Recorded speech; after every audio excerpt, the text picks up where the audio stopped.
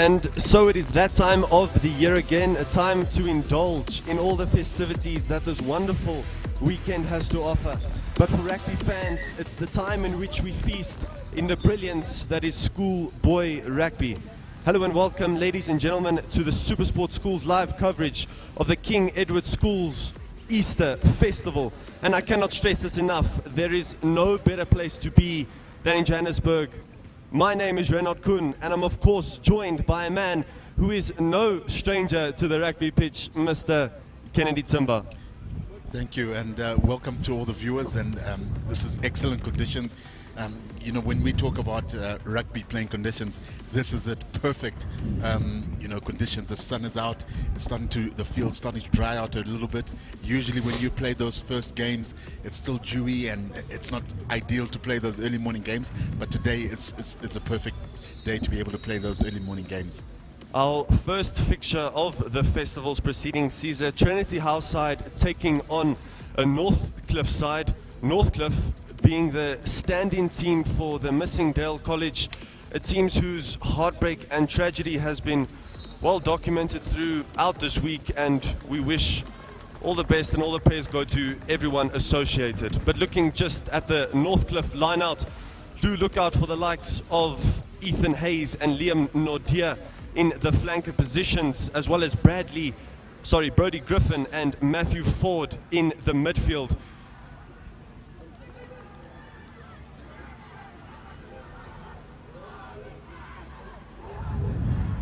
Can you hear us though? Okay.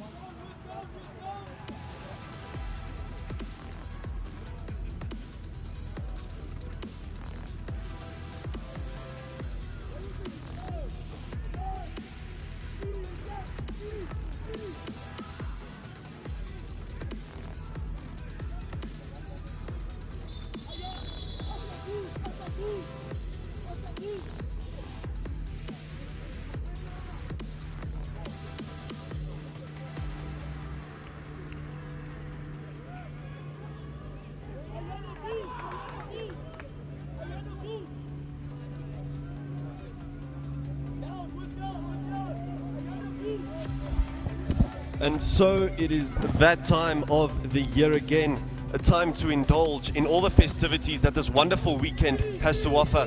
But for rugby fans, it's the time in which we feast in the brilliance that is schoolboy rugby. Hello and welcome, ladies and gentlemen, to Supersport Schools live coverage of the KES Easter Festival. And I cannot stress this enough, there is no better place to be in Johannesburg than right here.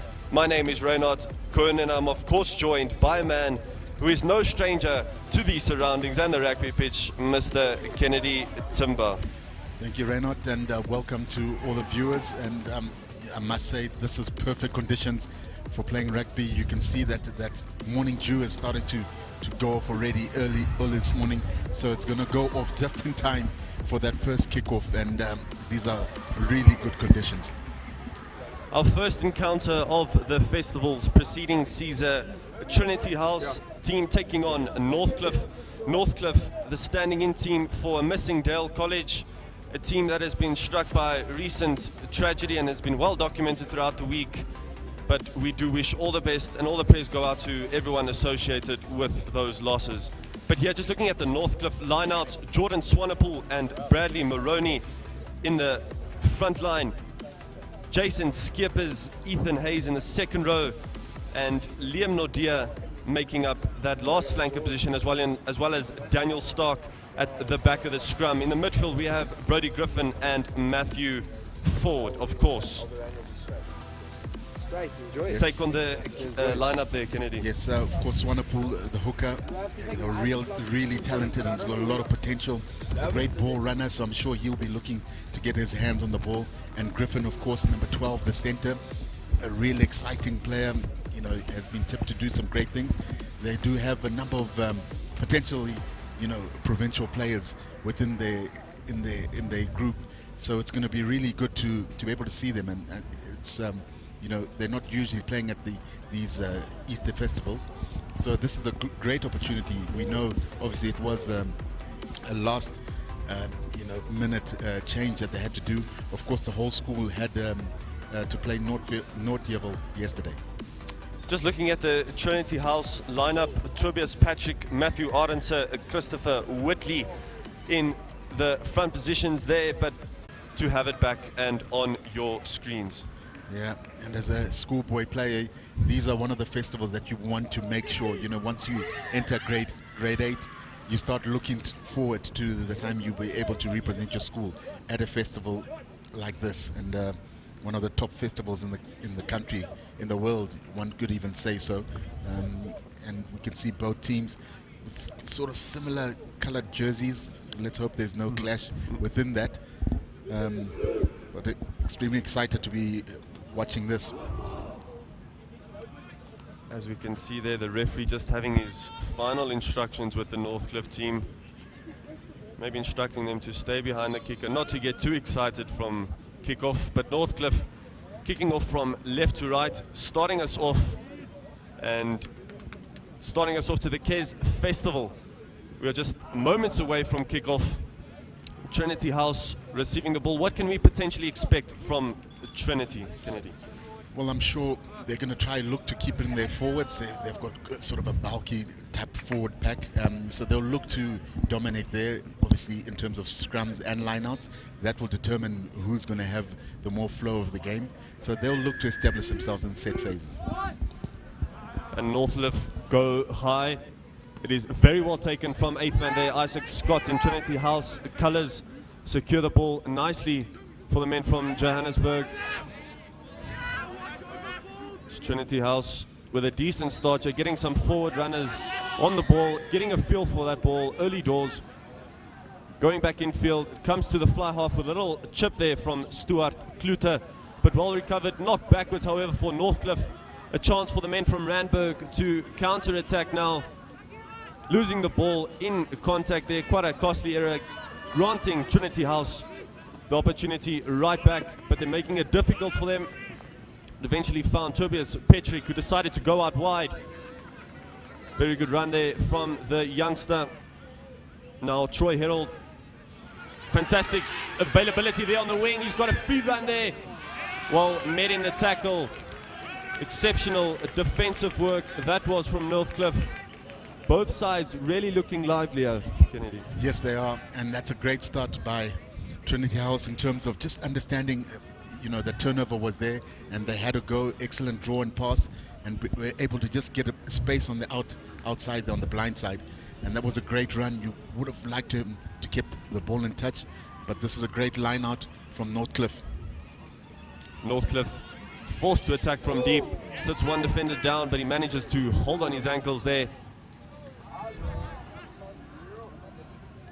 Northcliffe decide to go for a kick there. It comes to winger David Arendse, who evades one tackle, just gets on his feet, still going is the winger there, just short of the 22-meter line.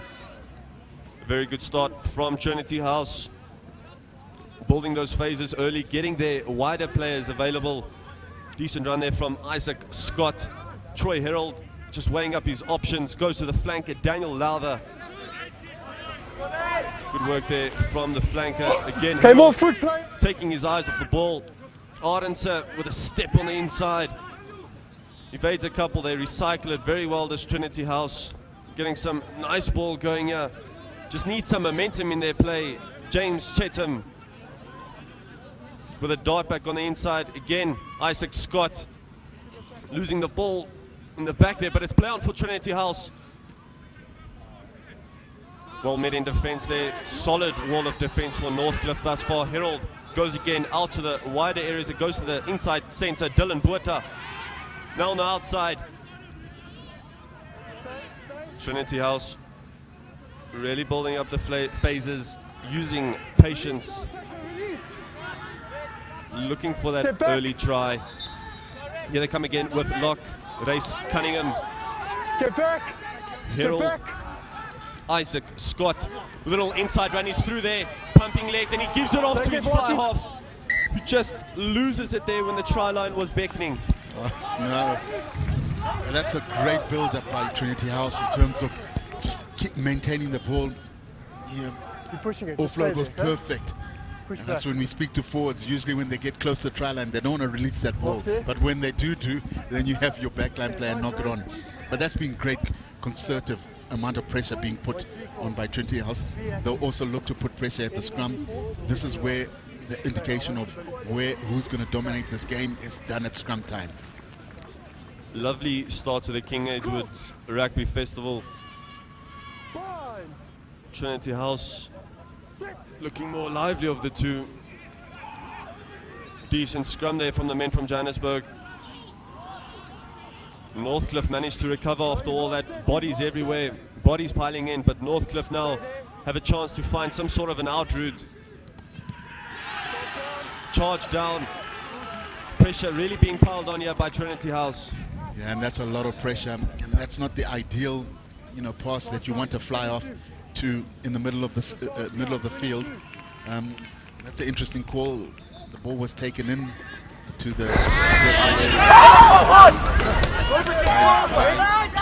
Northcliffe, but they retained the 22 kickoff. You're off! Yet again another charge down. It gives Harold a chance to come again for Trinity House. Goes to his flanker, James Chetan. Now the outside centre, James Myhill. Lost it, stay. Harold having to dig for that ball. Securing it backwards now with flanker Daniel Lowther. Lost the key out back. Harold yet again. It comes to the lock. Grace Cunningham. We've seen multiple strong carries from the forward men thus far. Now with 8th man, Isaac Scott. Harold yet again goes to his outside centre, James Myhill. Attempted handoff there, lovely layoff there to his fly-off, Stuart Glitter. Balls out. Comes now to the fullback, Seth Mason, who opted for a pick and go there. Harold going back in field, finding his lock partner, Matthew Cheringham. Trinity House being blessed with possession thus far, not being blessed with the opening try just yet. Harold with yet again another chance, starting everything. It goes to the wing. Get back. Trinity House moving from one side of the field to the other, taking their time. Must have been the coach's instruction to kill the prey slowly. Matthew Cheringham with another solid run there, just short of the 22-meter line. Go back. Ball lost there. No, it's good. Release. Trinity House still managed to recover. Balls available. Northcliffe bodies all over, but Harold goes to James Myhill, evades one, looking for an offload there. He finds that in Dylan Buata, who's got to run to the line. Exceptionally well taken out there from Northcliffe. Whoa. Yeah, that's a long passage of play, and Trinity House dominating all the attacking play here. Okay, A number of times they've had the overlap on, but they just have continued to have one runners continuously with their forwards and 8 and 7. And Mark is on the 5, don't close. Chance that they've got to be able to move the ball, extra 1 or 2 passes resulted in almost a try there. So they've got to re-look at that attacking phase if they want to get some points for all this domination. Northcliffe now attacking from their own try line. Reroll. Getting some forward momentum there. Northcliffe now pushing forward, going to the wingers. Gerard Miller just being forced to deal with a pass just behind him there. Yeah, Miller just was running almost a bit skew and also passing skew, and that's always a difficult one because you start looking at the defender and not worrying about where you're passing, and that was just inaccurate. They could have looked to exit there and just relieve some of the pressure that Trinity have been putting on them within their half. One of two brothers, Matthew Arendse, with a line out there. Lovely, beautiful work there from Trinity House in the form of Isaac Scott, finding himself inches short of that try line. Daniel Lowther potentially spotting a gap there. That's a more. Stopped before anything else, before he could get too excited. before he could smell that try line, and it's claps from the Northcliffe players. Very good work from them, dealing with the early Trinity House onslaught. Yeah, and an excellent option there at the line out of the back with that little peel. And they really are getting into positions where they can, you know, maximize, but they're not offloading and just putting the man who's in space, rather looking for contact. And when you take contact, the chance of you getting turned over becomes higher. And that's just what's happened. They should have put some points on the board by now. Sit. Let's see if Trinity can exit. They've been struggling in their own 22. It now comes to Northcliffe winger Gerald Doesn't Muller, hold. who does well to stay in field, does the young man. You're not grabbing the ball. The ball is available for Northcliffe. Exceptional run there from Ball's up. Behebe. Rushed offload there from Northcliffe, a side, as I mentioned, that has been brought into this tournament rather unexpectedly, but they are here and they do have a performance to put on. Balls out, balls out. Northcliffe not deciding to go for the kicking game, instead using the strong runners like Jordan Swanepoel to push forward. Holding, Yeah, you could see that coming because they weren't quite sure holding. what was happening. Obviously, once the front rower gets the ball, he's going to Captain, look for hold contact. on. And when you've been under pressure for a There's number of false minutes signal, within your false. half, you'd look to try exit. And that's, you know, some decision making that Northcliffe has to make. And I think a wise decision here by Trinity House. They've been putting pressure, haven't been able to capitalize, and they need to get some points for this pressure that they've put on in this first 10 minutes. Probably the wiser of choices for Trinity House. Stuart Klutenau, the man on the kicking tee. Should be a kick that he should make comfortably and clear comfortably. On, Yeah, he should have until you put that commentator's curse on him.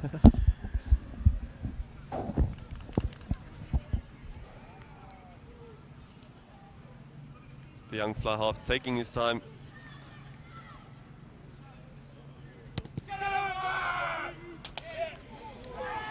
Kennedy, you were correct. Commentary curse ended up hitting the post. Post, yeah. But Northcliffe now recovered the ball very nicely, finding themselves on the now, left-hand stay. touch line.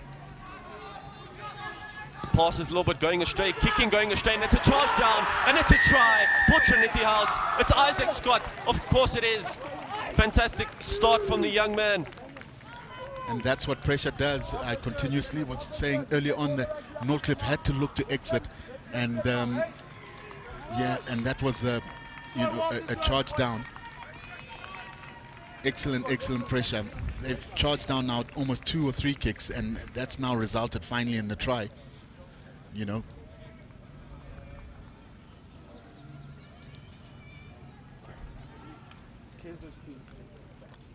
It was just a matter of time before Trinity House got onto that scoreboard. Just what the coaching staff ordered, that is for sure. As we can see, not exactly quite a purposeful charge down. Yeah, Kennedy. it was more by accident, but they say if you are there, you'll get the rewards. And that's excellent pressure. And he's been very influential. He's made some busting runs, and he's continuously put pressure on the Northcliffe side.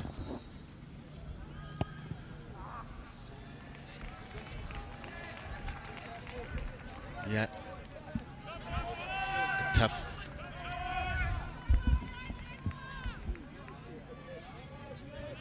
Apologies, ladies and gentlemen, for the display on your screen. Trinity House is Going right 5-0 up. Exceptional start from the men from Trinity House. School established Good in timing. 1997 that has undergone rapid expansion since. But here they come once again. Lovely work from Trinity House from the back. Move now. We've lost the blue. Playing hands Okay. quite comfortably, easing themselves into the game. Move blue. Stay, stay. push James back. Chetham, of course, making himself available in that breakdown area as so often he's done throughout this encounter. Exceptional tackle there from Stay Liam there. Nordia, Northcliffe, flanker. Release, roll that blue. Trinity House Ball's now available, building the ball's available. phases Stay as there. they've done throughout. Just maybe looking for that gap wanting to burst through that gap. Forceful offload there. A little bit of an unforced error. Stay there, Grants stay. the ball back to Northcliffe hands. And it goes to the prop Behebe. Balls up. Exceptional run from the youngster. Now the fly half, Dylan Fenter. Now they go out wide through the legs of winger Gerard Muller, who recovers there. Can't dive on the Arendse player. making Muller's Can't lives.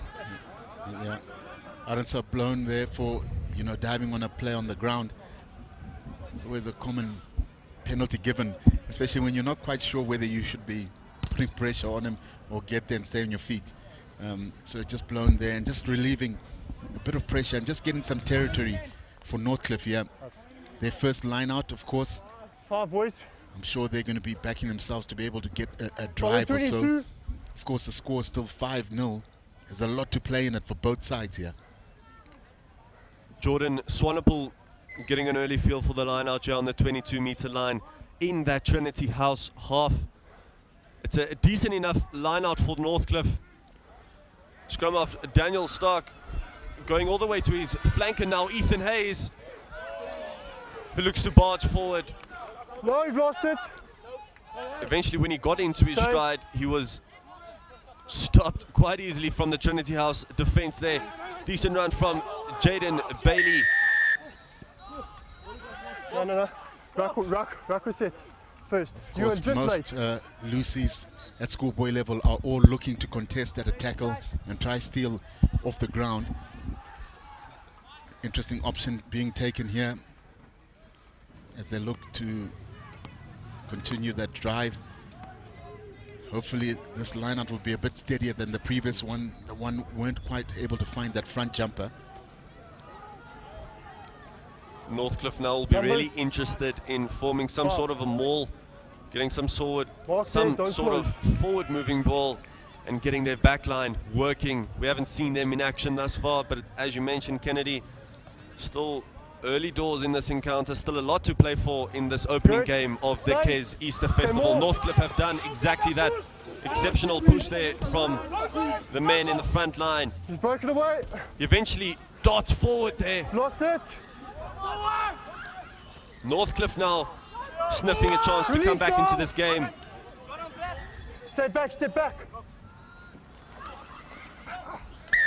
And he's over. Northcliffe are over.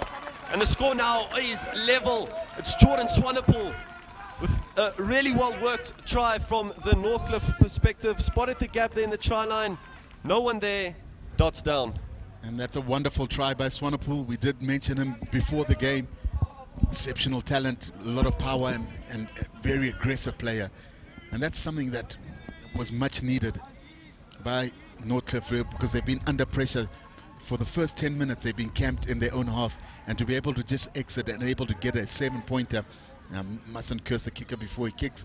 But of course, if they're able to get 2 points ahead, that'll be wonderful reward for what has been a tough 15 minutes for them. Dylan Fenter makes no mistake whatsoever from the kicking tee, and it's Northcliffe who take the lead here in this opening encounter of the Kes Festival.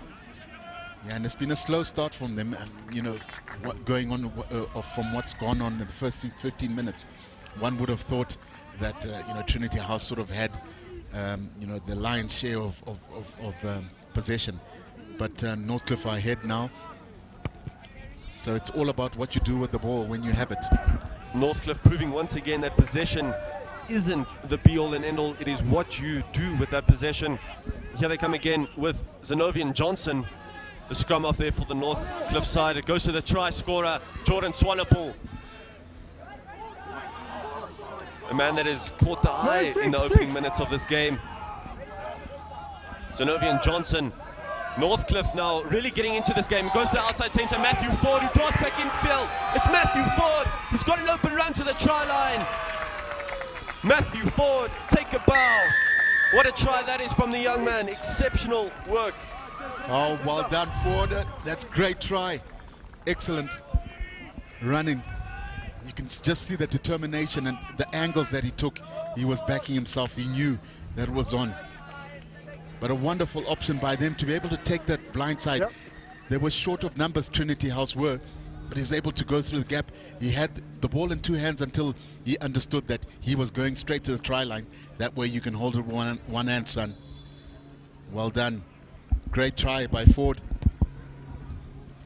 And Northcliffe has really turned this game on its head from having stuck and being struggling within their half for the first 10 minutes. They've now taken a 14-7 lead to 5. My mistake. 2 tries in quick succession for the men from Randburg, thanks to some lovely speed on show from Matthew Ford. The kind of pace that takes a lot of work catching up to.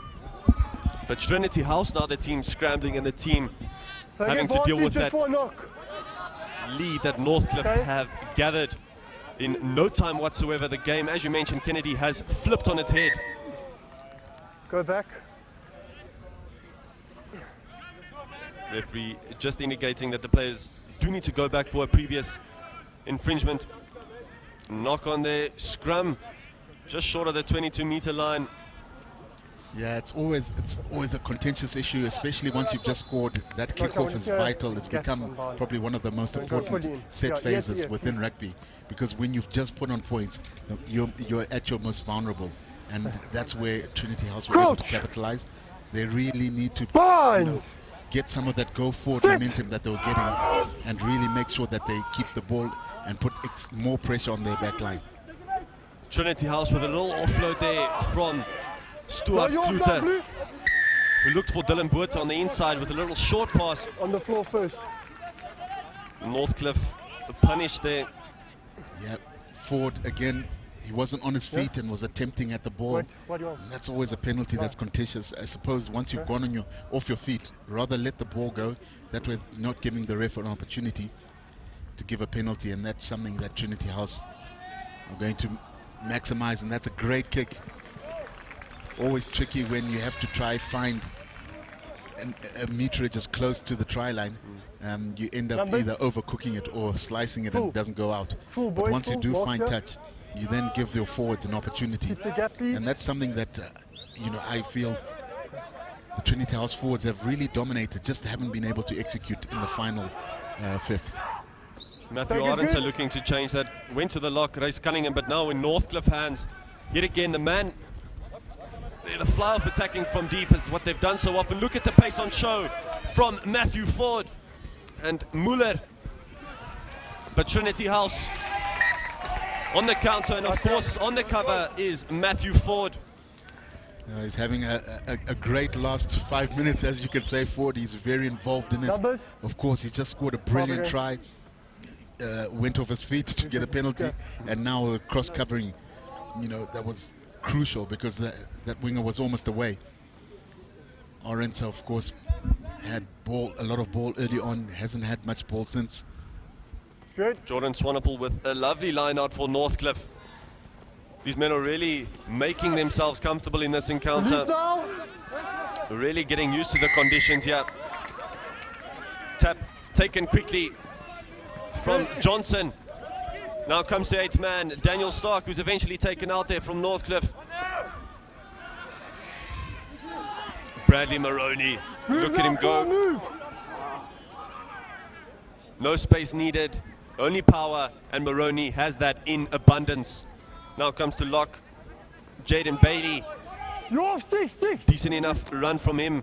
Northcliffe now inching forward, looking to add to that lead. It's Maroney once again, taking no prisoners whatsoever in the contact zone.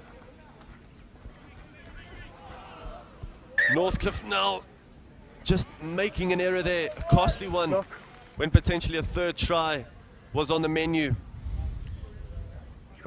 Great phase play there by Northcliffe. What I like about them is that they're doing the 1-1 play where you hit up in the middle, but you come blind again, and that's resulted in Ford's try. And again, they made good momentum with this, previous attack. They tried to look to go wide, but it's just still a bit dewy. The ball is a little bit slippery. That's why maybe the shorter passes have made some good meterage. We can see Maroney always there, willing to carry the ball. It is just past Crouch. half past 8 in the morning, and we've seen a Fine. lovely turnout from the crowd here Sit. at King Edward's. Trinity House having a steady scrum there. Extremely physical there from Dylan Buerta. Clean. A man that is not too afraid to show his physical prowess. Arendse with Stay a back, stay. signature scrum off darting run. Eventually stay comes to the fly half. Okay. Stuart Klute, who boots it downfield. Lovely take from Dylan Fourie, really looking comfortable underneath the high ball. Flanker Ethan Hayes goes wide. Now Swanepoel yet again with a little grubber there from the hooker. Lovely work from him thus far, but Trinity House still pushing forward, Stay blue. not focusing on that scoreboard too Release much blue right now. now. As you mentioned, No still blue. a lot of time left in this game. And Trinity House To the side, subsequently do get a penalty of their own. Maybe looking for the line, Kennedy. Yeah, just some ill discipline there by Swanepoel, and that's what happens when you start getting tired. You end up ending up on the wrong side. You think you're trying to put pressure, but you're just offside. He should have looked there to rather just maintain, and that kick hasn't found touch. I really like the way that Northcliffe are moving the ball out wide. That's a clever kick in space, that is. He was hoping that it would stay in touch and that would put a bit more pressure. But they're playing in the right areas, and that's something that Northcliffe have started doing. They struggled within that first 10 minutes again. I'll, reiterate that kicking, attacking kicks are always beneficial if you can use them properly, and that's something that they've started doing. And they find themselves 14 points to 5 ahead. Kennedy, we've seen space made available from Trinity House, especially on the left flank, and it seems like Northcliffe have definitely noticed that and targeted that area. The ruck. Yeah, they really have. And The ruck's good. they've now started contesting at every ruck by counter-rucking, and that's, resulted. But Trinity House have always had a lot of overlaps, and there, again, not being able to find the last man. They're just under pressure because early on they opted for the one-hit runners, and now they're trying to look for the space, and the ball sort of become a bit slippery, funny enough. So that's just been a bit of a challenge for them. Scrum. Okay. Scrum ball. If you're just tuning in now, ladies and gentlemen, we are a couple minutes short of halftime. Northcliffe Go, Dibble. 14-5 up against Trinity House, the men in the black, maroon and yellow. You guys were taking The men from Randburg Dibble. having to force a comeback in the early stages of this game, and now really Dibble. You looking guys comfortable knocked it in this encounter. Yeah, be interesting to see what kind of backline move Northcliffe do here. They've been showing and exhibiting some great passing, and that's something that's really impressed me about the outside backs. So it'll be interesting to see what kind of backline move they use at this attack. Just hold the gap a bit longer. Okay. Matthew Ford will most certainly be licking his lips at the prospect of adding to his one try already. Crouch. Bind. Sit. Johnson goes in. It's there. Johnson collects. Dylan Fenter now comes to the inside centre. Little kick through there. There's a chase on. Does he dot it down? So grinding first. 22. Yeah, interesting option. Once you're that close to the try line, it's never advisable to kick the ball away. Rather keep it in hand, because it's a high risk play, because the chance of it rolling dead is pretty high, and that's what happened there. They were almost there, but yeah, they've maintained the ball pretty well, Northcliffe, and every time they've run and attacked, they've looked good. So they would look to keep the ball in hand. There is no point in straying from something that has proved so successful for Northcliffe. Now with Fourie going to the wider areas, goes to the inside centre with a lovely offload there to winger Gerard Muller. Strong in the contact. Hold there, stay. Johnson finds Bebe. Really good strong run from him, as always. Now outside centre. looking for that little dummy and opening there stay. for Matthew Ford, not quite presenting itself. Bebe yet again with a lovely offload to the lock there. Jaden Bailey being held up in his attempts to add to that Northcliffe lead. Swanepoel. Johnson yet again finding his 8th man, Daniel Stark. Johnson now to the fly half. Inside centre with a lovely take. Just losing the ball behind his back there. Oh, that was unfortunate. And a wonderful attacking phases of play here by Northcliffe. I love the way that they're just mixing up by hitting in the middle and coming blind, and then hitting up in the middle and then going on the open side as well. Wonderful control there by their scrum half. Just over time, mistimed it, as you'd say. But that was the right idea. The center put him away into space. And again, they're playing in the right area. They're going to force here Trinity House to struggle to get out of their 22. And again, they can put more pressure.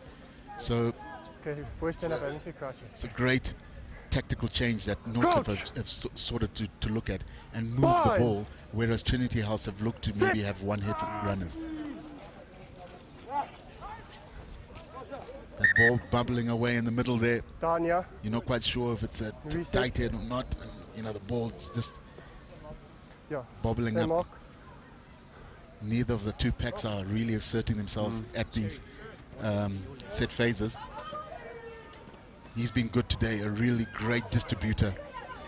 Crouch! Bind! Sit!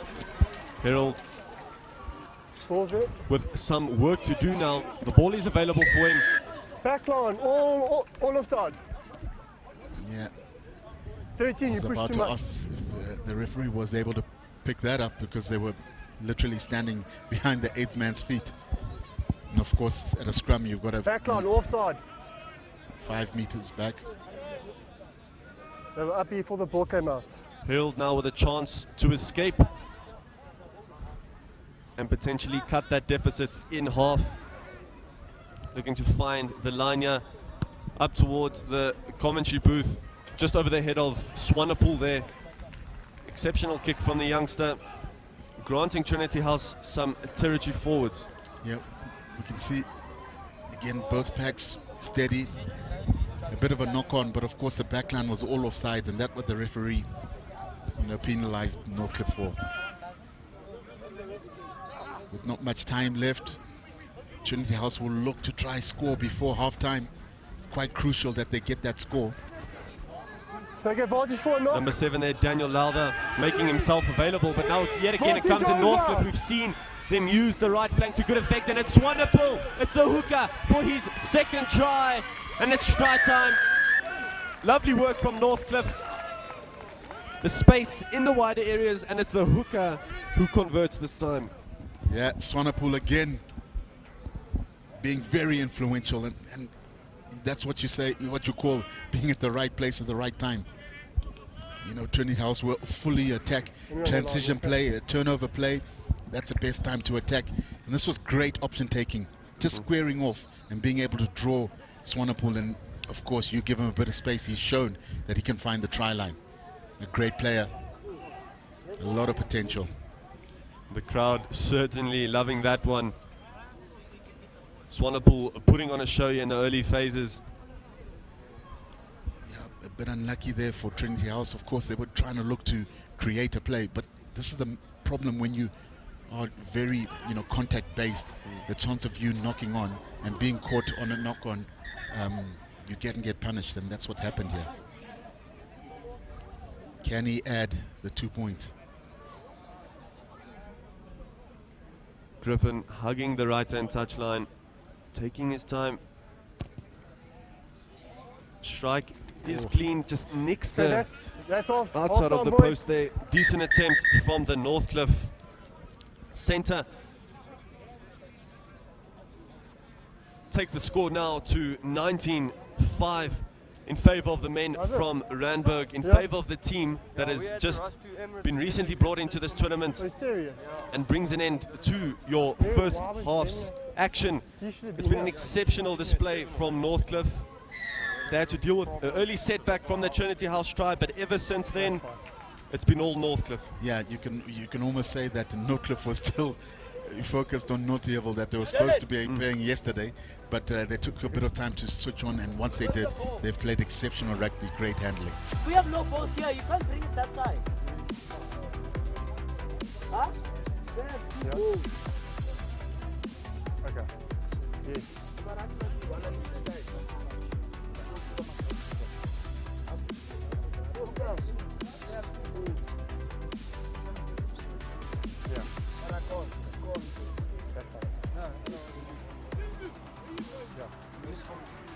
It's time for one of these men to deliver.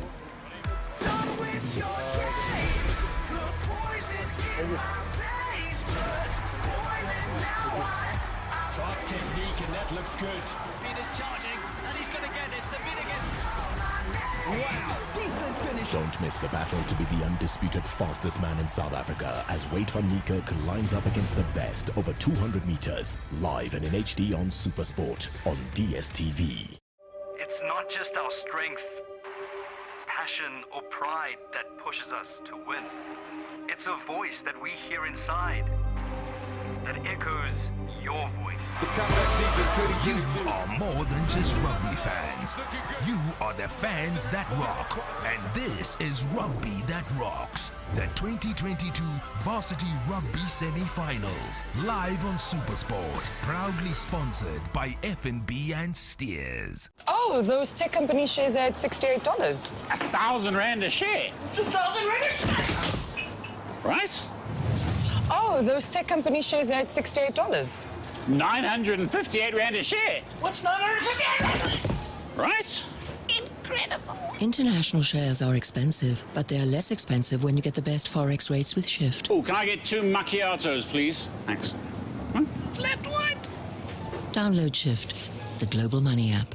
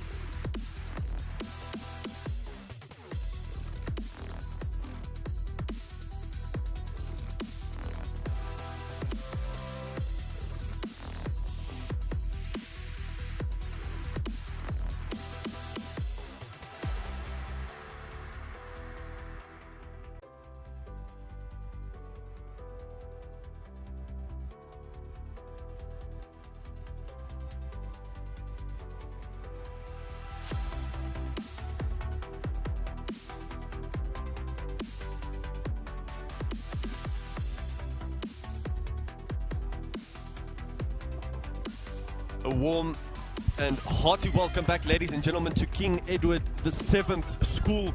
We've seen an exceptional first half display from Northcliffe.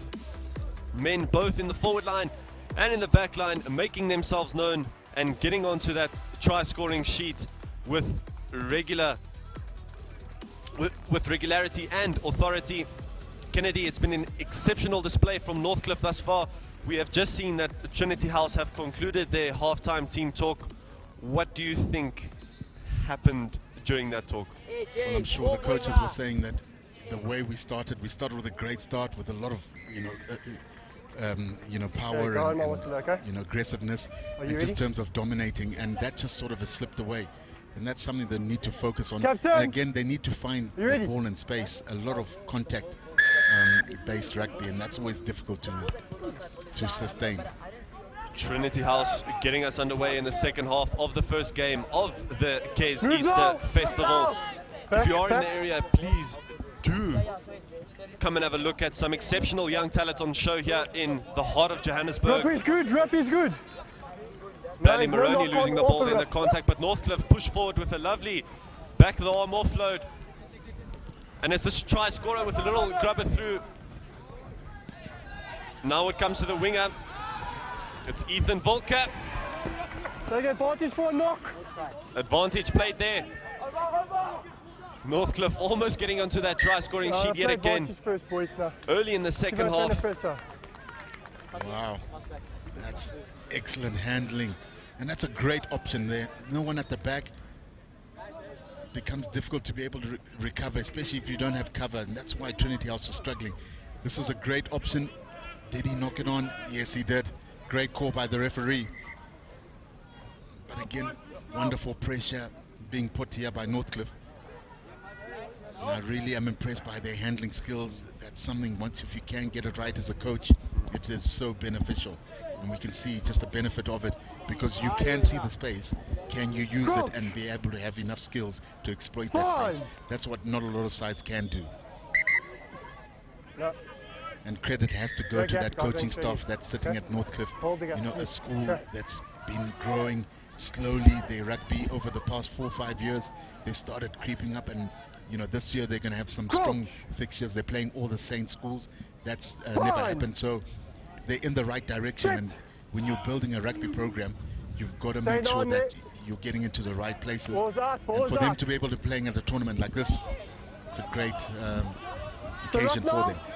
Stay blue. Well, Kennedy, you mentioned that Northcliffe's motto is nothing so high. So they are moving upwards and forwards, both in terms of their rugby and general nature to their school. But Swanepoel now with a line out here for Northcliffe, still in the Trinity House half. Trinity House making an exceptional start to the first half.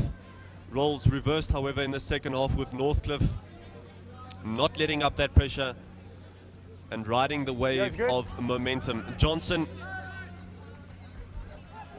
Dylan Fenter now goes to flanker Ethan Hayes.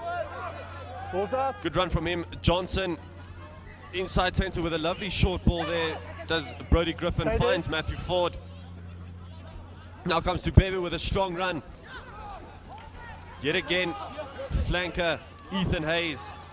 Always that secondary runner, always available for that little offload. And it's another knock on. Yeah, I think one of those knock-ons that you'll take, because they've been really good in terms of that little interplay between that pod that's getting the ball. Bali being at the center of it. Those two props have been really instrumental in ball carrying, and a lot of credit has to go to Johnson because he's been steering that ship and making sure the ball gets to the right players. He's been a very, very good player.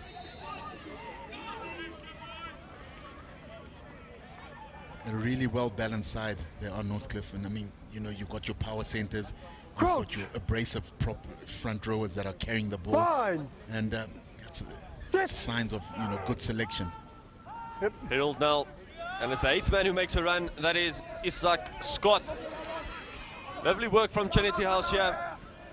Not going down without a fight. Substitute Hayes. Now goes for the prop, Tobias Patrick. Yet again, substitute scrum off. Hayes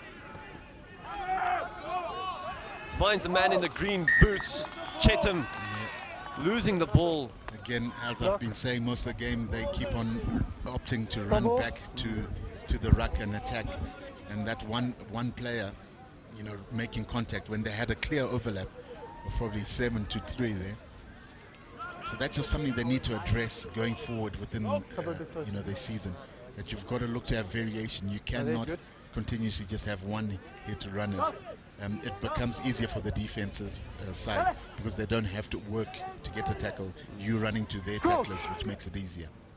Variation potentially in the form of their substitute bench. We've seen Hayes come on for Troy Herald.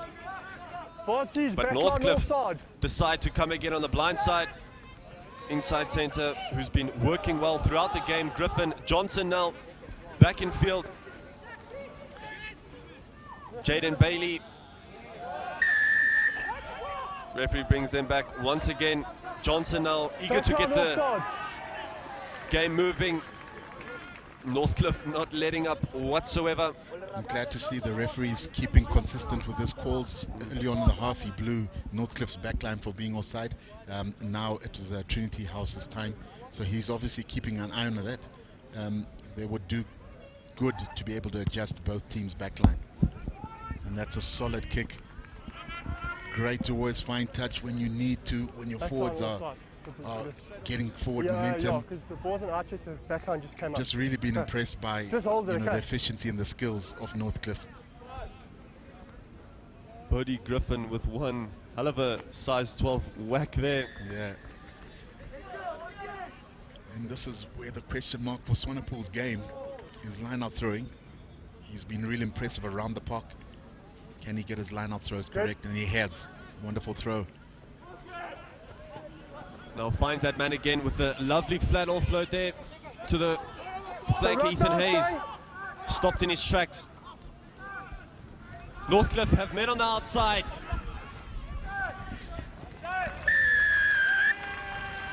Swanepoel again. Can you believe that, Kennedy? Yeah. But that's a well-constructed move. That's a move straight from the playing ground. We can see a wonderful option of setting up in the middle, a variation, we spoke about it, not having one-hit up runners. Excellent setup play in the middle from the Lucies. And again, that 1-1 play where they do come blind. But instead of hitting those front rowers that have dominated, you can see here, this little plus there, that got the momentum. And that sucked in the extra amount of defenders that Trinity had to commit. But this reverse play, again, usually they've been playing that front row, but they played behind that front rower, and that's what gave the space on the outside. Excellent, excellent offload there. That was key. Swanepoel, you're not going to stop him from that close. Yeah, you've got to love it when a training field move works right on the park. Especially if you end up with a hat-trick after all of that, Kennedy. Exceptional work from Jordan Swanepoel. My eyes were on Jaden Bailey as if he was going to get that try. Just laying it off to the hooker there. And it's a lovely, lovely kick from Bodie Griffin. Yeah. Bent it in right through the center of the poles. And Northcliffe now really stamping their authority on this game and their dominance. And I'm sure whoever made the decision to rather cancel the game yesterday and opt for this platform is saying I did make the right decision. But they're a great team. Trinity House get us underway yet again with Stuart Kluter. This time chasing down that kickoff very well, this Trinity House. Move blue. Some sense of urgency in the second half. Finally, it goes to the scrum off. Substitute scrum of Keenan Hayes, who spotted a gap there for a brief moment.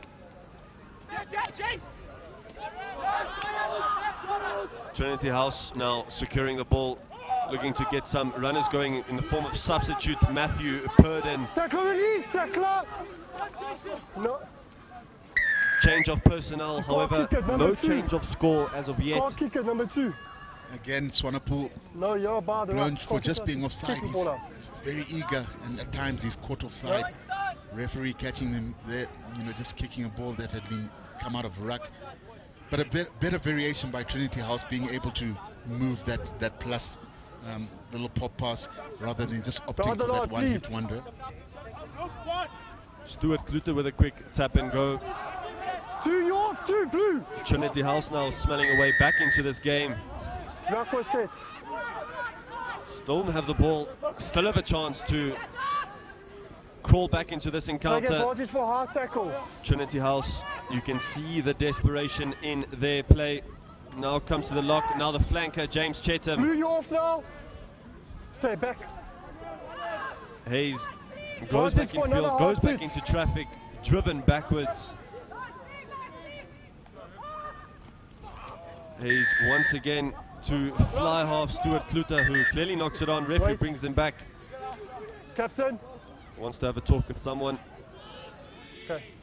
3 penalties. Yeah. Sort it out. Okay.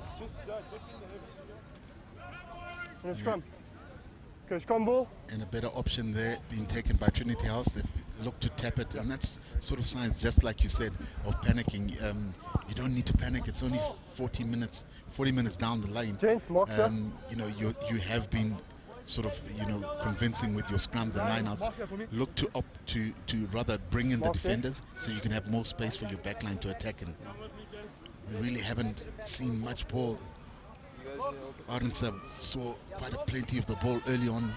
Just hasn't been able to touch the ball. Both wingers from Trinity House have hardly touched the ball. So let's see what option they look to use here with the interesting setup in the back line. Okay, hold the gap. Trinity House almost switching off from the 13th minute completely, but they do have a chance to get back. They have a full second half ahead of them. Fine. Yeah, it looks like Arendse is going to take this ball up, and he's going to have two strong supporters. Stay. Someone making themselves available on the blind side. It goes to the fly half. Stuart Klute. No for you. Stay blue. Who's exceptionally short of that try line. Substitute now Matthew Purden having a go at things. Stay blue. Tempting his luck at his opening try of the Case Fest. Isak Scott. Get back. Driven back with some authority there from the Northcliffe. Swanepoel there. Charging him down. Referee reaching for his pocket. A man that has scored a hat-trick, Kennedy, is a man that ends up in the sin bin. Funny enough, he's had a hat-trick on the try board, but he's also had a hat-trick of penalty tries that the referee's been speaking to him about. He was, you know, toying with that. I think he's given away about 3 penalties now, and that was the 4th one. And I think the right decision there by the referee. Shift over. If there is any time for Trinity House to claw themselves back into this encounter, it is now with that man advantage. And especially with a man like Swanepoel off the pitch, the Trinity House will be smelling some blood. Yeah, he broke away.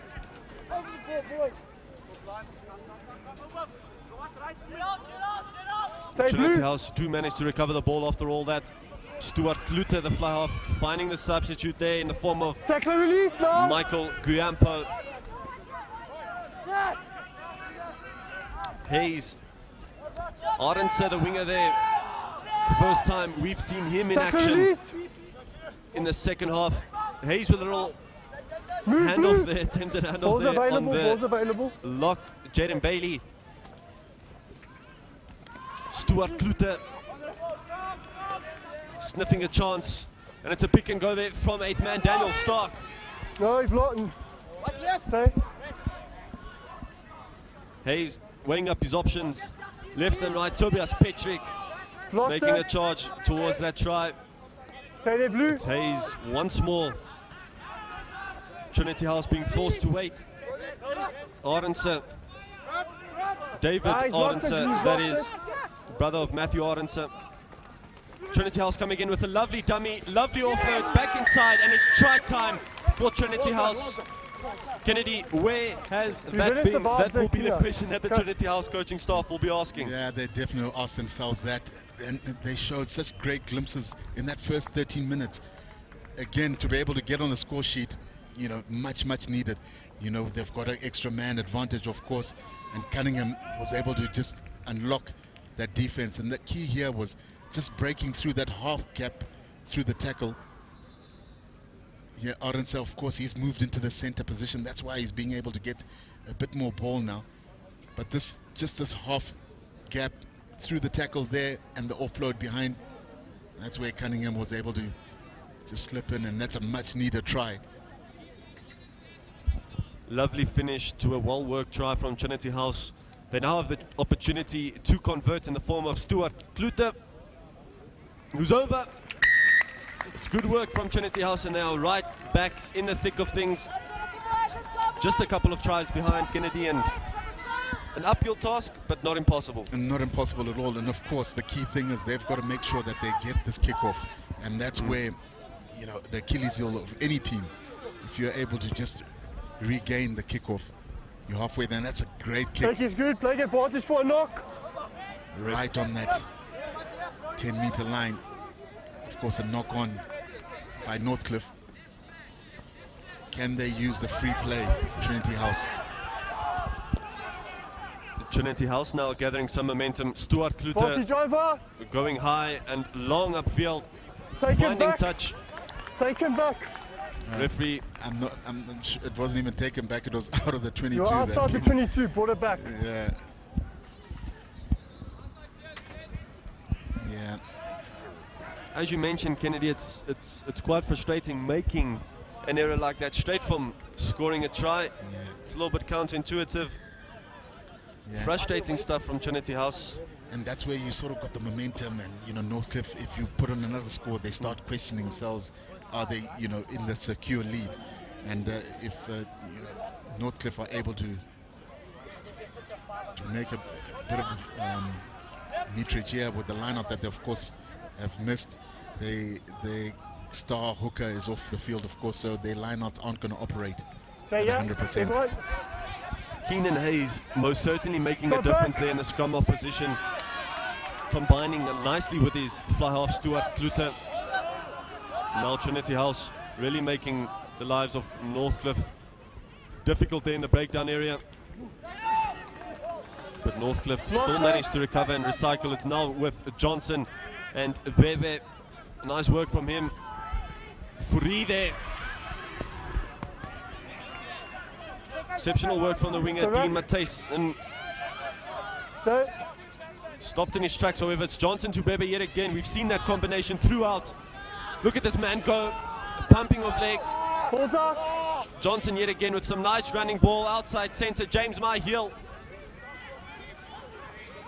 Northcliffe now looking to respond and put that fight of Trinity House to bed. Now goes to the lock. They've got an overload on the outside. Not quite managing to come off there. A collision there in the midfield. Medics. Medics present. Yeah, wonderful passage of play Take there. the knock on there. Just a bit of a clash in the midfield then. Bit of concern. 8 minutes. But you've got to be impressed with Bali. He's really been very, very instrumental in terms of just how he gets momentum. He's involved every time, and Johnson keeps finding him in that midfield to be able to do those little sneaky offloads. Very impressive. 8 minutes. Just hoping that injury is not too bad. But Trinity House will be obviously discussing there. You can see their playmakers are heavy in discussions, trying to direct and say, listen, we need just one more score, and we can be right in this game. Their board was a knock on there. Captain Stuart Klute is giving some orders there to his troops. Maybe witnessing a slight shift in momentum in favour of Trinity House, but Northcliffe responding with a lovely passage of play there, as you mentioned, Kennedy. A player just on the stretcher, yeah. Paramedics. Yeah, scrum to Trinity. Being forced to deal with this issue, giving us a chance to wait and reflect on this game. No, did you not? And what a game it's been, what a kickoff it's been to the Kes Easter Festival. We've waited for this for more than 2 years, Kennedy, and what an exceptional start. Exactly, and you know, isn't it wonderful to be able to see the likes of Swanepoel, really talented hooker. He's been given a platform to shine, and he has, and that's a beauty of being able to have festivals like this. You know, as a young man, if you are playing at your school's first team, yes, you do have derbies, but you never have a chance to come to a festival like this where you play sides that you wouldn't usually play in your school league, and that's advantage. You know, you get teams that are based in Cape Town are able to play, you know, some of the teams that are up here north, and that's sort of the beauty of such festivals. And you know, the Kes Festival has been, you know, so prominent in a number of years. You know, there are some schools that are trying to come to this festival and not being able to get an invitation. That's how you know, tight it is to be able to come to such a prestigious festival. Northcliffe, one of those sides profiting from a late call into the tournament, and definitely proving to be of good effect. Really putting on a show here, really entertaining stuff from the men from Randburg. But ladies and gentlemen, the Kes Fest is only just warming up. The likes of Niku Milan, Durbanville, Ben Foster, Centurion, JP High School for Boys, Hudson Park, And of course, Kez, right in the action of things in this tournament. Do stay tuned throughout today and throughout the Easter weekend to witness some special schoolboy brilliance. Injured player just being clapped off the field here. Yeah, respect from both teams, Kevin. Yeah, let's hope that it's nothing too serious. But it's going to be interesting to see what happens after the break now. Usually after a long break, it does hinder either one of the sides, and let's hope that it just can continue from where they left off.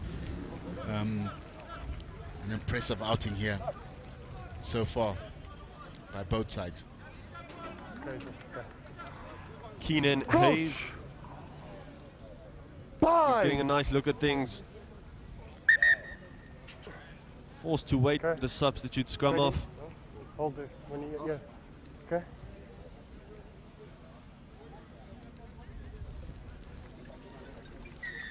Yeah, these set phases haven't really given us a dominant side. And that sort of indicates that both sides have been fairly equally matched. And that's why the score is still tight. Trinity House can put on another try here, and then it's game on. Reset, still Trinity ball. We may be set for one, potentially a nail-biting finish.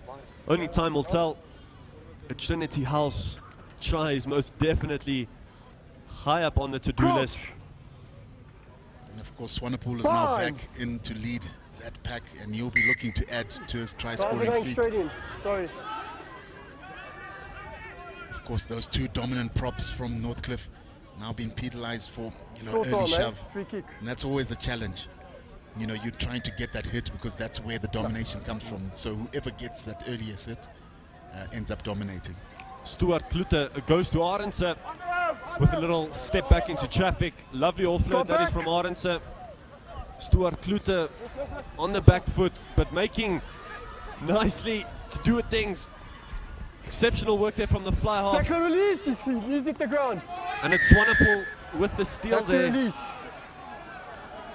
Yeah, that's a tough call. It's a tough call because he went for the ball, and they were both not on their knees yet, and I'm sure he was allowed to contest for the ball there. Once his the tackled player has got either one of his knees on the ground, you got to let go of him. Stuart Klute looking like an inspired player in the second half. One that we didn't quite manage to see in the first half, but his skills are on full show here in the second half. Decent display from the fly half. A little bit of a disappointing first half. Come back nice and strongly in the second half. A real captain's performance leading from the front. As we can just see there that Michael Guyampo is being attended and subsequently being taken off there. Being substituted. Where's the mark? Yeah. Looks like for Jacques Becker. 4 man. The new man on the pitch. Boys, mark here, blue. So of course Trinity House made wholesale changes. They've got to have obviously an eye on that. The tournament is still long. You've still got matches till Monday, so you've got to use those bodies sparingly. Matthew Arendse goes all the way to the tail of the line out and the hinge end of the line, and he's got an open run to the try line. Northcliffe almost out of nothing. Maybe seal the deal. And it's a really good try from Northcliffe. And all the credit has got to go to that man Johnson. Again, instrumental. He was able to scoop up that overthrow. That's the area that Trinity House have sort of struggled in. You thought they would have great domination line out, but just that overthrow was able to be scooped up by Johnson, and that's an excellent option. There's Johnson. He put him away in space. Solid handoff, and he was away. He's just come onto the field at substitute. I was expecting a dive there, and that's almost the anticlimactic into with a spectacular try. Yeah, blink of an eye and like a flash of lightning, Northcliffe adding to their lead here. As you mentioned there, Kennedy, lovely work from scrum half John on the charge. Little kick through, he needs a favourable bounce, picks it up quite nicely, stays on his feet. It's Griffin, reaches for the try line. It's try time. Very good work from the inside centre, thanks to his own kicking work. An exceptional finish there, profiting off some mistakes there from Trinity House. Yeah, and a well-deserved try, because he's been in the mix of everything, as Griffin has. Of course, their kicker for poles, he opted to put that chip in, and they say obviously a kick is always good as a chase, and if you've kicked a somewhat goodly kick, you've got to chase it yourself, and that's what he did, just to shut this game off. I've really been impressed in terms of Johnson, just the control in terms of which direction that the forwards are moving, that left, right, and switching it to the blind. Of course, those two front rowers, instrumental in just getting momentum, and then you've got the likes of Matthew Ford that have shown exceptional running skills. Okay, just wait, does it start coming on? Brodie Griffin converting his own kick. As we see there, mistake from the high ball, Griffin profiting, lovely pickup, staying on his feet, reaching for the try line. What a try here. Of course, great awareness from him to understand where the try line was, just to extend himself there. Swanepoel with a lovely take from kickoff, secures the ball for the team from Randburg. Knock on error there. Frustrating, unforced, and one that a side like Northcliffe will be really frustrated with, despite what the scoreboard may say. As if you're just tuning in now, ladies and gentlemen, the score is currently 40-12. Yes, 40-12 in favour of the men from Randburg.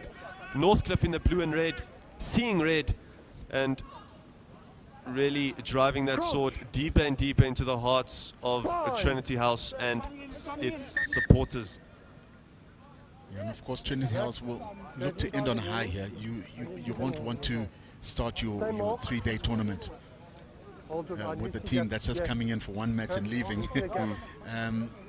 You know, they looked so positive in the beginning. I really thought they've got great game plan, but their tactics of having, you know, one hit runners has really resulted in their demise. That last try from Brodie Griffin really proving to be the nail in the coffin for Trinity House, but they can go home with a consolation try here from the opening encounter. Northcliffe, however, will be looking to add that cherry on top of the cake with a lovely finish off to the game. It's now with Johnson, who's in some dialogue there with Swanepoel. Yeah, and of course, you know, what's been the demise of Trinity House is, again, every player is looking for contact, and that's an opportunity for Northcliffe to be able to turn over the ball, and it's not going to find touch. Brodie Griffin this time not managing to find touch. Goes to the winger Dean Matheson, who manages to stay in field. They opt to go for the blind side there, the more difficult side to stay in field. Swanepoel and Jaden Bailey taking out their man, and that is that, ladies and gentlemen. That is the ball game, and what an exceptional start to the tournament from Northcliffe. They take out this one 40-12 in an emphatic display, really thanks to the efforts of Jordan Swanepoel, who got onto the scoreboard 3 times. Kennedy, your thoughts on this opening game? Of course, a great outing by Northcliffe and a great option for them to take this one match on, and they've been rewarded, whoever made that decision. But excellent, you know, season ahead for them. And it's a wonderful victory, 40 points to 12. Northcliffe are well on their way to get a, you know, great season and some wonderful players to look forward to.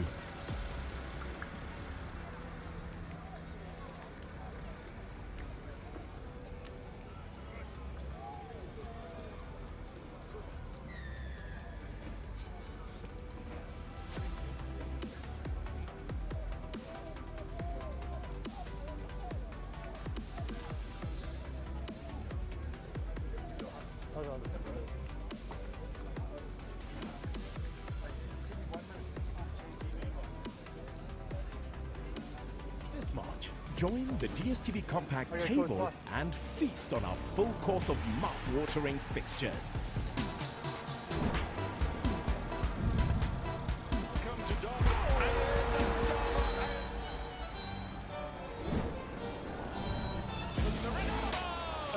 That side. Okay, thank you, please. Thank you. Water's fine, thanks.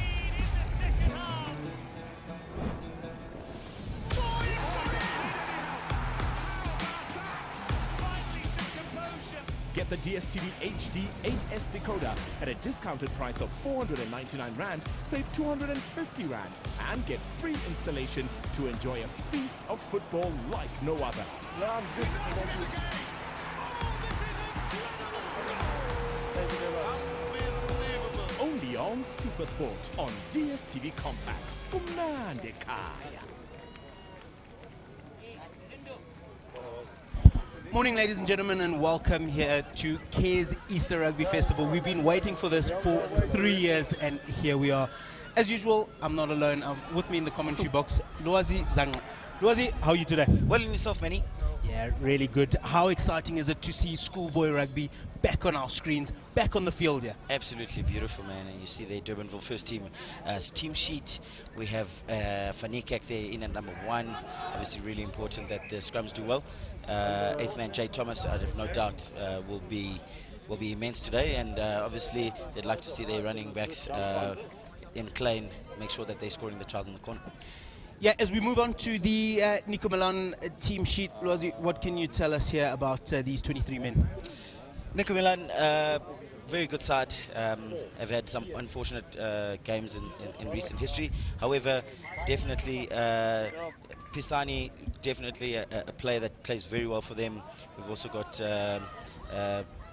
Groenewald, number 12, very brilliant also in his own right. So I'd like to see them playing some good rugby here today. Yeah, really looking forward to this one. It's been 3 years since we've been on your screens, and wow, I can't tell you how excited I am. And if I'm excited, you can just imagine how excited these 30 boys on the field are. Yeah, definitely. Lots of excitement. Obviously, we've seen lots of coverage from Supersport schools, and thank you Supersport schools for showing our talent, showing what this country has to offer. So yeah, we've had some lovely festivals this far, and I have no doubt this is the last one.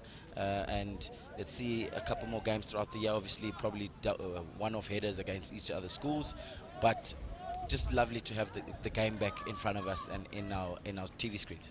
Yeah, as we wait here for the man in the middle to get us started, you can see how excited these boys are. They are ready to rock and roll. We've got the linesmen in place. We've got all 30 boys in place. Coaches are ready. We're just waiting for the man in the middle. He's going to build some suspense here. We're just having a look for him.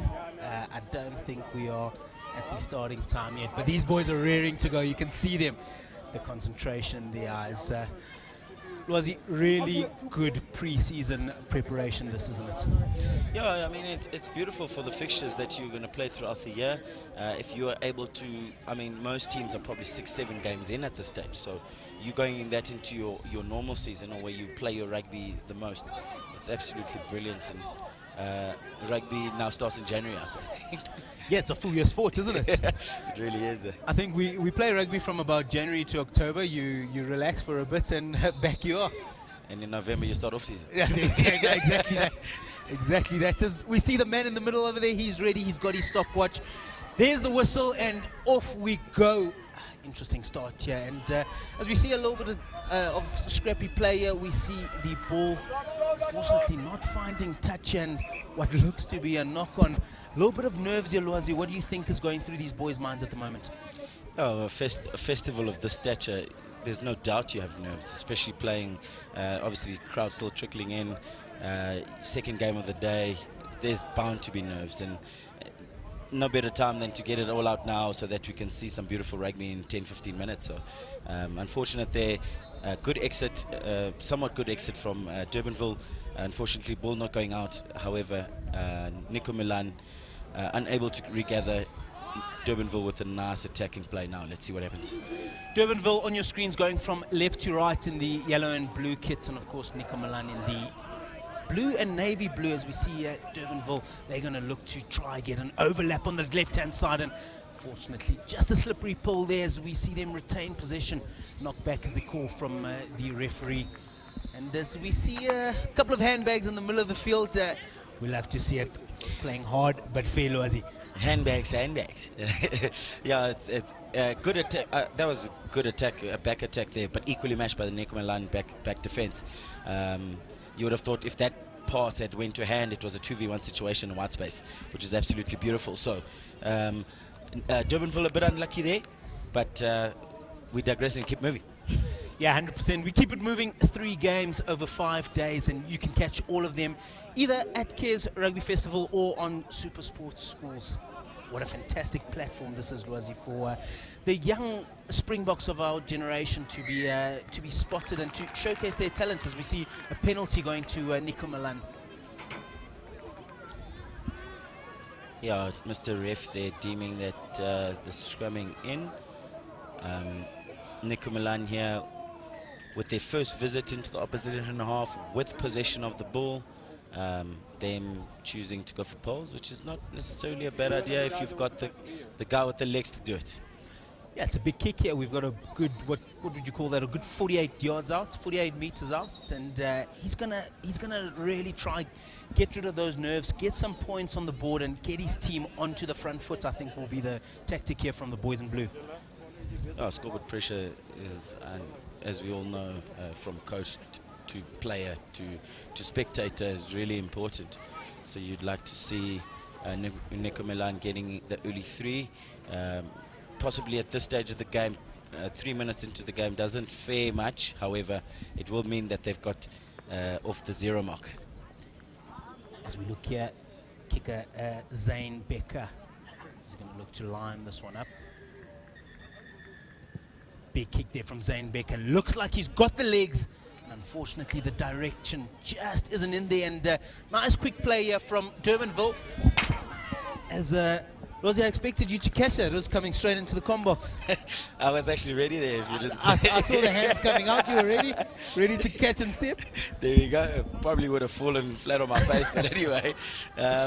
Brilliant there. Kick, definitely lots of trust in the kicker there. 48 yards out, able to get the legs out. Unfortunately, no distance. Good exit by Durbanville. Ball in there from Nico Milan. And now we see an advantage going to the boys in blue there. What can they do from this advantage on the halfway line now?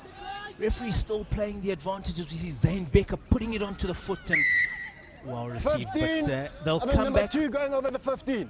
They'll come back for the advantage. Going over the 15 is the call from the referee. Field looking in great condition here, Loazi. I would love to be a boy playing on this field at the moment. Absolutely. Care's main field always looks lush green grass. There's the mark. So check where you've kicked. Absolutely brilliant there from the ground staff. Probably don't go without being said to by the care staff, but from an outsider looking in, it looks absolutely amazing. As we see the referee just putting his stake on this game at the moment, just making sure the boys are playing everything absolutely to the 9-yard at the moment.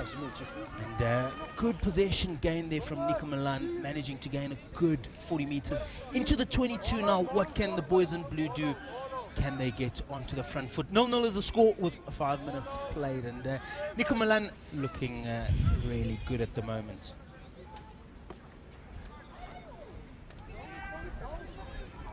As we see Nico Milan managing to get some ground. They're in the 5-yard now. What can they manage here? Durbanville look like they've managed to turn it over. Durbanville now on defense. Can we see a good clearance here? What an unfortunate kick there, and it's try time to Nico Milan. What has happened there is we see the number 1 there. It's Willem Botha. He manages to make good of that mistake there. Interesting stuff here, Loazi, at clearance time. What exactly has happened there to Durbanville? Yeah, it's a bit unfortunate there for Durbanville, but obviously W. Botha, they're doing absolutely brilliant work. It just goes to show if you stay present within the game, as we look at the restart here, staying present, the charge down, going straight to him, absolutely chance taker there. But nonetheless, great try, great pressure from Nico Milan, probably against the runner play. However, absolutely brilliant from Nico Milan. Let's see what they can do next. Rosie, is there such thing as an easy try? Because I think that's probably the easiest try, as we see it slotted down the middle there from Zane Becker. Easiest try Willem Botha is ever going to score in his life, but is there such thing as an easy try? I don't think so, because the guys who charge the kick down will beg to differ. Yeah, they'll be claiming the assist there, wouldn't they?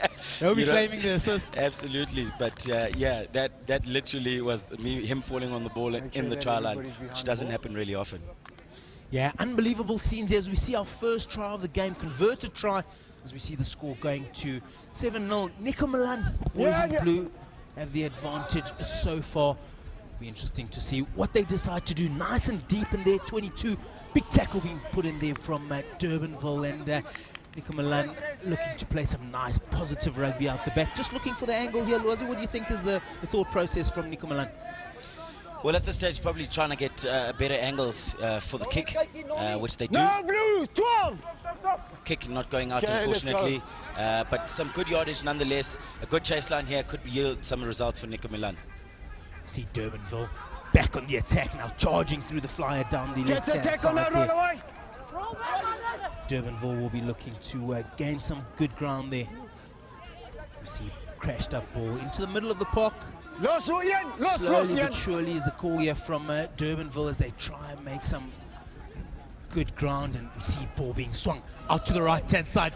Good run there from the Durbanville number 12. It's James Neru, the absolute machine, and unfortunately another unforced error backwards is the call. Let it go now, yellow. Let it go, yellow. Lost. As we see a turnover there at ruck time, and now Nico Milan have the opportunity to go forward. Advantage is the call there from the referee. 5 is in front. Knock-on advantage to Nico Milan, and sadly Luazi, just a few too many mistakes from Durbanville at the moment. Yeah, it's just one or two mistakes there from Durbanville. I think they obviously want to get going, and it looks like they've got the backs and the forwards to do it. Don't be lazy. They've just been unfortunate that Nico Milan has been the team that has started off better. But obviously, Nico Milan, their 8th man, looking very dangerous with ball in hand. So you'd like to think that Durbanville will start climbing back into the game, but definitely Nico Milan ahead at this stage. Dart Steyn is the man you're talking about, that 8th man, as we see ball from number 9.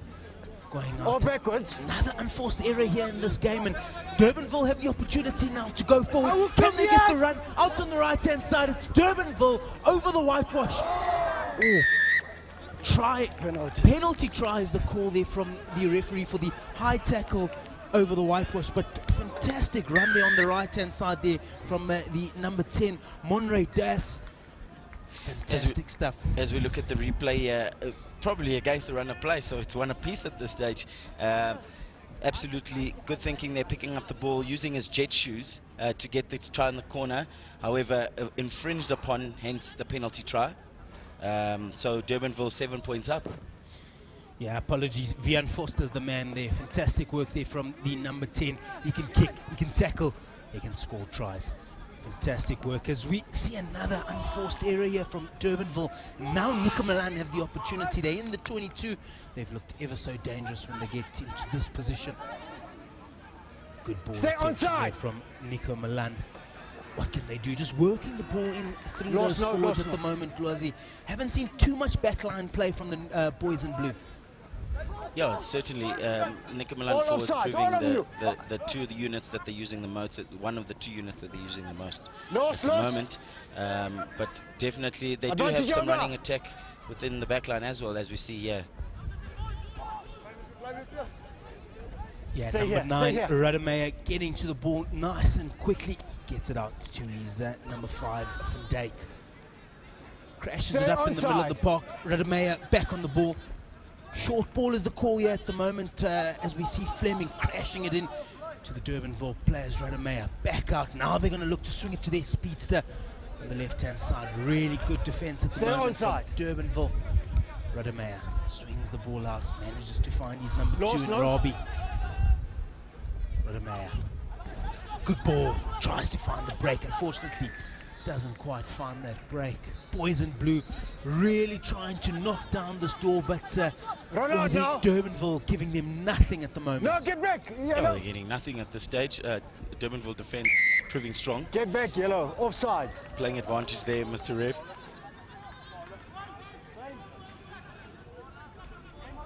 You guys are too flat.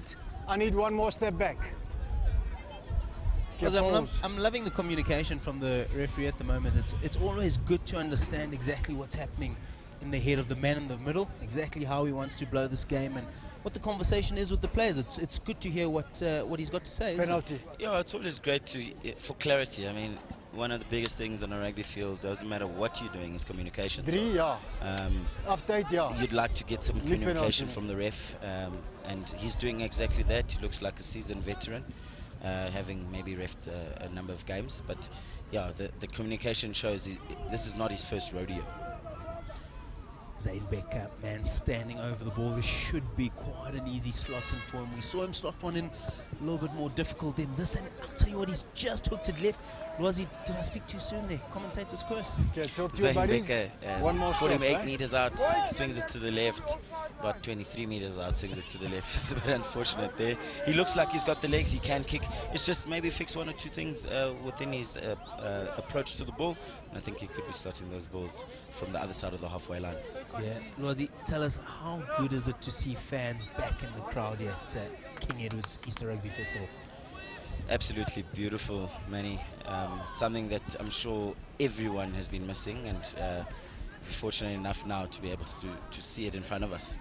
Another unforced area there. Ball's gone backwards though. Look at the speed on this man, and fantastic tackle being put in there from Durbanville. I must say, Lwazi, they've defended well all day, haven't they?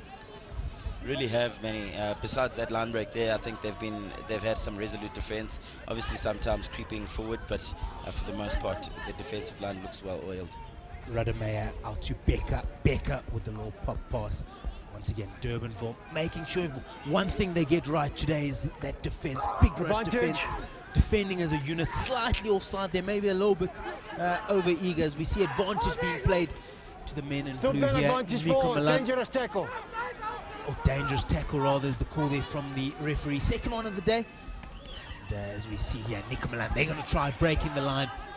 Unfortunately, not managing to get through there. It's a really big drive. Backwards there, nothing wrong there. Backwards is the call yes, there from the referee. And Rademeyer out to Becker. Becker with a lovely little pop pass. Dangerous tackle. We're going to go back there for the advantage for the dangerous tackle. Of course, nothing. We never want to see a dangerous tackle in this beautiful game of ours. And referee just making sure he stamps it out nice and early. Yeah, absolutely brilliant there. I think from the attack, Nico Milan varying it up, which is what I enjoy and love to see as myself, a coach and obviously a spectator of the game. Couple of pick and goes, runners off 9, and certainly able to see what their backs can do. So all-round attack from Nico Milan looking good. It's just possibly that last penetration that they're not getting at this stage, but that's due to Durbanville's defensive patterns and how their systems are working at this stage. So certainly hope that with later progress, we'd like to see more line breaks, etc. Listen to what he's saying. Lwazi, is it fair to say Nico Milan, they've been in the ascendancy for a big majority of this game, but the defence of Durbanville has made sure that the scoreline stays at 7-7? Yeah, definitely. Nico Milan attacking prowess is being shown on display here. But also Durbanville equal to the task, so I'd like to see what will happen there. Advantage of as we see a big more advantage is the call here from the referee. Big bash, and we see well defended there from Durbanville. Once again, that defence we've been speaking about as we see Nico Milan now on the try line. Try time to the boys in blue. Fantastic work there, Lwazi. Unfortunately, you can only knock on a door for so long until you bash that door down, and that's exactly what Nico Milan have done. One hand, no knees. Yeah, so definitely bashing it down. You see, I think it was absolutely amazing. That player was probably in possession of the ball for about 10 seconds, and for the whole time he was pumping his legs trying to get over the try line, which is absolutely beautiful to see. So beautiful rugby there. You'd like to think that they will make sure that they get another score, but great attack by Nico Milan. Yeah, Tartstein, number 7, he's the man there. Lwazi, talk us through this. Yeah, so as I said before, I alluded to earlier that he was in possession for extended period of time, but you'll see him here on the replay. He's pumping his legs. He's that don't give up attitude. That I need to make sure that I get over that whitewash attitude is absolutely brilliant from the young man. Doing very well there. Tartstein. I hope I'm pronouncing that correctly. Brilliant try from you, young man. Yeah, fantastic try. You know, Durbanville did everything in their power to make sure Tartstein doesn't manage to get over the whitewash. And he does it. We see a change of kicker there from Nico Milan. Check, done.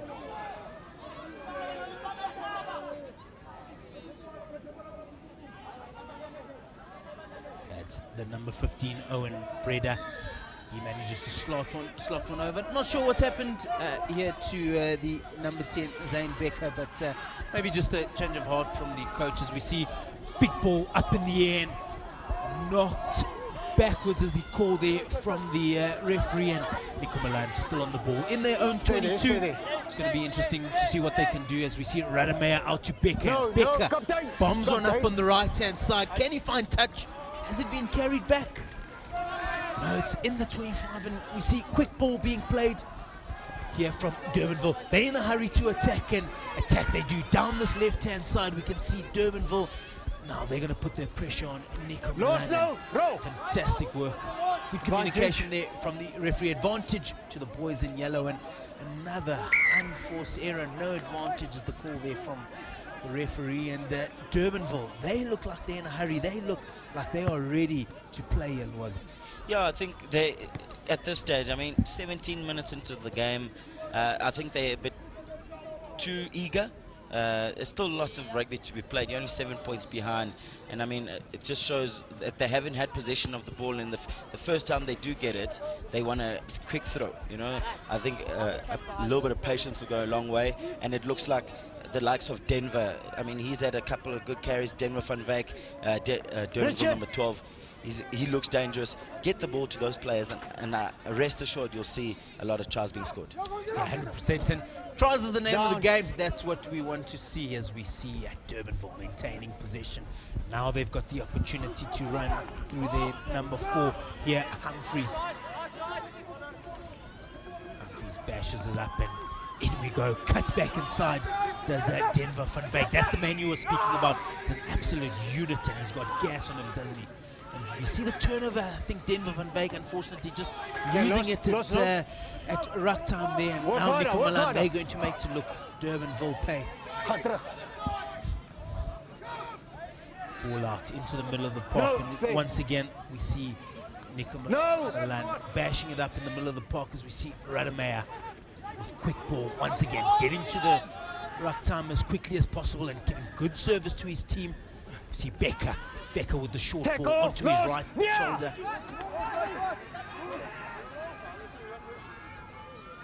Becker's had to get involved in that number 10 position, but he's up to the task. Radamea, good pop. Unfortunately, a little knock forward. Was it a lot of unforced errors in these early stages of the game? What can we attribute that to at the moment?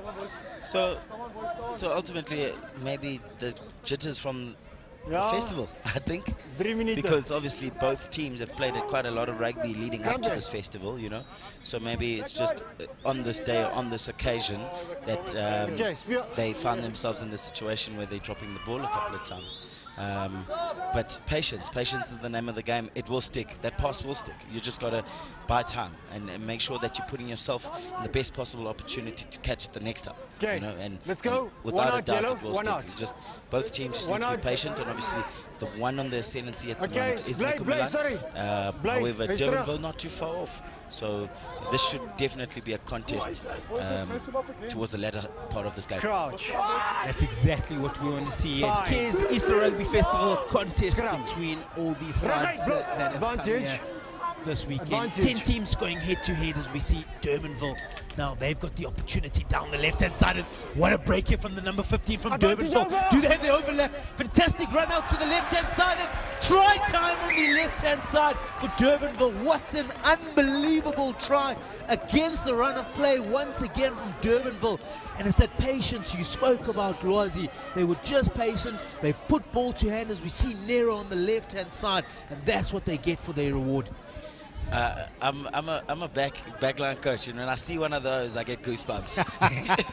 That's the stuff you want to be coaching there, Lozi. So we look at the replay here. I mean, the replay probably doesn't do justice to what happened before this. Absolutely beautiful there. Deception runners in the previous move that they did, they actually played behind the 13 there, and that time around they played him, which is beautiful to see the variation in attack. So once they received it, it's a simple, it's 3v1 essentially, and probably the player just before Erasmus probably could have passed a little bit earlier because it was the 2v1 situation. However, beautiful stuff from Durbanville. Patience, reward. Wow, what a try, Loz. I didn't get a chance to watch the first game, but I'm already throwing this up there as the try of the day for day one here at KZN Rugby Festival. It just went to plan, wasn't it? Nothing out of the ordinary. It's a coach's dream, that try. Absolutely. Back attack all day. Unbelievable. Love to watch it. And that's why we watch KZN Rugby Festival, as now we see the momentum swinging to the boys in yellow and blue. Durbanville, they've got the ball, they've come off a fantastic try. 14-12 is the score here. With 22 minutes being played, and we've got a lot of rugby on our hands, and goodness gracious, folks, don't leave your seats unless you are coming here to King Edwards, because we've got some unbelievable rugby to be played. Still a lot of rugby ahead of us as we see Durbanville, nice little box kick, trying to put Nico Malan under pressure. And under pressure they do. All of a sudden, Rosie, the game has swung in the direction of Durbanville. It's funny how a simple back attack move can swing things. So back attack. So beautiful from Nico Milan there. Things certainly swinging their way, and we spoke about it earlier. The patience of the boys is yielding results at the moment. But nonetheless, Nico Milan shouldn't be wary. They're also in a good place. It's just the pressure is being applied the other way. Can you take it or can you not? That's the simple question. 100%. A lot of pressure as we see a scrum down just outside the 22. It's Durbanville ball here. All of a sudden, the team that has been dominating the first 25 minutes of this game on the back foot a little bit, as we see quick ball out here from Durbanville. Can we see another back attack? As words from my co-commentator Loazi names it. Now we've got a 3v2 on the far side. Lovely little pop out here, and I'll tell you what, these Durbanville backs, Loazi, wow. Wow, they're looking sharp, and obviously earlier the passes didn't stick, but now they've got a little bit of confidence. Beautiful back attack earlier, scoring the try. First occasion, scrum, and they go for it again. So definitely Durbanville backline looking exciting. Forster there, absolutely brilliant. For me, the pick of the lot is Denver van Wyk. He's had a lot of touches on the ball, and all his touches have gone in applying pressure towards Nico Milan. So let's see if the other guys, although stepping up, can go that far further into trying to score the tries for the team. Well, you've identified Denver van Wyk from Durbanville, but how good has that man Nero on the far side been? Every time van Wyk has opened up a bit of space, Nero's looked absolutely lethal, as we see now the Durbanville backs looking for a little bit of green, find some green in behind Nico Milan, and all of a sudden Durbanville in the ascendancy as we see Nico Milan down this left-hand side, stepping infield, finding a little bit of space on the inside, and not rolling away is the call there from the referee, and Durbanville looking so good now in the 25th minute of this game. Yeah, I think from my end, in the commentary box, I looked at that picture and I thought Nico Milan were going to go score a try. Literally no kick chase in place. A simple pass would have done it, and unfortunately the player sticks onto the ball, which then leads to a penalty the other way. So it's a bit unfortunate there. No player always sees everything. However, there was a great opportunity there for Nico Milan. Ladies and gentlemen, you can hear chaos in the background. It's the Prep School Festival happening behind us. Lovely to see the future talent of the next generation barefoot in action behind us, as we see the big boys now, Durbanville, going forward, being told to use it here from the referee, and use it they do. Now they've got the opportunity, and there's your man over there, Loazi, bashing it up in the middle of the park. Good ball here from Durbanville. They've managed to enter the 22 on the left-hand side. They've looked so dangerous when they're in that position. Managing to use their forwards there through Franco van Wyk. And now we see the number 9 from Durbanville. It's another try in Durbanville through their backs. It's their number 9, Monterey Daz. Absolutely breaking through the Nico Milan defense. And Loazi, what has happened here in the latter part of this half? Funny enough, I was thinking in my head that the unsung hero of this backline is Monray, and he does an absolute line of a snap. If you look at the replay there, noticing that there's no pillar defense, takes off, and obviously nines have to have quick feet. He displays that quick feet and scores underneath the sticks. I was going to allude to how unsung hero he has been.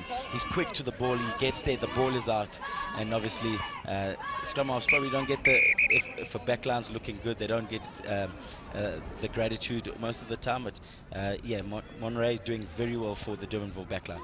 Yeah, Monterey Daz there, he said, you know what, I'll score the try and I'll kick it over as well. I can do it all. But as you're saying, that the number 9s in this game, they've been really good getting quick ball, recycling the ball, making sure that their backlines are in the action. As we move into the halftime break here, 14-19 is the score.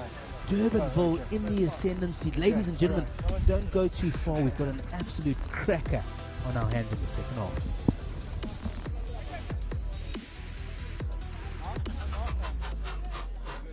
What a game of cricket we've got. A new captain, what is he going to do? Are you ready to go? Oh, what a night!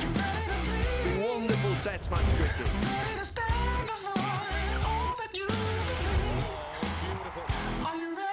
The team here rise in applause. Gets the first test match. Perfect. Got the heart of a hero!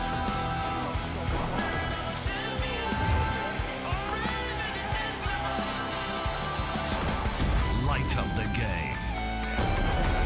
Light up your passion.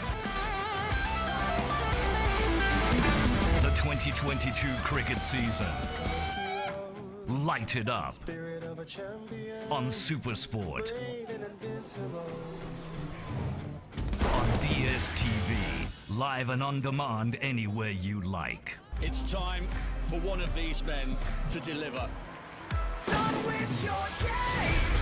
The poison in my veins was boiling. Now Sharp technique, and that looks good. Speed is charging, and he's going to get it. Sabine again.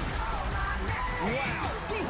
Don't miss the battle to be the undisputed fastest man in South Africa as Wade van Niekerk lines up against the best over 200 meters, live and in HD on SuperSport on DSTV. Oh, those tech company shares are at $68. 1,000 rand a share. It's 1,000 rand a share.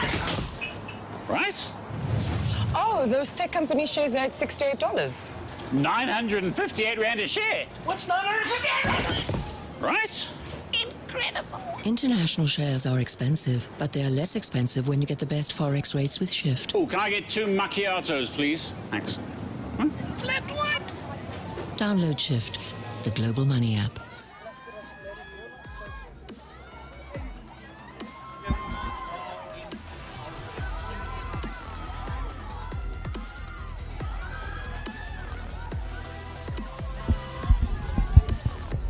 Here we are in Houghton, back at the Cares Easter Rugby Festival, where we've got Nico Milan going up against Durbanville. And for 25 minutes of this game, I was singing the praises of Nico Milan as we see the first try here. Nico Milan threw the charge down, putting Durbanville under some pressure. What we thought was a really easy try, but of course you've got to be in the right place at the right time. As said there by the number 1 Willem Poorter, scoring the first try of the day. And then we see a couple more unforced errors here as we see Durbanville managing to tie the game, getting on the scoreboard.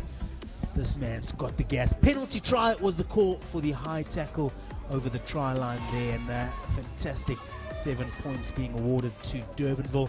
For a majority of the game, we saw back and forth between these two teams, and Nico Milan just dominating the game for about 20 of those minutes, as we see the unsung heroes there, as said by Loazi, the number 9s, giving quick ball, allowing their teams all the possession in the world, the opportunities, and we see the strong break there from Nico Milan. At this stage of the game, we thought, wow, Nico Milan on the ascendancy, but the turn happened at this point over here. We see a try from the speedsters on the left-hand side, coming from Durbanville. Look at the hands, offloads. It's that man Nero with the swan dive on the left-hand side. And as we go live back to the action, I'm not alone. I'm with Lwazi Zanga. Lwazi, wow. Wow. A game of two halves in the first half. Nico Milan definitely with the ascendancy at the beginning. Durbanville taking over. Durbanville having more to show for it. So let's see what happens in the second half. Durbanville playing from right to left. They are in the lead. 19-14 at the moment, and I'll tell you what, now they're in possession on the right-hand side. Momentum will be solely in the favor of the men from Durbanville, as we see our first breakdown of the day of the half there on the right-hand side, just outside the 22. Yeah, so it seems as though the theme of the latter half of the second half is carrying on at this stage. Durbanville on the ascendancy. Let's see what happens here. I have no doubt they want to give it to the backs, the strong of the two units at this stage. You can't come in like you did the last one. I just had an epiphany earlier thinking about how so if you're going to come in, defense is probably it has to be once the ball is, once he's down. Preventing so you can't Nico move Milan before. To score and ultimately scoring more points. So big up to the defense, big up to Durbanville's back attack. Rosie, I think you've hit the nail absolutely on the head. For the first 15 minutes of that first half, we spoke about how Durbanville were defending. And that defense allowed them to stand the game, as we see the number 9 here from Durbanville, Monray Daz, with good quality ball out into the middle of the park. And now all of a sudden, Daz swings it out to the midfield and out on the left-hand side. Durbanville go over the whitewash, and Durbanville, we're just going to have to check here between linesman and referee to see exactly what's happened there. No try is the call, foot in touch, but no advantage is the call from the referee. And Lozzie, we're carrying on from the first half. Durbanville, through their back line, have looked unbelievable. Yeah, Durbanville's backline, as I said earlier, strong of the two units. Obviously, the penalty coming from a collapsed maul. However, they're going to have another attempt at it. But certainly, I wouldn't mind trying to have a bite at the cherry through the maul with the knowledge that I've got a backline like I do Durbanville's backline. As you see there, Monray Daz, quick ball, and a lovely skip pass, and Nero there has been absolutely brilliant for today. And being taken out there in the corner, as you see the touch judge there with the flag up. But Durbanville applying a lot of pressure. Can Nico Milan withstand it? Yeah, 100%. Nico Milan are going to have to do exactly what Durbanville did in that first half, as we see them more on the right-hand side. 5 yards in from the try line. Durbanville have the opportunity now to really put their name on this game. A turnover from Nico Milan as they kick it to Monray Daz. Monray Daz, he's been an absolute star. Now he's going to show us the quick feet. Gets it out to their number 15, now Nero, the try scorer, has the opportunity to try and find a little bit of space on the inside. Doesn't manage to get the space, and turnover once again to Nico Milan.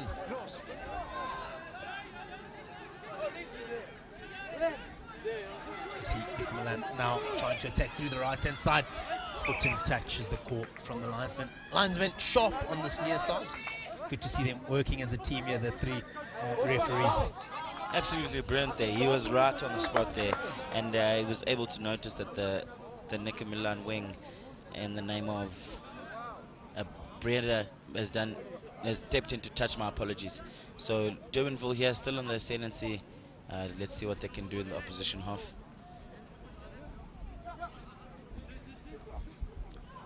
Durbanville now on the ball. We see Monray swinging out, and we see Nero cutting into the middle of the park. He wants to be where the action is. Monray out to the left-hand side, swinging the ball out to their number 8. They get the ball all the way out to Max Dupasani. We see Monray with the quick ball. Once again, Monray, he's at that breakdown as quickly as anybody. just creating that quick ball for his number 10, Zane. Sorry. For his number 10, Vian Foster. Monray into Nero. Nero is tired of being on the wing there. He's joined the game, trying to just break through this Nico Milan defense, and Nico Milan defending really well at the moment, making sure that Durbanville don't use the momentum that they've currently got at the moment. Ball out. We've got an overlap on the right-hand side. Great hands, and I'll tell you what, Durbanville underneath the post, they've worked it like nothing has happened, and all of a sudden Nico Milan looking a little bit tired, but Durbanville, they're here to play, Loazi. Monray, unsung hero again. He's absolutely brilliant around the breakdown. His decision making on attack is unbelievable. Certainly the pick of the backs, I think he might have gone past Van Wyk there as you see the replay. 5-6 phases before this, he's been all over the park, noticing the mismatch on the outside. The quick call, Monray comes with the ball, quick hands, the no-look pass at the end. One-on-one, which is what you want to create on a rugby field, with the backline player to beat. Invis makes sure that he finishes the game. Well, I saw you nodding your head every time Monray has managed to get himself to ruck time. How important is it to have a number 9 as we see him slotting it through the post? How important is it to have a number 9 that gets to the ball as quickly as he does and recycles and gives his backline that quick ball? Especially with the side that looks the way that Durbanville is set up. The stronger of the two units at this stage is the backs. And with a pass like that from your 9, I mean, it's absolutely unbelievable what you could do. And they're proving that right now is Durbanville. Durbanville, they've got the opportunity. They're in their 22. As we see, Monray seems to be the kicker as well in this team. Finding some grass. Can he apply the pressure? And now, Nico Milan, they've got the opportunity to go forward. Can they get some momentum? Big tackle in the middle of the park put in there from Durbanville. They've got the attacking prowess. They've got the defensive prowess. Tell you what, this is a school that can play rugby, or Durbanville in the middle of the park, putting in the defense. Not rolling away is the call there from the referee. Nico Milan, they've got the opportunity all of a sudden just to slow this game down a little bit and play at their pace. And in the first half, I thought it would be Durbanville trying to slow the game down, as we see touch being found here from Nico Milan. Now all of a sudden on the right hand side, a meter outside the 22, Nico Milan have the opportunity to apply the pressure. Yeah, so Nico Milan would love to start putting in some pressure. So let's really hope that they get it within the game, because it's been all Durbanville at this stage. So let's see what happens there from Nico Milan. Can they apply pressure?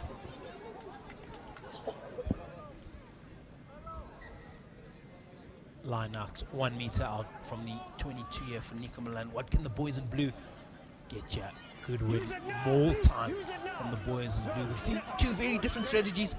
One very forward heavy from the boys in blue, and one very back heavy from the Durbanville boys. Loazi, try your best not to be biased here, but which style have you enjoyed more? Oh, so I think spectators, should be our measure. Spectators measure the amount of tries, and I don't think they want to see a more try. So for me, and the scoreboard tells the story. You know, the two of the ascendancies in terms of units has been the backs of Durbanville, and they're the ones that have scored the most points on the board.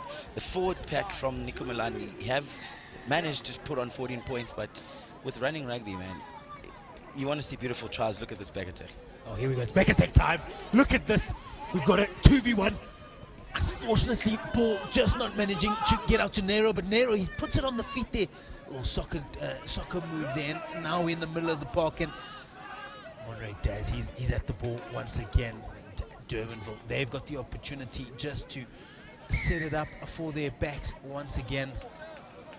Seems like a side entry is the call there from the referee. And I 100% agree with you. We love to see the backs running with the ball, swinging the ball out to the winger. A lot of coaches will say forwards win you the game, and backs finish it off. Yeah, absolutely. I would 1,000% agree with you on that one. Keeping it in there. Sorry, Lozi. Fantastic work there from the backs of Durbanville, managing to keep it in there. And now they've got the opportunity to put Nico Milan under pressure. And it's the work there from the right winger, keeping the ball in play and finding some grass in behind the Nico Milan players that gets them into a penalty position in the 5-yard. Unbelievable, Lozi. Yeah, unbelievable there. I mean, Cohen Erasmus keeping that ball in. How did he do that? Let's start there. And then a brilliant kick from him, staying in field. A good chase line by Durbanville gets them a penalty in the opposition 5-meter from nowhere. So beautiful rugby there from Durbanville. They're proving that they are the ones who want the game more at this stage, and they're proving that with the scoreboard. They're proving that with the actions of the players. We go back a little bit earlier to the back attack there. It was a 1v1 shot which the 13 from Nico Milan, Groenewald missed, and they were able to get a 40-meter line break. So absolutely beautiful there from Durbanville. They've come into their own. As we spoke earlier about the early jitters, they've definitely been able to shake it off, and now they're showing what a potent side they are, what they're able to do with the ball, and what sort of pressure they can apply to the opposition. Lozi, you're the rugby expert here, coach at Hudson Park. What do you look for in a team to determine whether they really are a good side? What in that first 5 minutes says to you this side can play? Yeah, well, as a coach, I mean, just by watching a team, you're never going to know from the get-go, are they a decent side or are they not? But I mean, a solid set piece is number one. Any side that does not have a set piece cannot win rugby games. It's a no-brainer. And then obviously you look for which of those players are actually very decent. And you possibly could find one or two within a side that have that X factor, and then you look for everyone who joins in and rallies on behind them. And that for me is the recipe for a good team. And yeah, let's hope the young man there is okay on the floor. Unfortunately, having to be taken out by a stretcher. But yeah, as I come back to that part I was saying, a recipe for a good team is set piece dominance, and obviously when you do have the ball, get it to your strike runners, and that's how you win rugby games. Have Durbanville showed those attributes for you, Lozi?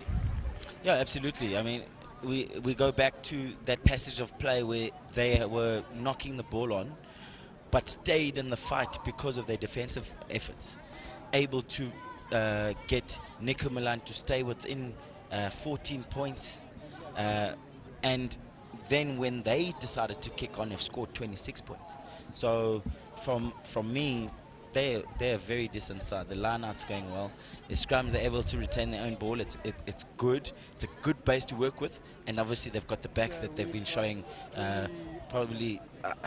And I stand under area.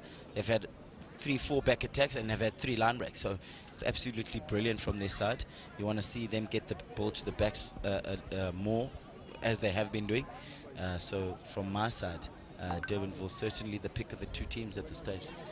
Yeah, they really have looked good, as we see number 11 on screen there. It's James Nero. James Nero, he's been absolutely fantastic, tearing down the right-hand side, but hasn't just been him.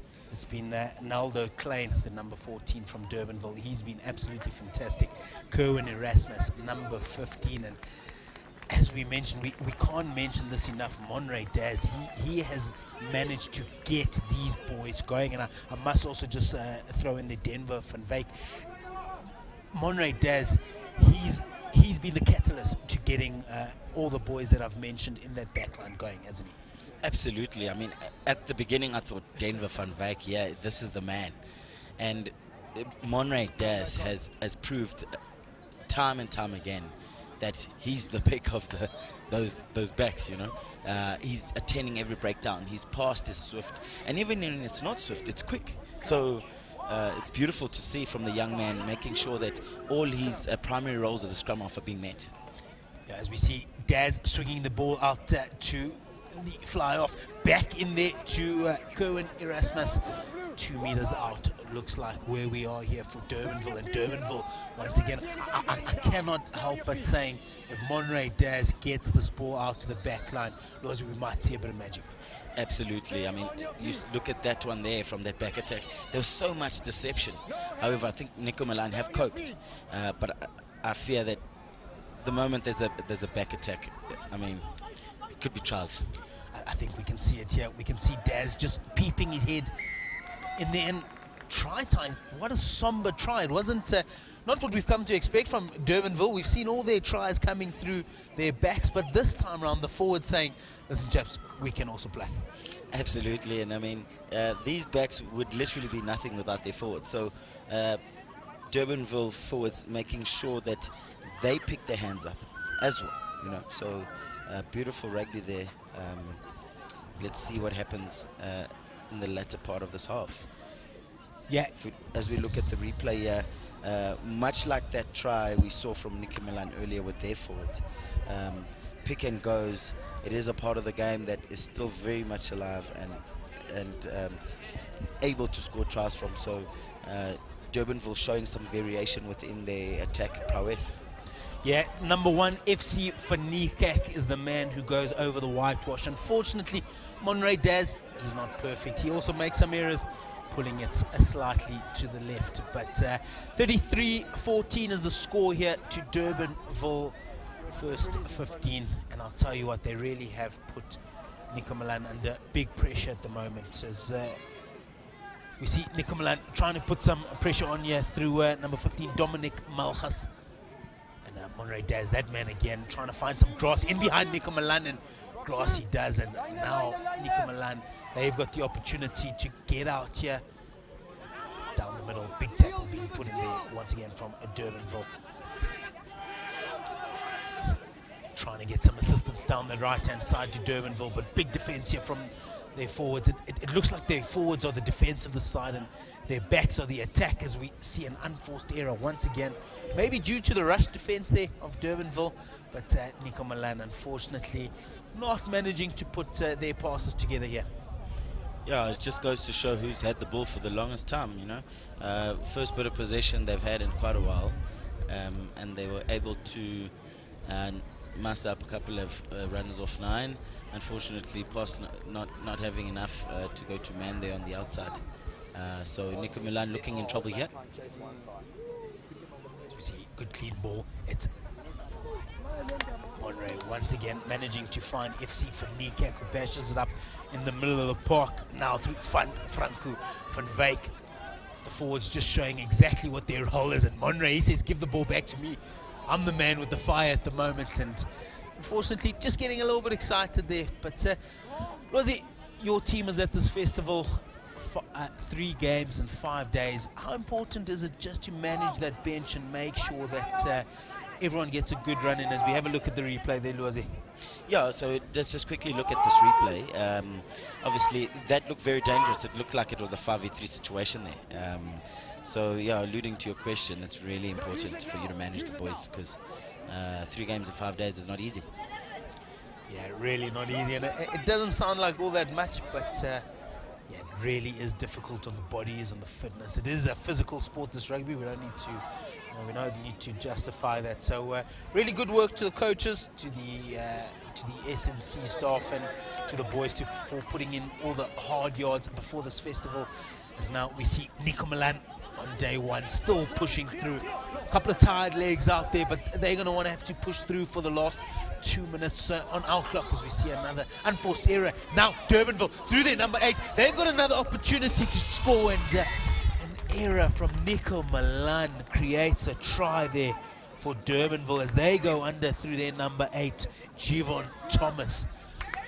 Wow. Yeah, it's a bit sad to see Nico Milan. Obviously, Durbanville have been on the ascendancy for a while in this game, and they're proving that the pressure they've applied is literally coming in as points.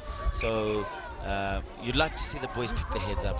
As we look at the replay there, Durbanville applying all the pressure without the ball, and which is just as important when you have the ball. Obviously, them having been rewarded for it. So hence I said earlier, you hope the Nico Milan boys will pick it up because there's still a lot to play for. First game of this festival, you want to make sure that you're ending well and on a high, so that you don't have a damper in your second fixture. As we see ball in on the right-hand side here for Durbanville. Durbanville looking like they haven't played a minute in this game. So fresh. As we see number 15 Erasmus looking for some grass, doesn't manage to find it. Now Nico Milan, they've got the opportunity through the right hand side. Big tackle being put in the center of the park there from number 12 Denver van Wyk. Oh, what a machine this man has been. And now we've got an opportunity. Nico Milan 1v1 opportunity. Unfortunately taking the ball to ground, not managing to find that offload that Durbanville have been so good with all day. And here we go, we've got another opportunity through the middle of the park.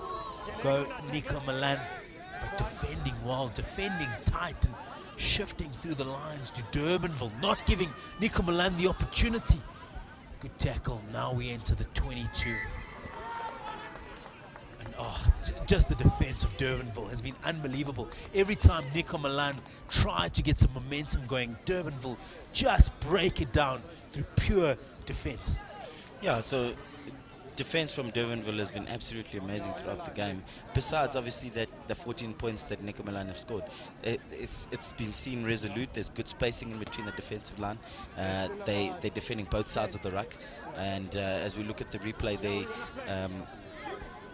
beautiful gather there, taking it up by himself, getting towards show and go, which is absolutely beautiful. Unfortunately, yeah, defense from Durbanville showing that they also are here to play. Yeah, Durbanville are here indeed to play. Nico Milan going 7 points up before Durbanville managed to tie proceedings. Then going 14-7 up before Nico Milan managed to get back into the game. And now we've got Durbanville through Nell down the left-hand side, showing that he's also involved in the back line. See Erasmus over the ball, and Monray manages to get it out to number 10, Foster. Monray connects with Foster. Foster manages to get what we thought was flat ball, but no advantage is the call. Late tackle being put on the Durbanville boys. Looks like Jaden Nell on the ball. He looks to be taking over kicking duties. But a couple of kickers, they've had Monray Daz on kicking duty. Now they've got Jaden Nell on kicking duties. As we see Hugh Joubert on screen at the moment, he'll be looking to feed some quality ball in to his forwards, and quality ball to the forwards means quality ball to that back attack. Absolutely. Durbanville with a great attacking position at this stage. Unfortunately, ball stolen by Nico Milan. Nico Milan on the ball inside their own 22. They've got the opportunity to kick it out, but they're going to try to play some running rugby. Knock backwards might be the call from the referee. We've got an opportunity to see another try here. It's Nell down the right-hand side. Can Nell barge through the Nico Milan defense? Doesn't quite manage. Monray tries to go by himself. Advantage of the call there from the referee, and we see a couple of handbags just being thrown in here. A little bit of frustration. I think they're just arguing about what's for lunch a little bit later. I think so too. Are you having beef or chicken? Beef or chicken? And I think the Durbanville guy said chicken, and Nico Milan wasn't too happy with that. Wasn't too happy with that decision. Yeah, handbags. Unfortunately, Nico Milan trying to run the ball in their own 22. It's irrelevant of the scoreline, whether you're up or you're down. Good sides, you exit, and you find yourself in a better territory to try and play rugby there. So unfortunate there, find themselves again with Durbanville another penalty within the 5-meter line, and let's see what happens here. Well received there from Stephen Briel, who gives his team the opportunity to get over the whitewash, and it was exactly what you were saying. If we could go back 2 minutes, we would have seen Nico Milan trying to run it out of their 22. Unfortunately, as we see, try being scored there by FC for Nikak. Second one of the day, as we have a look at the replay here, Luazi. Yeah, so the Durbanville backs must be crying because they've been starved of the ball in recent times. But this is due to my apologies, Durbanville forwards wanting to step it up. So it's a beautiful blend, man. I'm enjoying this Durbanville side. Beautiful blend, my apologies. Scoring tries from mauls, scoring tries from backs. It's absolutely brilliant to watch, and you hope this team goes on to win all their fixtures in this weekend. Monray Daz manages to get it through the poles here as he keeps on racking the points. There's he in screen there. Wow, he's been absolutely fantastic as Monray Daz. He's been good on attack. He's recycled ball for his team. He's been good on the boot, and he's been a really good all-round number 9. Absolutely. 5 minutes to go. Are we making the call? Man of the match? Well, Monray Daz. You know, you did.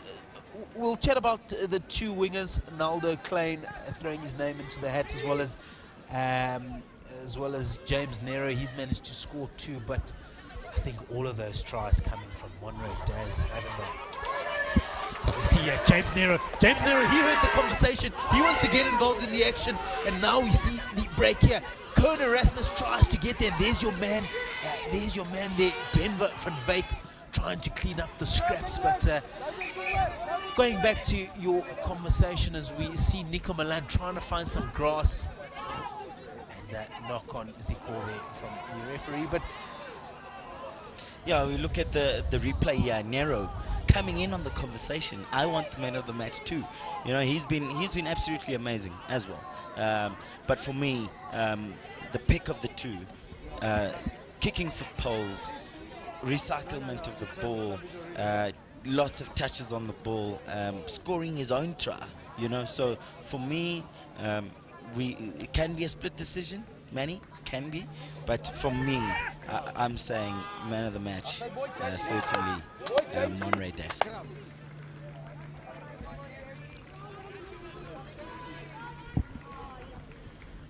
yeah, Monray Daz, he's been absolutely fantastic.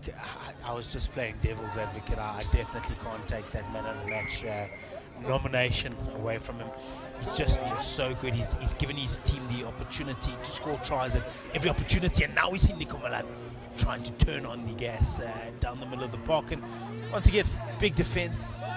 As much as they've gone forward, they know that defense is a big part of the game to Durbanville, and now we see a bit of magic from the boys in blue.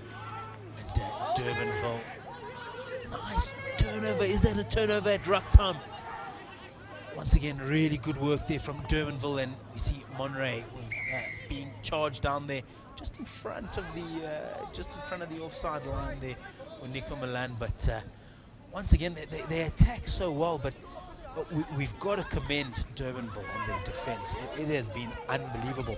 Nico Milan haven't scored a point since, I think, the first 10 minutes of this game, when they managed to get 2 converted tries. No, they haven't, and this is due to the pressure that has been applied to them both by the backs to begin with, but then now in the latter part of this half by the forwards. So definitely in this result, at 45 points to Durbanville, 14 to Nico Milan, they have been the better team on this day. Unfortunately, Nico Milan possibly, had they not let those back attack tries go through, different case, because other than that, they've been good as well, you know. So unfortunately, this game is about small margins, and the margins have gone towards Durbanville today. Daz manages to get the ball once again, and now unfortunately not quite managing to get the ball out wide, and see the ball to James Nero. Nero trying to charge through the defenses here. Ball in through Forster also creating some quick ball here. Thank you. Monray Daz manages to find Erasmus to Forster out to the number 11. It's another back attack opportunity here. Wow, I just don't know what to say. I don't know what to say. Every time this backline gets the ball, they show how much speed and power they've got, and it's another fantastic try through Klein there, through the back attack. Unbelievable. Naldo Klein doing the easy work, but it started from the middle of the park, didn't it, Lwazi?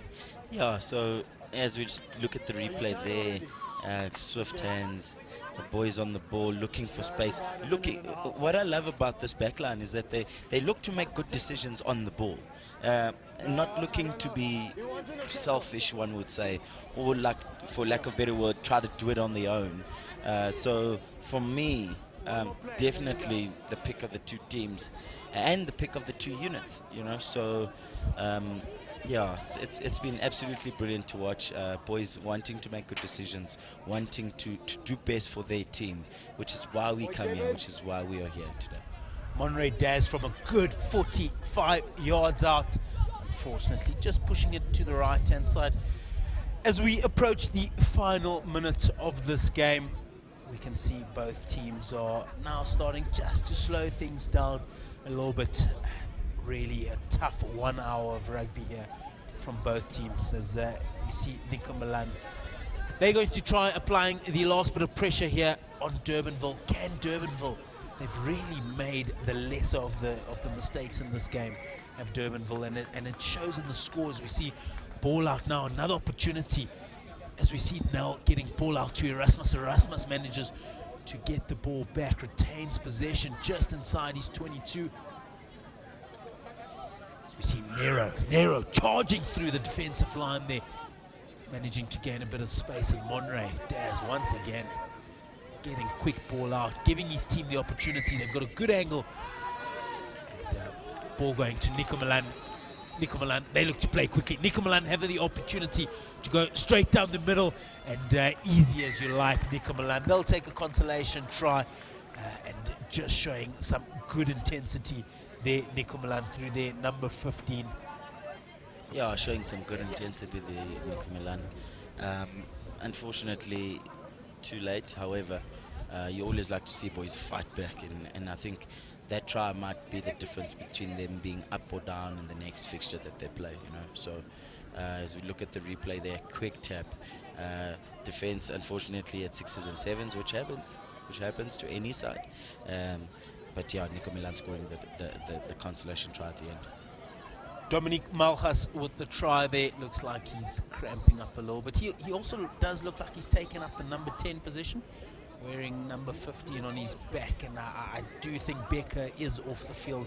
So Malchus taking up that number 10 position, and he really has looked good in the latter part of this game. He looks to be trying to get to that advantage line really quickly, and putting Durbanville under a bit of pressure, but just the consolation try there.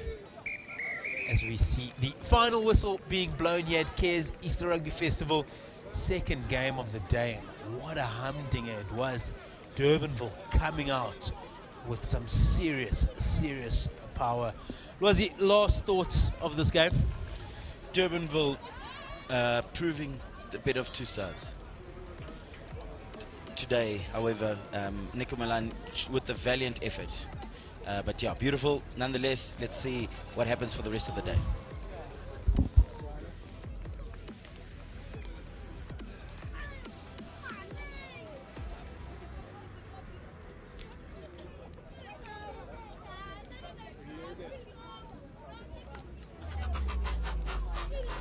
And what a game of cricket we've got. A new captain, what is he going to do? Oh, what a night! Wonderful test match cricket.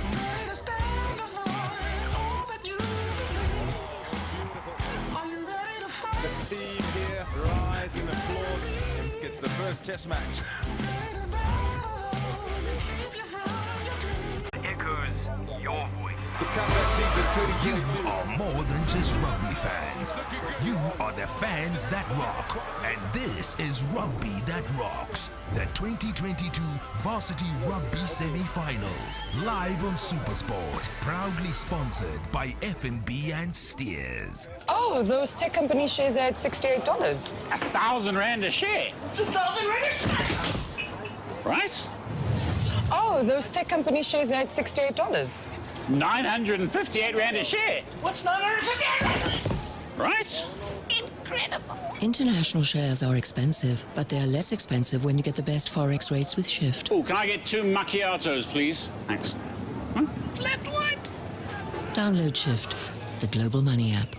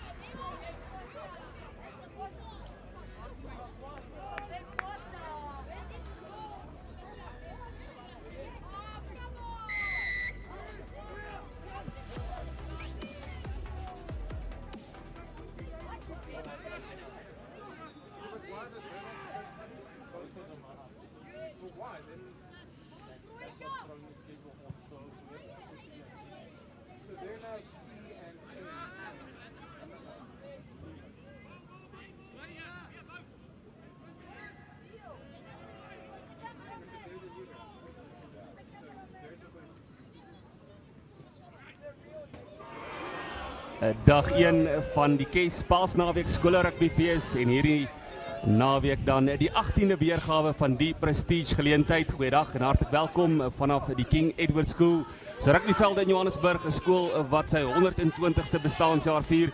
Die wedstryd wat nou plaasvind, die Hoërskool Ben Vosser van Sanien kry swaarde nou met Hoërskool Centurion. Saam met my om al hierdie skoolaksie aan jou te beskryf, rugbyanalis en skrywer Simon Riekert. Goeiemôre Johan en goeiemôre waar jy ook al na ons kyk en luister. Wat 'n voorreg om vir jou hierdie wedstryd regstreeks te bring. Natuurlik Hoërskool Ben Vosser, manne daar uit Limpopo in Sanien omgewing. Hulle noem hulle self ook Vossieland. En dan die manne van Centurion en nie te ver hier af met die N1 nie. En nou ja, ons sien uit na 'n heerlike rugbywedstryd hier vir jou om te bring. Lekker herfsweer. En nie wind om van te praat op hierdie veld nie. Johan, ons sien uit na 'n heerlike wedstryd om hier vir jou te kom beskryf.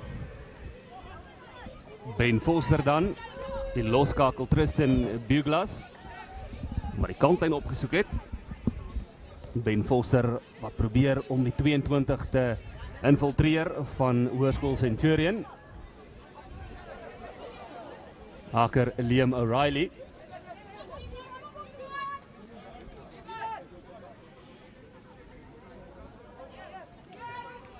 Oorgestuur deur Centurion.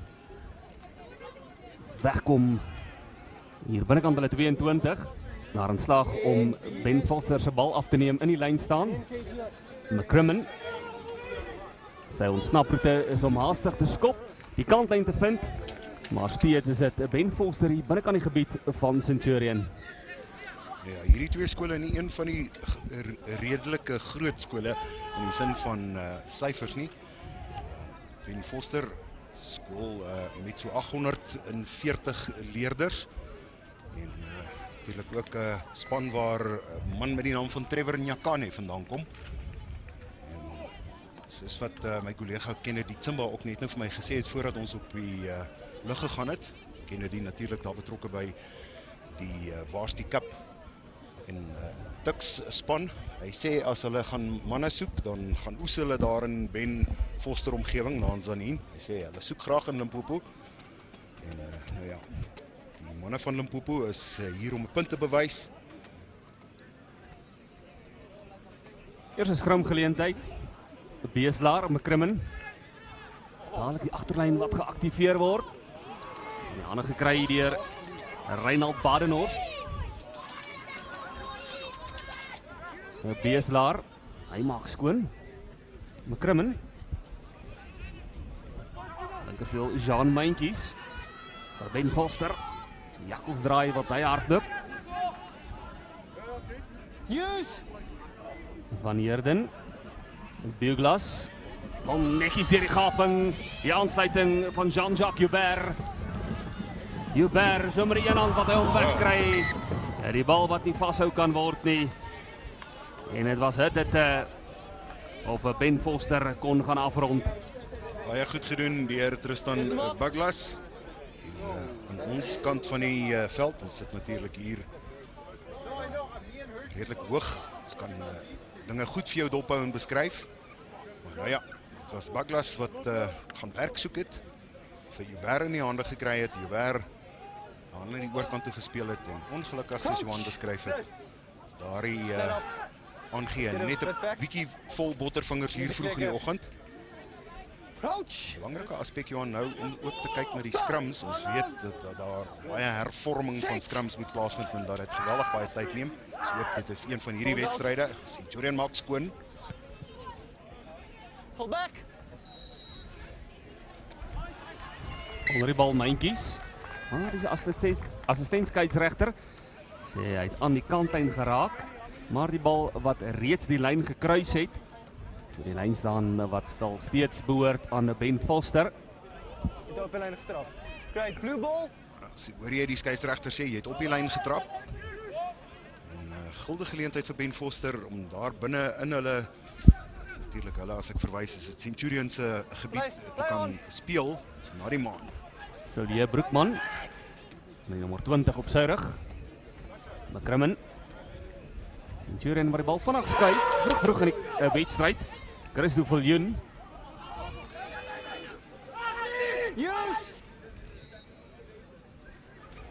Die is daar, McCrimmon.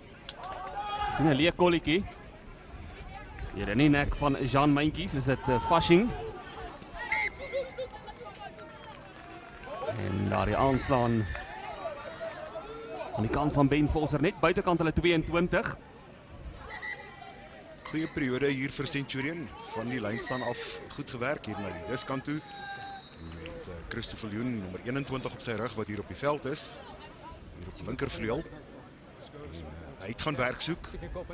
Maar dit was Centurion wat binneveld toe gespeel het. En dis hoekom hulle nou daar aan die oorkant van die veld is. Wel baie naby aan die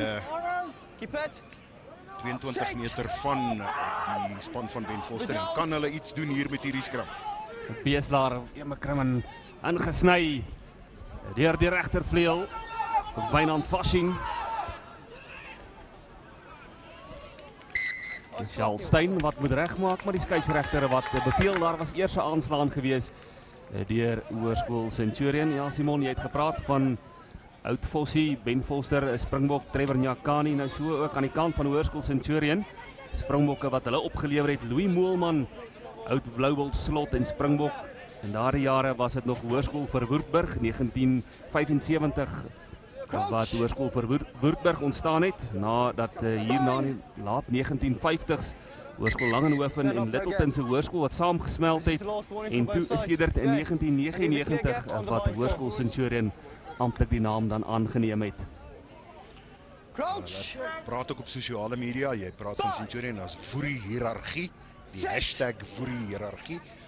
En dan praat die manne van Ben Foster van Fossieland. Koeleman, koelkop wat hy onder die hoëbal is. Netjiese voetwerk.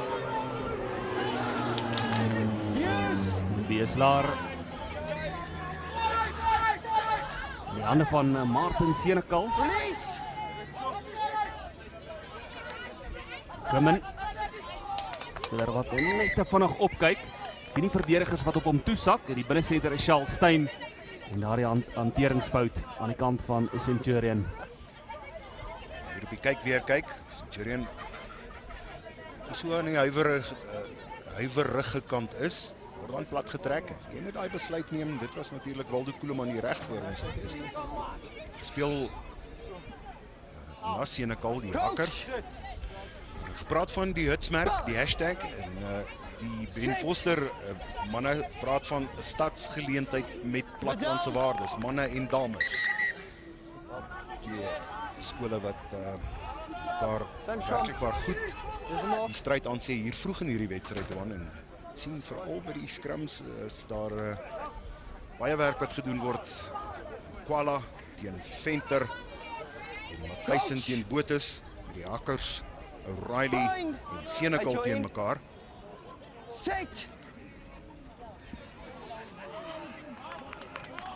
Trierad, Ben Foster, die strafskop wat kom. Aan Hoërskool Centurion wel verdiend. Daar die masjien wat mooi gelyk geloop het. Dis wat jy wil sien, dis wat 'n afrigter wil sien.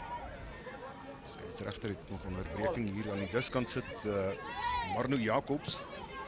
En Foster wat 'n bietjie aandag kry. Maar dis wat jy wil sien by die scrums as 'n afrigter. Baie goeie werk gedoen, hulle daai ekstra hupstootjie gekry. Na die vaskopkant toe harde werk gedoen. Natuurlik die loskop ook sy deel daar goed gebring. Maar die hele skram en dan natuurlik die flanke. Ou vergeet van die nommer 6 flank wat ook baie dryfwerk doen in so 'n beweging, Johan. Hierdie skram is natuurlik ook onderworpe aan reëls wat sê daai skram mag nie verder as so 'n meter en 'n half gaan nie. So dit skep 'n baie stewige platform. Hier's natuurlik geleentheid vir Centurion eerste punt op hierdie tellbord te plaas. Ronan McCrimmon.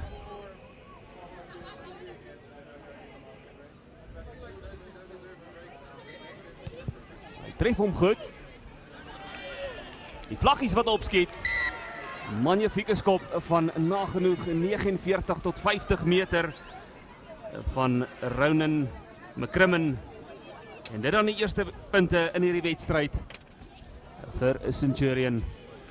Boodskap sal hard en duidelik uitgaan na Ben Foster toe. As jy hier binne die gebied, binne hulle gebied is en jy gaan 'n oortreding pleeg, dan gaan jy gestraf word met 'n man met die naam van Ronan McCrimmon met 'n geleerde regtervoet. Soos jy sê, daai ekstra of eerste 3 punte dan vir Centurion op die tellbord. Beide die twee spanne wat verlede naweek in aksie was. Dit was Ben Foster wat teen Pietersburg Hoërskool gespeel het en verloor met daai enkele punt. En ook Hoërskool Centurion wat in 'n naaldbytstryd betrokke was teen Ligbron van Ermelo, ook net verloor 31-28. So beide die twee spanne sal hierdie toernooi of hierdie feestoernooi dan met 'n oorwinning wil afskop. Marco Jacobs, dit lyk vir my liewer na nommer 21, Wikus van Heerden. Sien heel wat van die plaasvervangers wat op dag 1 ingespan word op ons aanvanklike spanlys. Ons het net die nommers en die name. En dit lyk vir my, Simon, dat baie van die plaasvervangers dan vroeg in hierdie feestoernooi eerste geleentheid kry. Ek dink is 'n goeie roep van die kant van die afrigters van hierdie skole, hierdie manne wat die bank met splinterboude begin sit, geleentheid gee om dan te kom speel. Daar's geen ding wat lekkerder is vir 'n rugby speler om rugby te speel. McCrimmon na Schalstein. Johan Botus wat nie die bal kan vashou nie. Gou van die balverspreiding van die losskakel Ronan McCrimmon. Stewige aangee na beide kante toe. Aan die ander gekry deur Liam O'Reilly.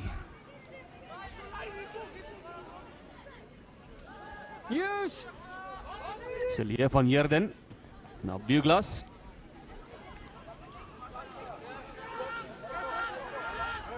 Van Heerden wat bal skoon maak, maar dan word hy lastig geval. Dan sit Buglas wat daar in skrimskakelposisie inbeweeg. Ek meen dit was Wian Labeskagni wat daar op Van Heerden se rug was. Heerden het nie kans gekry om die bal te speel nie, maar die skeieregter het daar die oortreding baie vinnig raak gesien en dis geleentheid dan vir Ben Foster om terug te kom hier in die gebied van Centurion. As jy by die rak staan beteken nie is deel van dit, so execute net daai tree terug. Daar hoor jy dit ook. Ja. Die afbreekpunt word baie sterk dopgehou deur die skeieregters en dis goed so. Jy sal nie wil sien dat op hierdie vlak daardie gremlins alreeds inkruip wat later deel word van jou spel en dan is jy in groot moeilikheid as jy senior rugby begin speel. Uitval. Voltage offside. Kotla wat nie die bal kan vashou in die lyn staan nie. Use. Skeieregter laat spel voortgaan. Buglas. Die senter wat reguit maak. Ramalotto. Buglas buite senter, sê Puma. Hands out. Van Heerden, hy wag vir hom. Offside, you had 2 receivers.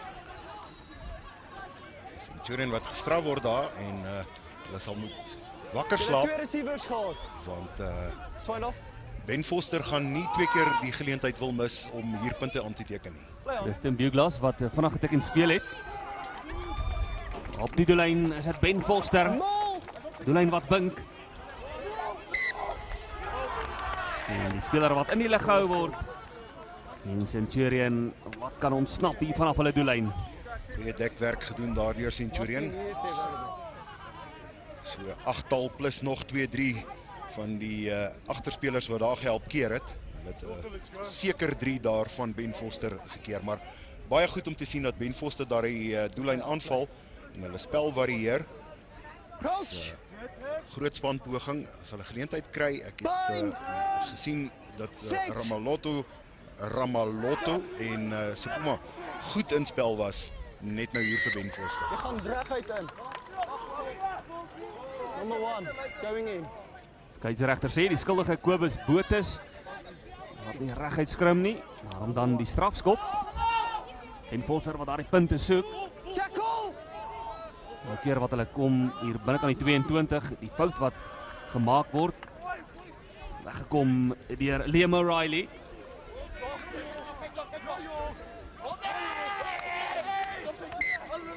Weer eens die derde keer wat Ben Foster die 22 binnendring, Simon net nie kan afrond nie, daar die foutjies wat insluit. Ethan Rederico Cronje, Vian Labuskagni, manne vir Centurion. Vat jou. Jy wat sê die skeieregter, jy kry 1 kans om jou hande op daai bal te kry en seker te maak dat jy die besit kry. Keep the gap. So Ben Foster sal volgende keer met 'n plan B moet kom, want Centurion se verdediging op die grond is uitstekend. Keep it. Use. Weer sterk skrum deur Centurion. McCrimmon. Die prominente regtervoet van hom. Maar steeds hier binne aan die 22 is dit Ben Foster. So by die volgende. Ja, ek sou graag wil sien dat Ben Foster spel weer begin. Hulle is snel as hier in die beweging sit. Het manne wat kan pla. Dis hier. Dis die maak. Ek het net maar genoem van Ramalotto en Sepuma, maar Johan Myntjies ook die buitesenter, of althans die linkervleuel, wat altyd kom werk soek.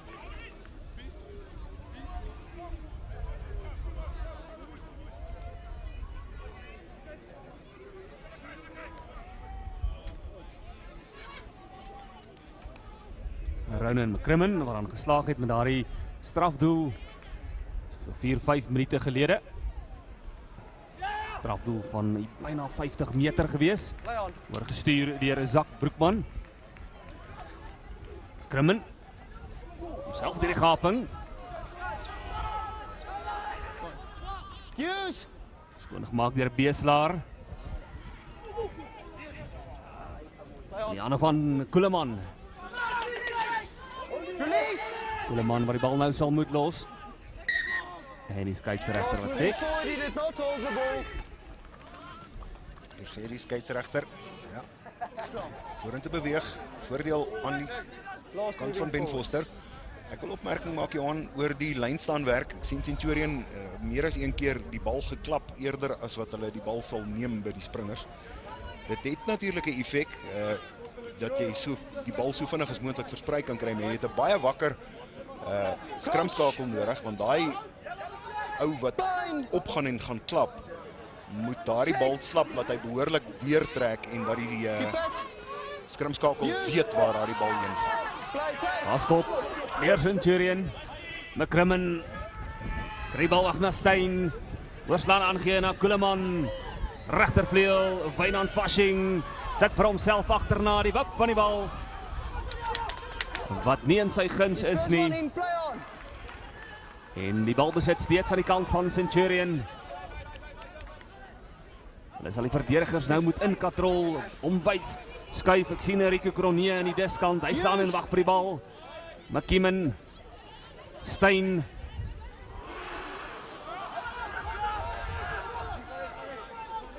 Opsies aan beide kante. McCrimmon, die slot Brandon Lee Snyman, kry vir hom weg in die hande van Christo Viljoen. Die kantlyn wat hierdie ronde wen. Christo Viljoen het hier uit sy regteroog gesien, daar gaan 'n gaping oop, maar daar was kruisverdediging gewees. Dus kyk hoe hierdie bal by daardie agterlyn van Centurion afkom. Goeie werk gedoen daar, het kort 2-3 manne om daardie man van Centurion plat te trek. Goeie verdediging ook aan die kant van Ben Foster, hulle daardie hek heeltemal toegemaak. En geleentheid vir Centurion wat baie sterk op aanval is, en dis wat ek net nou van gepraat het, om die bal te verskuif hier na die sneller se kant toe. Baie goeie verdediging deur Ben Foster gekeer dat daar nie jy kan nie voor hulle wees nie. Tristan Buglas, wat sy span kan vat hier uit hulle 22.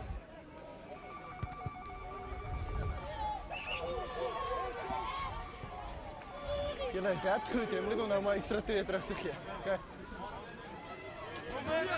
Geleentheid vir Ben Foster om hierdie bal in die lyn staan te sien. Ek sou graag wil sien ook of hulle die bal gaan klap of vat.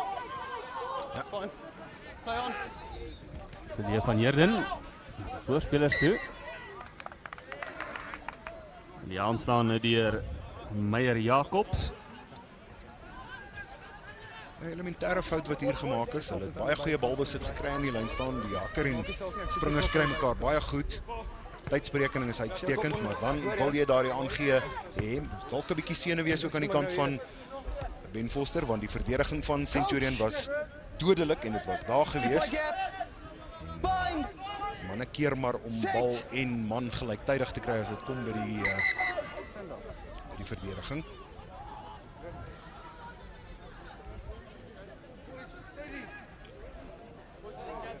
Centurion het die oorhand op die stadium, het nou maar ook 'n vaskop gehaak, Johan.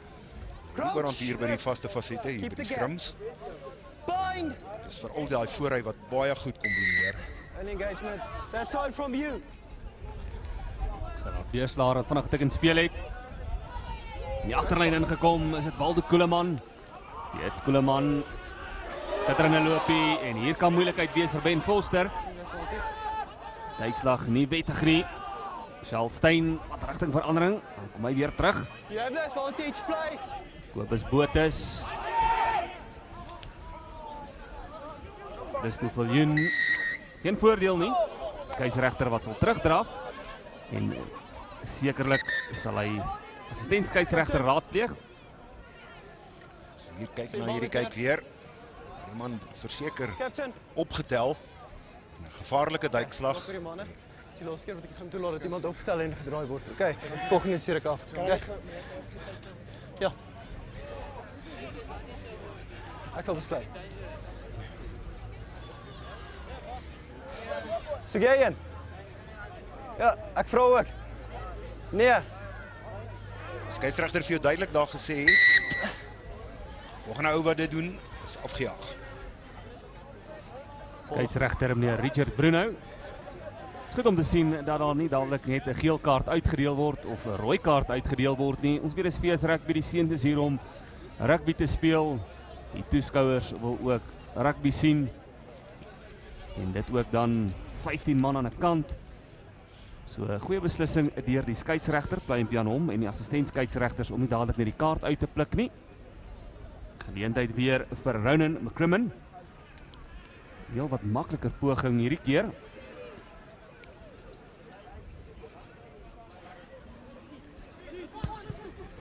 Tref weer vir hom suiwer.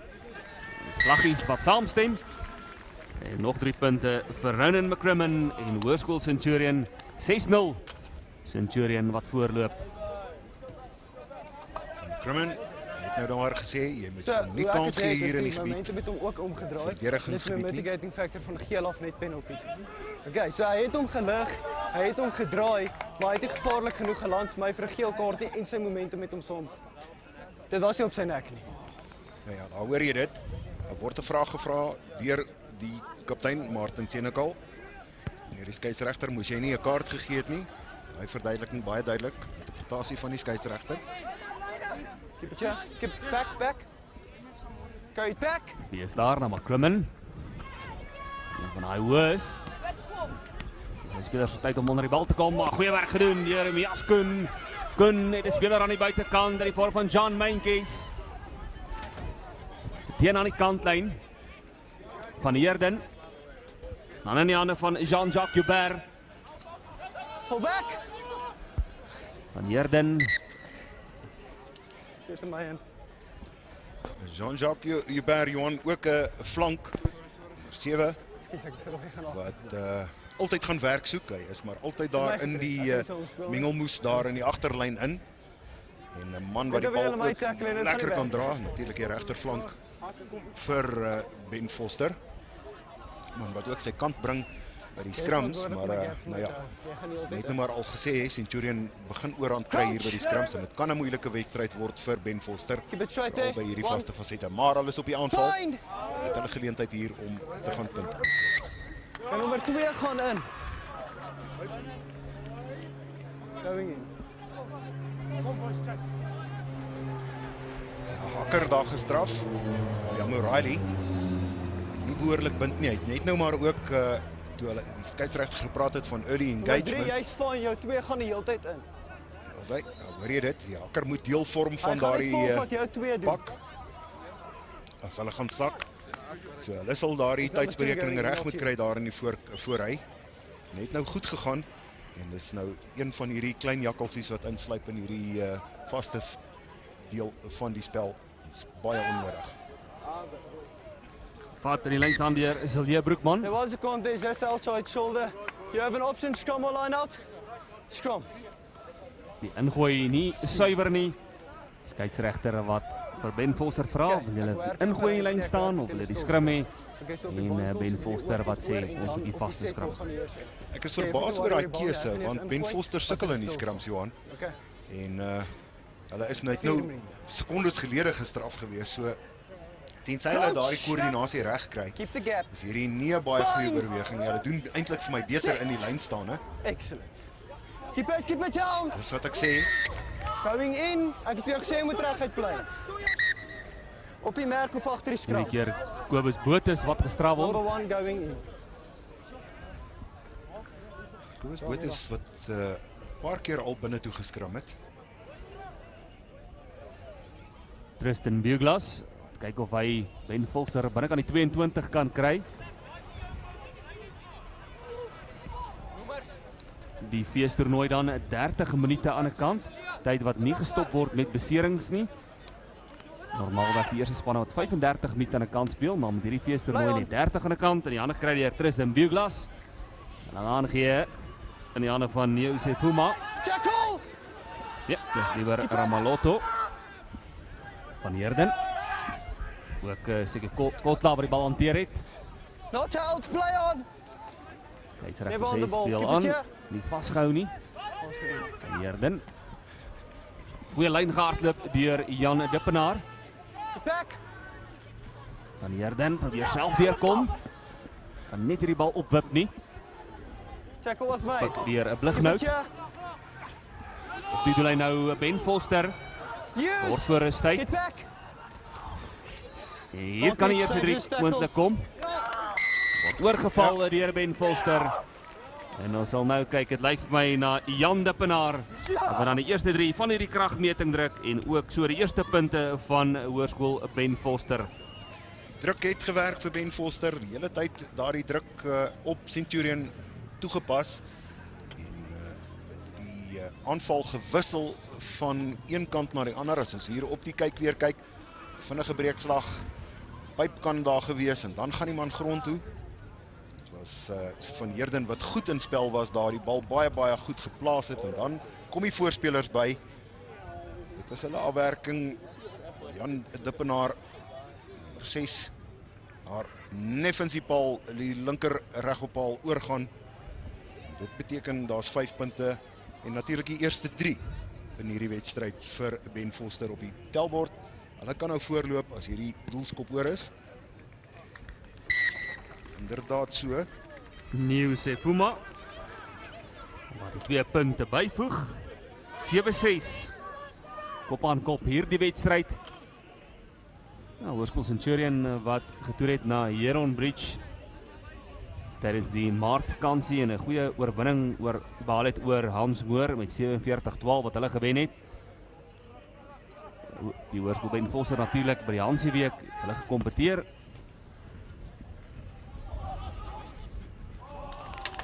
Al die Blighnout, die bal nie suiwer kan vat vanaf die afskop nie. Raak ook aan die bal en die bal wat oor die kantlyn beweeg. Johan, ek wou sê, dis 'n goeie afskop daarin gewees.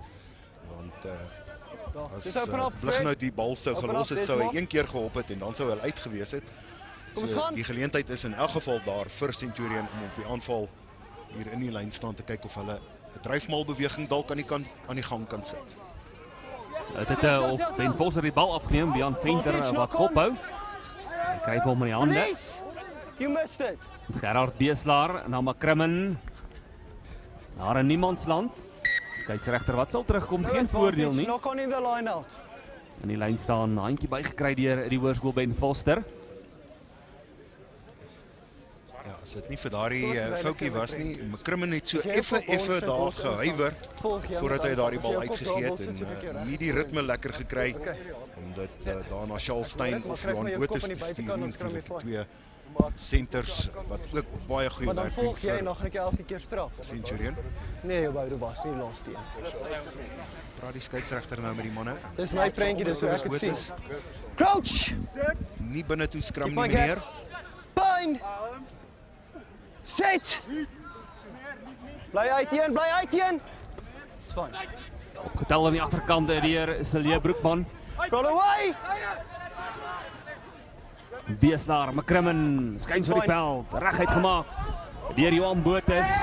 Steeds Botha. Centurion net nie die bal agter die witlyn plaas nie. Goeie stukkie werk daar deur Centurion gewees. Bly op die aanval. Kon net nie afrond soos jy sê nie, Johan. Dis fyn, maar jy kan ook nie net opgaan. Baie goed gedra gewees. Vinnige verspreiding ook tussen die hande. Hou dit vir my soos die laaste skram, dan is dit fyn. Okay, soos die laaste skram, dan is dit fyn. Crouch!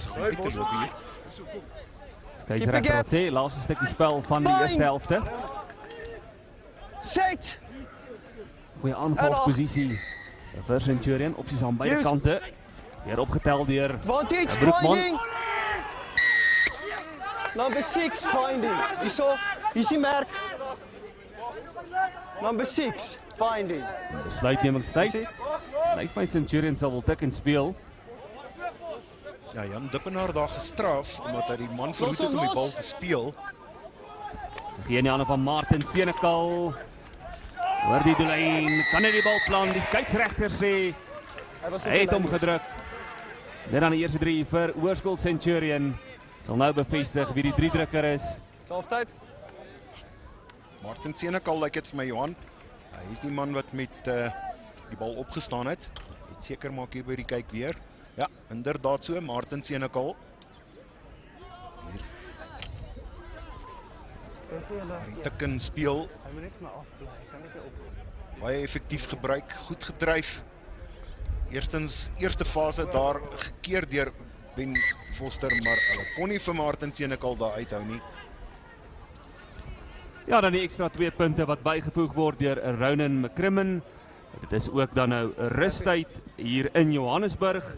Dit is Hoërskool Centurion wat die voortou neem met 13 punte teenoor die 7 van Ben Foster. En net hierna is ons terug met die tweede helfte.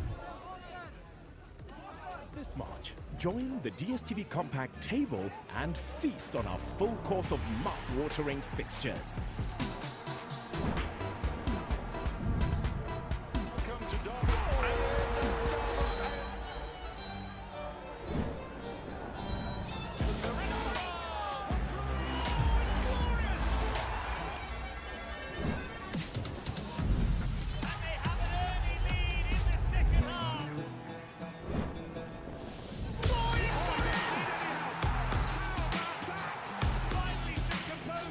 Get the DSTV HD 8.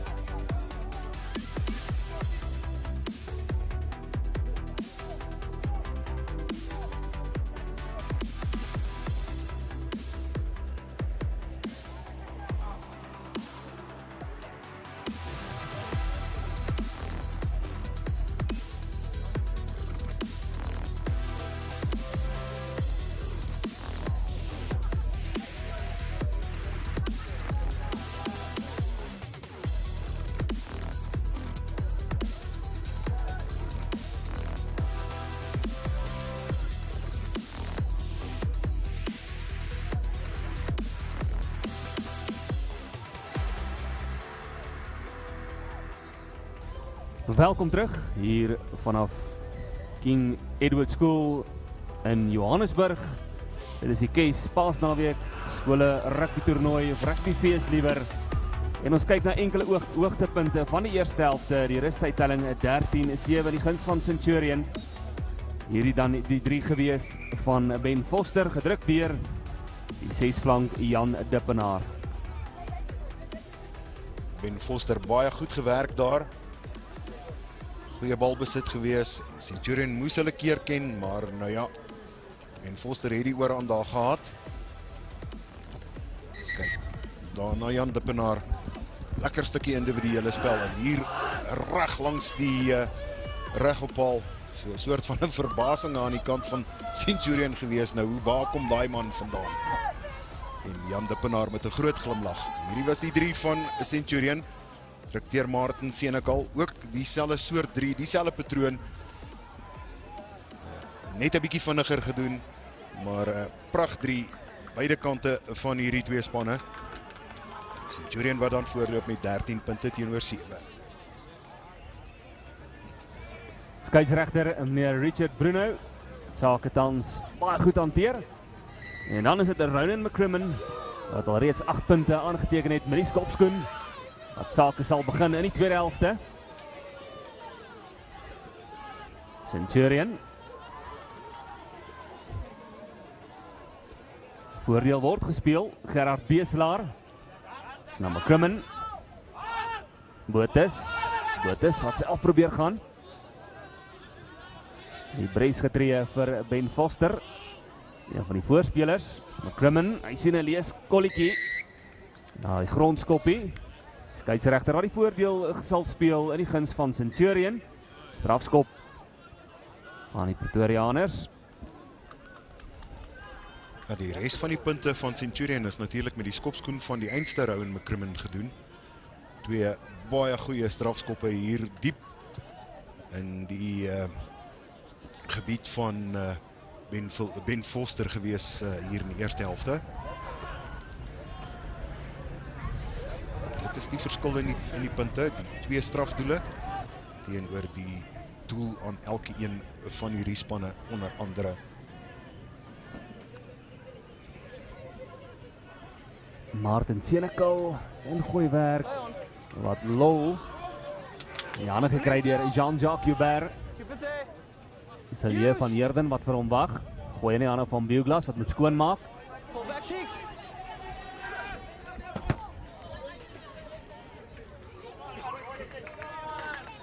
Groot druk. Centurion wat wegkom uit hulle gebied uit.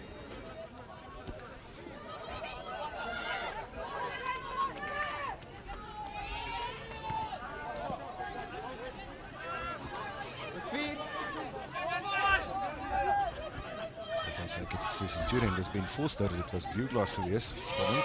Oorgestuur, en die hande gekry deur Salier van Heerden.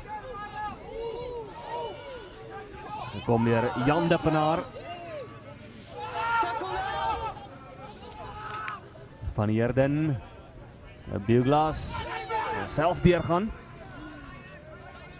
Van Heerden, rigtingverandering. Gooi in die hande van Seko Kotla. Aldo Blighnout wat hom vorentoe dra. Salier van Heerden. Buglas. Opskiet verdediging deur Wynand Fasching.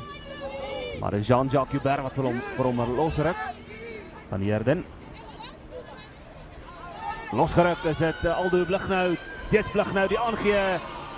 Wat verloor gaan na Neo Sepuma. Skeieregter sê Ben Foster, julle het julle voordeel gebruik. En die bal wat in die vaste skrim gesit kan word deur Hoërskool Centurion. Aldo Blighnout, Jean-Jacques Joubert, die 2 losvoorspelers wat baie goed in spel was hier. Die bal mooi gedra het.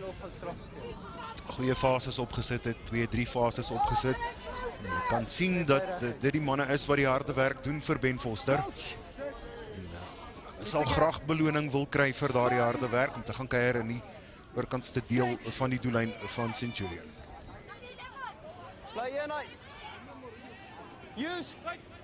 Beeslaar, McCrimmon. Centurion wat hier binne hulle gebied wil speel nie. Mias Koen. Hy word gestuit deur Koeleman. En nou geleentheid vir Ben Vosser, knap loopie deur Dudley Jackson, kry die bal weg vir die hande van Jan Dippenaar. Die hantering wat nie lekker wil uitwerk vir Ben Foster nie. Buglas daar in 'n skrimskakelposisie. Dan weg na Liam O'Reilly. Van Heerden. En langs die loskrim probeer hy self weer kom. Wild weggegooi in die hande van Buglas. En Blignout, voordeel word gespeel aan Ben Foster.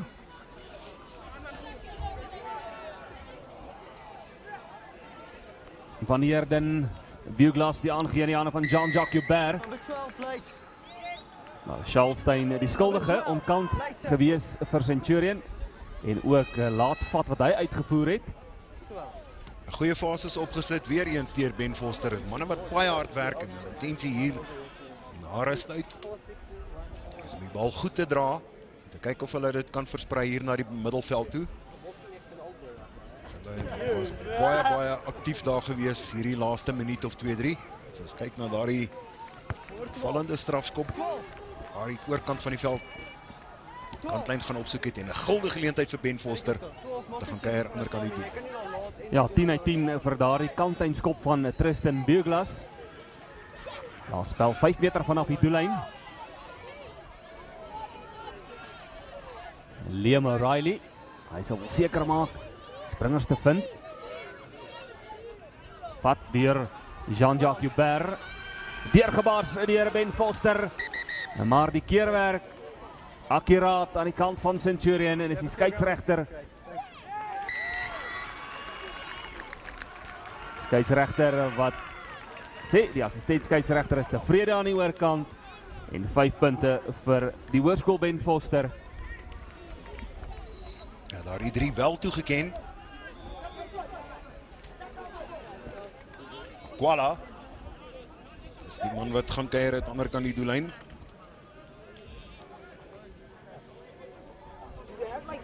Dan met 3 doelskop is dit Ben Foster wat die voortou kan neem. Ja, onsekerheid daar op die kyk weer, maar dan sê die skeieregter dit is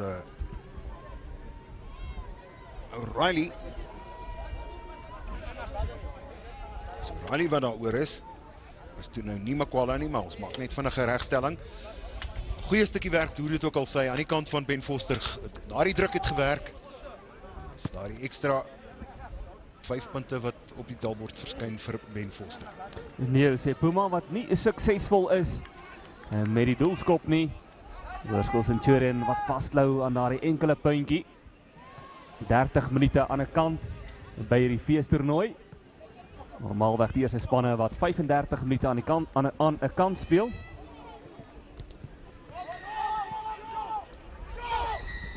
Vandaar die hangskoppe met die afskop. Gee sy spelers onder die bal in te kom en te deflecteer. Wen ook dan die bal. En dan ergens op die grond het Ben Foster die bal gesteel. Goeie aangee gewees, maar nie op kon rapie deurgeskoppe deur Wynand Fasching. En nou moet haastig gemaak word deur Mias Koen. En hy kan net op die bal duik. En 22 sal dan gebruik word om vanaf in te skop.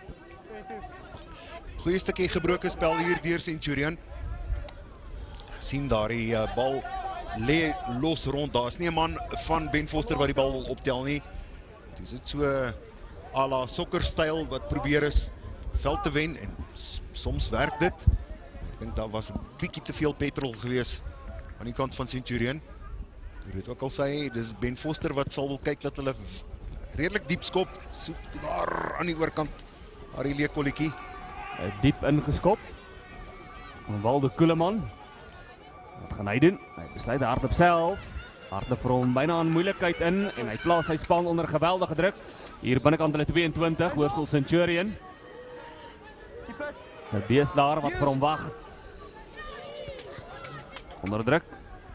Hier op hulle doellyn. In die hande gekry deur Wikus van Heerden. Plaasvervanger aan die kant van Ben Foster wat ook hierdie wedstryd begin het. Ja, die soveelste keer is dit Ben Foster wat die bal inneem, indra En die bal nie vinniger genoeg kan hersirkuleer nie en dan ook Centurion wat die vaste skrim wen. Ja, toch 'n baie goeie deel van fase rugby wat hulle daar gespeel het. Ek het net nou ook gesien dat die fases wat Ben Foster opstel baie effektief is. Hulle dra die bal baie goed ook hier in die middelveld in. Maar soos jy sê Johan, dan is dit daardie laaste momente, daardie laaste deel van hantering wat net nie werk nie. Dit beroof hulle van 'n geleentheid om punte aan te teken. Maar ja, word gesukkel by die scrums. Ons het net nou in die eerste helfte ook daarna verwys. Is nie asof daar lekker ritme inkom by die manne nie. Die skeieregter ongelukkig sy geduld gaan begin opraak.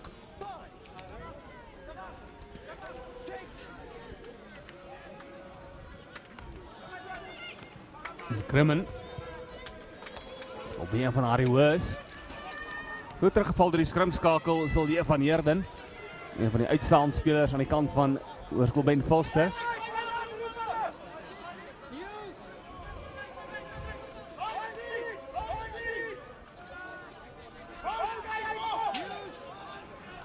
Van Heerden wat die bal nou moet gebruik.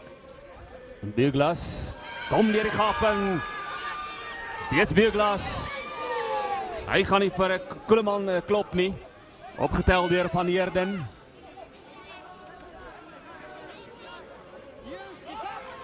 Skeieregter wat sê gebruik die bal. Makwala wat die bal vorentoe dra. Van Heerden na Beuglas wat alles begin het. Hy word platgetrek deur Gerard Beeslaar. Van Heerden. En die ander van Liam O'Reilly. Ek 3 gedruk het. Sy span onkantspel deur Hoërskool Centurion. Ja, benoude keerwerk aan die kant van Centurion hier. Dan gaan hulle onkant. Dit is Ben Foster wat al die speelwerk doen en hulle gaan beloon word met hierdie strafskop. Ons kyk na Sipuma wat met die bal nader stap. Hy gaan mikke toe gaan. Ook Ruben Vos op die veld vir Hoërskool Centurion.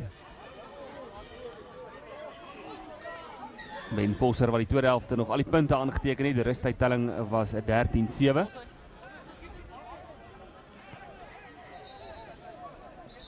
Geleentheid nou vir 'n nuwe Sepuma. Maar hy 3 punte sy span te laat voorloop.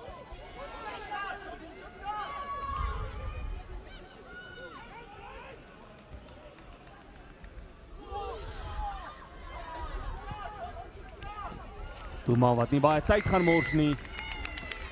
En die assistent skeieregter se vlaggies wat opskiet. Nog 3 punte vir die Hoërskool Ben Foster en hulle telling skuif nou op na 15 teenoor die 13 van Hoërskool Centurion. Na 12 minute in die tweede helfte. 2 skoppers, Ronan McCrimmon aan die kant van Centurion en Nieuw Sepuma wat die telbord goed aan die gang hou, maar dit is Ben Foster wat daar die extra 3 gedruk het. Ben Foster se hanteerwerk, bemeesterwerk vanaf die afskop nie akkuraat nie, maar die bal wat terugspat. Skeieregter sê speel aan Van Heerden. Weereens is dit Beuglas wat die voordeellyn aanval met sukses. Kry die aangee weg. Van Heerden wat lastig geval word, dalk so 'n bietjie lank gevat om die bal uit te kry. Beuglas aan die hande van Makwala. Bal weer beskikbaar vir Ben Foster. Maar die foute wat insluip nou vir Centurion is Ben Foster baie vinnig speel. Die skeieregter sê nee, moet terugkom hier na toe.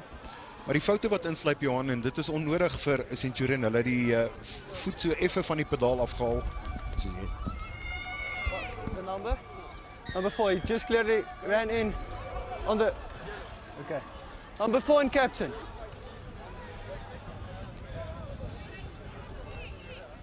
Kaptein. Kaptein. Okay, so laat ek net verduidelik. Jy kan nie net in 'n rak in hardloop en dan wil clean nie. Jy kan nie hardloop nie, is gevaarlik. As jy wil clean, staan jy daar en jy clean vir hom weg. Jy kan nie in 'n hardloop nie, is nie die eerste keer wat dit gebeur is nie en daarom is dit die geel kaart. Okay. Hard en duidelik gehoor, Zak Broekman. met jou aanloop na so 'n skoonmaak op die veld, op die grond moet jy baie tydig beplan. Kan nie net in hardloop en dit gaan skoonmaak nie. Hy gaan vir die volgende rukkie of wat gaan hy langs die kant sit, Johan, en Ben Foster bly op die aanval, so Centurion sal moet hergroepeer. Al in hulle scrums. Eerste maak. Riley, hy vind vir Aldo Blignout. Na die hanteringsfout deur Ben Foster. Mens voel dat Ben Foster net nie aan die gang kan kom nie, alhoewel hulle al die punte hier in die tweede helfte aangeteken het. Hulle sukkel net om daardie ritme te kry. En daardie hand tot hand aangee, die klein dingetjies soos daar by daardie lyn staan. Die hantering net nie slaag daar. En dit beroof geleenthede dan van Ben Foster om te gaan punte aanteken. Centurion kan kyk of hulle hier kan wegkom. Number 1 going in. Ek het opgemerk, Johan, net nou by die helemaal in met jou kop. sê die skeieregter, ek sal nou daaroor praat. Sê Puma. Op die bal op die ander kant van Heerden. Keep it your 6. Use. Play. Ramalotto. Na Bouglas.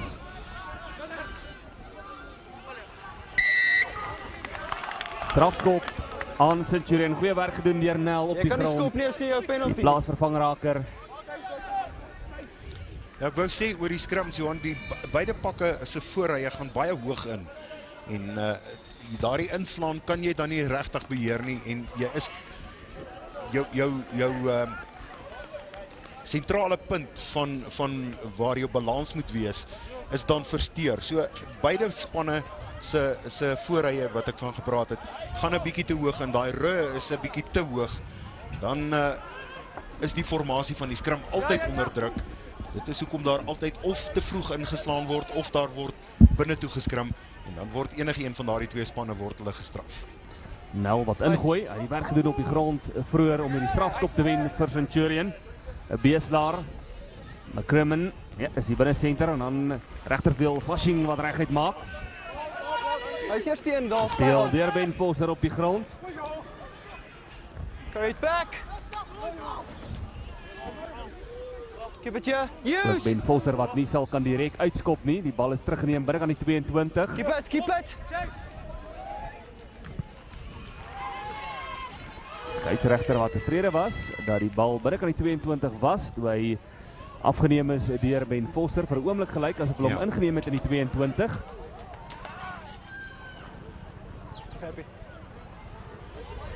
Dis die maak. Byna 17 minute verstreke in die tweede helfte.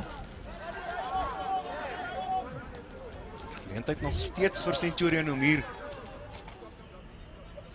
diep binne die gebied van Ben Foster te kom. Nie so nie. Vantage. Rico Cronje wat die bal nie kon vashou nie. Vang in die lyn staan nie. En dan geen voordeel nie. Skeieregter wat sê hoërskool Ben Foster wat nie voordeel kon put. Daar die aanslaan nie. Ek sien Alwyn Booyens ook op die veld vir Centurion. Hy gaan hier aan die diskant sak. Dit gaan nie saak maak nie, julle was klaar naby genoeg aan mekaar. Die wedstryd dan net hierna Elberein Hoërskool teen JP. Tot oor. Set. Daar sy. Centurion sal wil punte aanteken. Hulle gaan nie so punte aanteken nie want hierdie scrums lol maar nog steeds Johan. Nommer 1, jy kan nie ingaan. Begin van die wedstryd. Centurion wat die gitaar geslaan het in die vaste scrum, sake wat nou andersom is. Weer eens Kobus Botha wat sukkel met daardie lyn van hom om te scrum. Sy voete dalk net 'n bietjie te ver agtertoe as hy sak. Posisie vir die voorrye wat verseker lol aan beide kante. Skeieregter het ook gesê 12 minute wat oorbly in hierdie kragmeting. En gooi werk deur Matthijsen van Heerden. Douglas. Die huiwering van Douglas het sy buitespelers onder geweldige druk, wou eers self gaan en toe besluit om buite toe te gee. En ook dan die aanslaan. Sê Puma nieuw, sê Puma. Jy was 'n pad hakker toe daar. Seker reguit. Ja, daar praat die skeieregter, Kobus Botha, was op pad hakker toe gewees, met ander woorde jy skram na jou regterkant toe. Dit is onwettig, jy mag nie so skram nie, hy gaan vir jou straf daar. Waar is hy? Crouch! Skeieregter gaan verseker vir Kobus Botha dop hou daar. Pyn! Moet 'n bietjie hulp kry daar van die nommer 6 van Ethan Reed van hom. Bly uiteen. Beeslaar, McCrimmon, Steyn, omgeskil deur Fasching. Maar hy kan nie daar die bal vat. Dalk effens voor hom gewees en nader aan die knieë gewees, die aangee. En Simon, jou indrukke tans van hierdie kragmeting, nie regtig waar die twee spanne wat aan die gang kon kom nie. Nee, dit is baie jammer. Jy was buite. Skeieregter nog steeds besig om met Kobus Botha daaroor te praat en Johan, een van die aspekte van my indrukke hier is dat die scrums regtig waar onnodig lol. Dit weer eens die tegniek, veral van Centurion wat veel te wense oorlaat. Daar kry Ben Foster daar die linkerskouer en maak hulle wel indruk op hierdie spel. Lyn goed aangeval deur Nieuw, sê Puma. He was at the back of him knock on. En dan weer die hanteringsfout aan die kant van Hoërskool Ben Foster met 10 minute wat oorbly. Ja, jy praat van hierdie wedstryd wat nie lekker aan die gang kan kom nie en dit is as gevolg van hierdie klein hanteringsfoutjies Johan wat hier plaasvind. Dit beroof die spanne dan van gebiedsvoordeel. Kan nie die bal regtig inspel en indra nie, kan nie formasies opsit nie. Crouch! Hierdie skram gaan dophou. Centurion beter skram. Botha is bietjie meer reguit skram. Ja, inderdaad doen hy dit. Grimmen, weer 'n Fasching wat aansluiting bied. Hy moes dalk die verdediger ingekatrol het en die aangee kry na buitekant toe, want Anton Maree was aan sy buitekant. Maar dis die skeieregter wat steeds die strafskop sal gee aan Centurion. Kaptein. Anton Maree het gesien hoe kry hy daardie bal en naal daar na die doellyn se kant toe. Maar baie goeie dekverdediging aan die kant van Ben Foster daar gewees. Keer dat Centurion hulle fases behoorlik kan opstel hier. Centurion nog steeds met 13 punte, die enigste punte wat hulle aangeteken het in hierdie wedstryd in die eerste helfte. Tyd is besig om vir hulle uit te loop. Johan Botha met die kantlyn skop.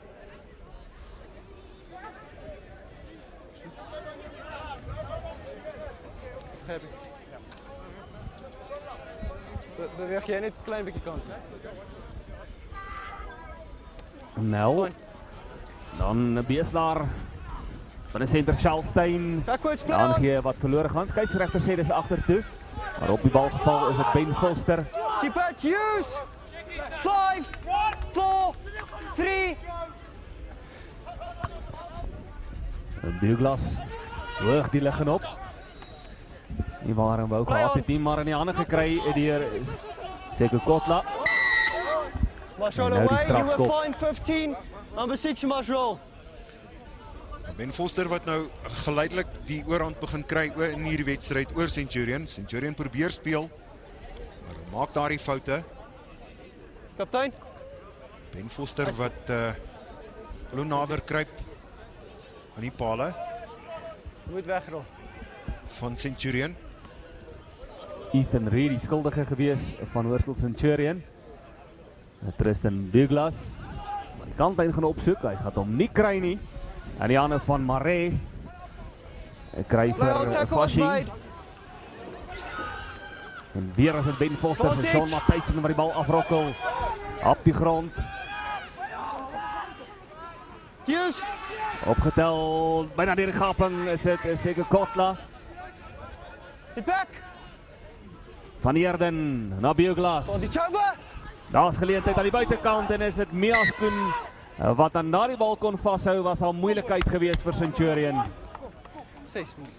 Goeie aangeer deur Jean-Jacques Joubert, maar ek dink nie sy spanmaat het daardie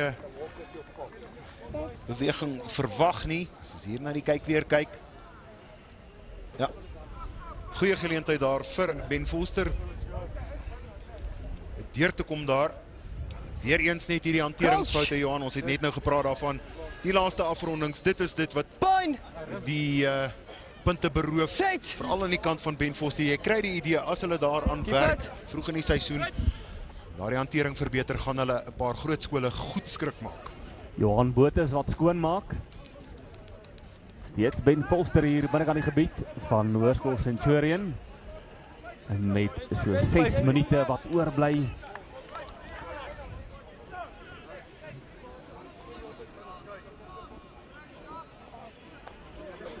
Afgeneem deur Centurion. Skeieregter wat voordeel speel aan Hoërskool Centurion. Elke handjie bygekry in die lyn staan deur Ben Foster. Botus Fashing reguit gemaak deur Kuleman, Waldo Kuleman. Steeds Kuleman. Maar dit is uiteindelik sal weer van Heerden wat hom grond toe gaan bring. Beeslaar. McCrimmon, ja die aangee nie suiwer nie. Voltage. Voordeel aan die Hoërskool Ben Foster. Van Heerden, hy is 'n leekkolletjie. Was dalk die regte opsie gewees. En die hande gekry deur Christo Viljoen, wat moet omdraai. Weer van Heerden wat die bal in die hande kry. Under pressure, no advantage, knock on. Ja, slim steekskoppie vorentoe gewees deur Isilde van Heerden. Goeie werk gedoen daar. Maar ek moet jou ook sê, Centurion wat geleentheid gehad het hier. Waldo Kuleman wat net nou in spel ingekom het. Ook 'n heel agter wat planmaker is, daar die agterlyn. Goeie paar meter gevorder het. Hy is vasgevat gewees en of althans hy het grond toe gegaan, maar hy is nie vasgevat gewees op die grond nie en hy kon daarna weer speel. Dit is 'n baie belangrike aspek van spel ook vir hierdie jong seuns. Daardie spel se kontinuïteit aan die gang te kry en die reëls baie goed so toe te pas. Net by die tonnel uit, dis al. Weer eens die skrum wat probleme veroorsaak daar aan die oorkant. Jy kan hom wegskram. Ja, die lese van die Hoërskool Ben Foster wat sê stryd tot oorwinning. En dit is tans wat hulle hier doen. Hulle stryd tot oorwinning. Crouch. Bind. Set. Van Heerden. Goed regmaak. Beuglas. Weer die aangee. Die laaste aangee wat lol in die hande gekry. Ben Foster. Dudley Jackson. Dis Dudley Jackson. Hy kry vir hom weg in die hande van Kagiso Ramalotto. Hier kan 'n 3 kom. Ek dink die verdedigers van Centurion wat net 'n handjie by kry. Tristan Beuglas, hy wag vir hom op 'n skrimskakelposisie, probeer self deurgaan. Verlies. Van Heerden. Ja, aangee met die bal Ramalotto. Spelers aan die oorkant. In die hande van Sean Matthijssen. En hy kan afrond vir die Hoërskool Ben Foster en dit dalk die koel by die kerk vir Hoërskool Centurion. Sean Matthijssen, jy gaan vir hom nie keer daar nie. Hy het die bal sien opskiet hier na hom toe. Hy was in die agterlyn gewees. Jy gaan hom nie keer nie. In hierdie 57ste minuut. Ben Foster hulle derde 3 aanteken.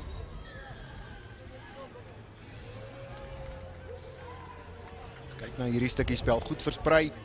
Sean Matthijssen baie goed gedoen, maar die bal hier by skouerhoogte geneem. Man nou wat glad plaas sê, die bus is vol, ek is op pad doellyn toe. En dis 5 punte.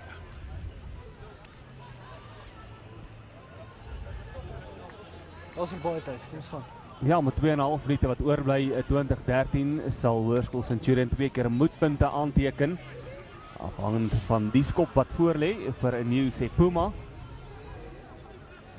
Van sy moeiliker pogings vandag. Let's go. Hy sal sake buite gevaar wil stel met hierdie skop wat hy wel ook dan doen. So dit sal beteken dat Hoërskool Centurion wat regtigbaar nog nie in die tweede helfte kon lyk of hulle gevaarlik wil wees op die aanval nie. Sal 2 keer moet 3 aanteken, 2-3 moet aanteken. Ten minste. Sê die skeieregter daar so 'n minuut en 'n half. En kan Centurion na sy hoed uit hier ruk want Ben Foster konstante druk toegepas. Na die afskop wat hulle ook nie sal help nie. Julle het 'n Bal wat die opsie. 10 tree trek nie. Soek julle die oorskop of die skram? Skram cool. Skeieregter meneer Richard Bruno wat hom baie goed van sy taak gekwyt het, die spel laat vloei so ver as wat hy kon. En dan gee hy ook die opsie vir die hoërskool Ben Foster, soek julle die vaste skrim verseker sê nie maar. of die afskop oor afskop. Natuurlik, hoekom dan nou nie, sal ons die vaste skrim kies. En dit is die hoërskool Ben Foster wat dan so sê. Coach! Laaste minuut wat aangebreek het in hierdie wedstryd. Set! Ben Foster wat 3-3 gedruk het in hierdie wedstryd teenoor die een van Centurion. En dis die verskil in hierdie wedstryd. Nie net wat punte aanbetref nie, maar ook wat gebiedsvoordeel aanbetref. Planne wat gemaak is. Centurion guldige geleentheid daar vir Brou. Weer eens hierdie hanteringsprobleme wat hier insluit. Skoppers, Nieuwse Puma. Kant van Ben Foster wat net met een skop nie kon slaag nie. Die kant van Centurion was dit Ronan McCrimmon wat al 3 sy skoppe pale toe die kol getref het met 2 strafskoppe en 'n verdoelskop. En dit is die 13 punte van Centurion. Hulle sal die N1 afpak daar na Pretoria toe en sê Centurion se kant toe en sê het hierdie wedstryd gehad in die eerste helfte. Set! Het Ben Foster geleentheid gegee om terug te kom in hierdie wedstryd. Ontlyn en is dan die hoërskool Ben Foster van Sanien wat hierdie kragmeting wen 22-13 teenoor hoërskool Centurion. Die wedstryd net hierna Eldorein hoërskool teen Jeppy. Nie te ver weg gaan nie. Ons is net hierna weer terug.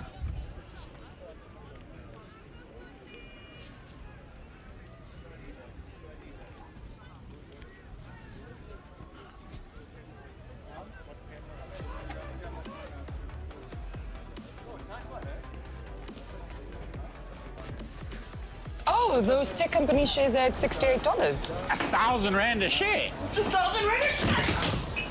Right? Oh, those tech company shares are at $68. R958 a share. What's $958? Right?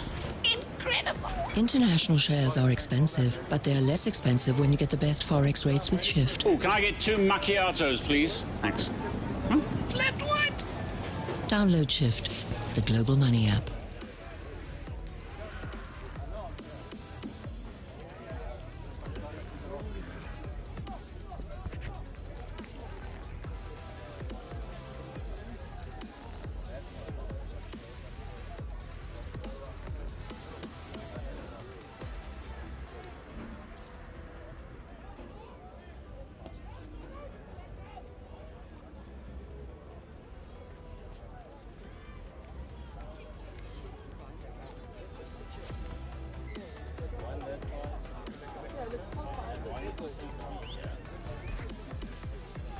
Morning, ladies and gentlemen. Welcome here to Cares Easter Rugby Festival. I'm sure you can hear the excitement in my voice. It's been a fantastic morning of rugby so far, and it's just getting better.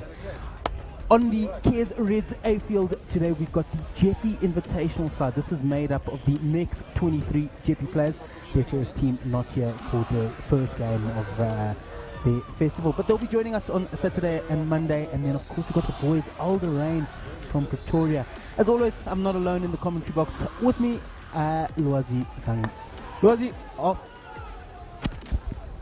after our first game, what can we expect from this next one? First game was an absolute cracker. Jackal, 60 points in the game. Beautiful game. 52 points to Durbanville, 21 points to Nico Milan. Obviously, invitational side, I know from what I can see, Eldorain look like a big pack, which means hopefully they play their traditional game of forward-based. Yeah, JP, always exciting. Love to throw the ball around, so let's see what happens today. Yeah, I think we can expect 2 different styles just as we did in the first game. As we have a look at the Aldorain team sheet here, we're going to be having a big look at the number 9, Nordia. In the last game, we saw how pivotal number 9s can be, and of course, the playmaker. The number 10, Kitson, he's going to be vital as we move on through this game.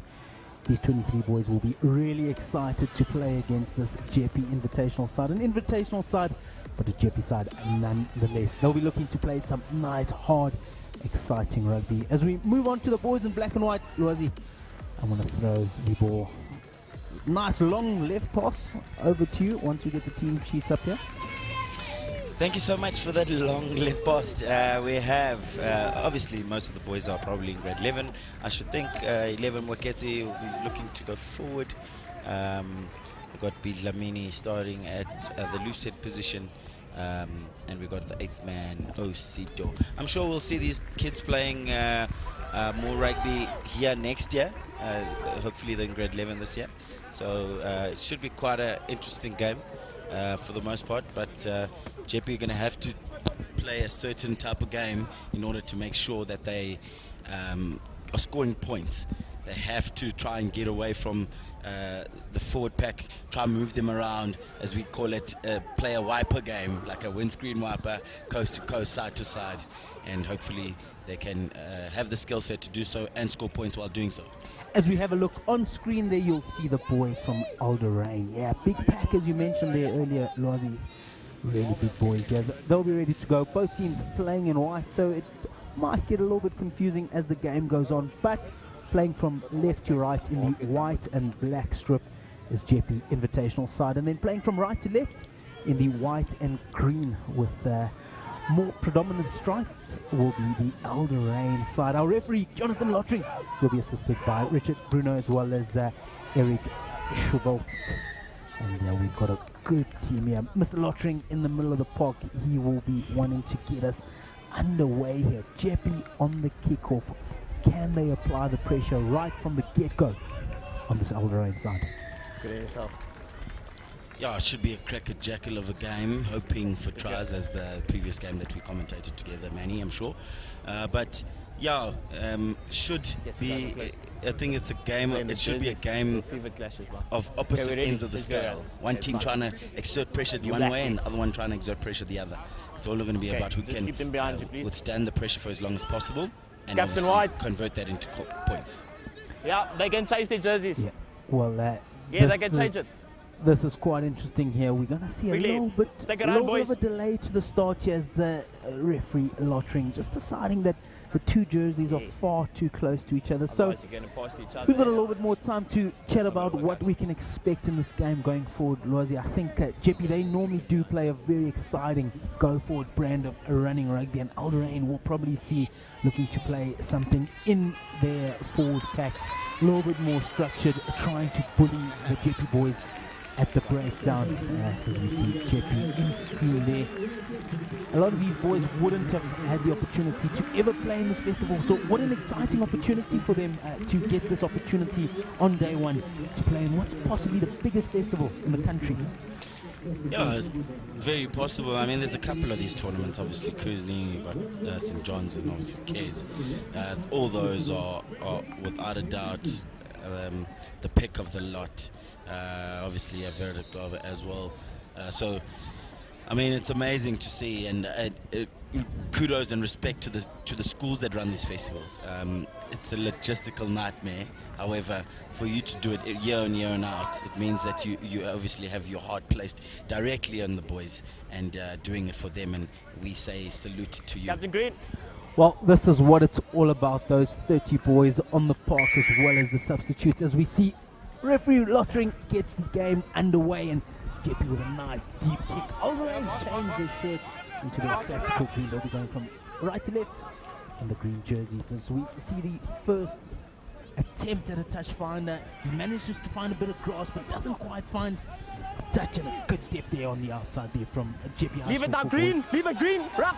Good opportunity now for Alderain to apply the pressure here on Jeppy. Jeppy now the ball on the outside, going forward. Good go forward ball at the moment from Jeppy. So they try and make some progress here against the Bulls and Blue. Ball into the midfield, big crash into the midfield. Alderain holding their defensive line really strong here.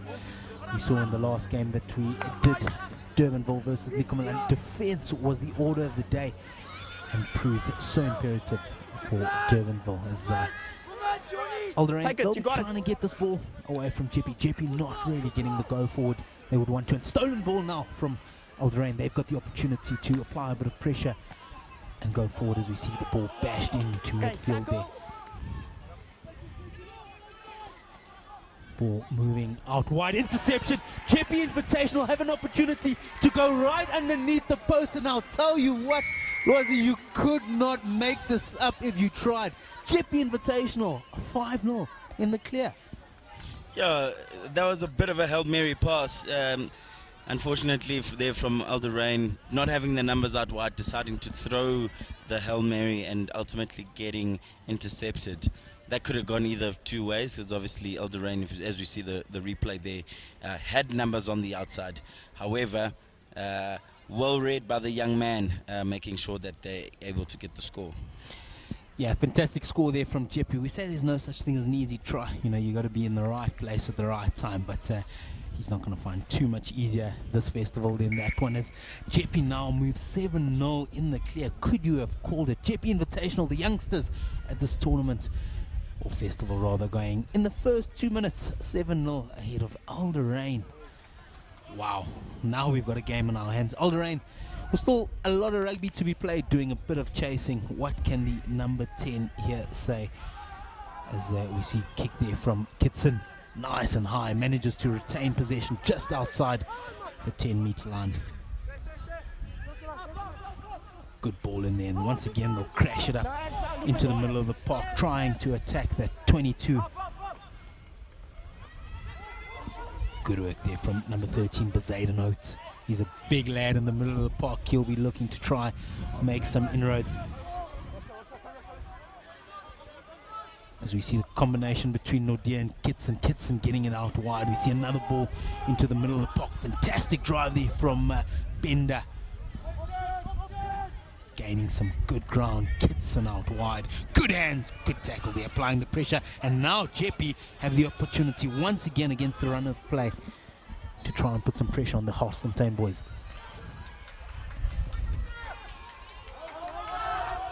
Big tackle in the center of the park there as Jeppy looked to get a line break here. Good line break. And unfortunately just a little bit of a knock on there from the boys in white. And now Alderain have the opportunity. As we see ball out to midfield. Can we see a line break? No dice. Nordia to the breakdown quickly. Nordia manages to spread one wide, and now we go through the hands for Alderain. Good field possession game there from Alderain, as we see Nordia once again. He's at the base of the ruck very quickly. Bezaden bashing it in, and really good defense here from the Jeppy boys, was. Yeah, they're proving to be they're proving their bark here instead of their bite. I mean, it's absolutely beautiful to see Jeppy withholding. They were always going to struggle in the contact position based on the fact that they are kgs lighter. However, they're fronting up, which is beautiful. And yeah, let's see what happens in this game. Jeppy with the opportunity down the center of the field. Fancy feet in the middle of the park. Unfortunately, not managing to get into the Alderain half. And here we go. Boys from Kingsington have a slight overlap. And good tackle there from the number 12, Nell. Managing to force the knock on here. Knock on is the call from the referee, and I think we've got a little bit of trouble here. JP boy not looking in a good way, but Physio quick to get onto the park. Yeah, it's just a matter of him falling ugly, and then obviously players from behind applying pressure. But he should be fine. Those look like groin injuries, and unfortunately can't do anything but rest. So let's hope the young man can at least try and play a game after this one. Yeah, just the one game for this festival for the Jeppy Invitational side, so he'll be hoping to get through all 60 minutes. He'll be trying to live up this opportunity as much as possible. You know, we never like to see injuries. They are a part of the game, but it's nothing we want to see. We don't want to see boys getting injured during these games. Big tackle being put in there, as you mentioned earlier, Luazida. We've got a nice close look here, but the size advantage to Alderain at the moment. Serious units on the park. Yeah, it's the collision point where I think Jeppy will struggle and should be wanting to front up on. If they're able to manage the collisions, they'll be fine. Because they do look like a side that they, on attack, look good. The one-on-ones they'll struggle, but on the mismatches they won't. So yeah, so something really they've got to realize what strengths they have in this fixture, and if they play to their strength, anything is possible. Yeah, exactly that, and that's what it's about, isn't it? Identifying your strengths, trying to take advantage of the opposition weaknesses. As we see the young man just being carried off there by medic and assistant coach Prince Mhlanga. Sad to see, but we hope to see him back in action. Long season ahead of us, and I really hope it's just a precaution at the moment. As we see a scrum down in front of us, there's some concentrated looks there from the forwards of the Elderain boys. They still need to get back into this game. 6 minutes in, 7-0 behind. They wouldn't have even dreamt of this situation, but here they are. Number 9, Nordia.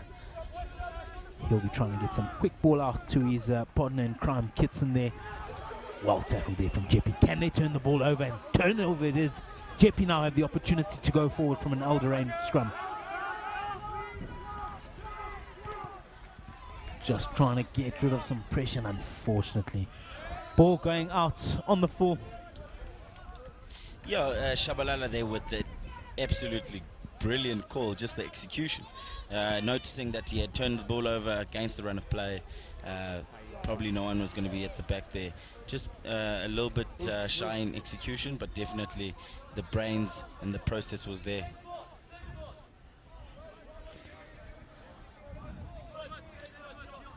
Number 2, stay there. Number 16, Erlang on here for Elderain. Good quick ball into, good 2 ball in there to the front of that line out. Once again, we see big run there from the number 4, Swart. Swart manages to gain a little bit of ground now. Looks like some more forward ball there, and it's bashed in there from the number 1, De Bruin. I think high tackle is the call there. And Jeppy are just going to have to make sure that their discipline is really good here. You don't want to be giving away too much ball to these Elderain boys. Yeah, you definitely don't want to, especially in this part of the field, you know. They've been, first 8 minutes, they've been quite good in that they've had a little bit of possession of the ball, kept them away from their own 22. But now, Elderain with the first 22 visit in the game, do they come away with points, yes or no? Well, I think it's important for Elderain to get back into this game as quickly as possible, level out this game, and try and make sure that they're not chasing this game for too long, as we see number 16, Andre Erlink, with another really good ball, and number 1 bashing it up, trying to gain a little bit of ground as Nicholas De Bruin. Ball going forward here for Elderain. What can they do? As you mentioned, their first visit into the 22 for Elderain. They'll be looking to take some points out here. Getting closer and closer to that try line, looking like a very forward dominant side. They're going to keep the ball nice and close. We see Nordia spreading the ball wide. Can they get over the whitewash? And try time to Elderain. They are back in this game with their first entrance into the 22. How important was that early score for the boys in green? Yeah, absolutely. It's all about, you wouldn't say rugby is all about 22 visits, but it's definitely a big part of the game. And that when you do get to the 22, that you're able to execute your plan and score points. As we look in the replay there, JP, my apologies, Elderain doing exactly that, seeing the contact collision point as one that they can dominate, using the big pack of forwards to go forward and forward again, and eventually Groneblom scores in the corner.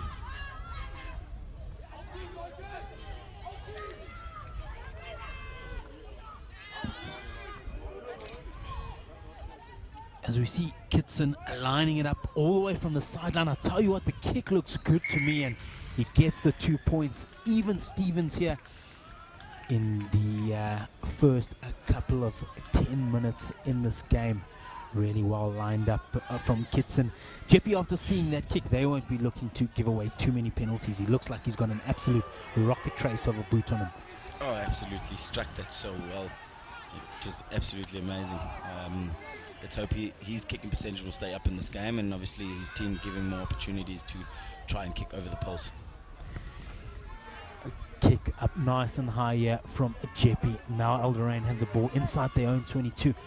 What can they muster here? Jeppy with the possessional advantage so far. Good kick there from Nordia. Bombs it up.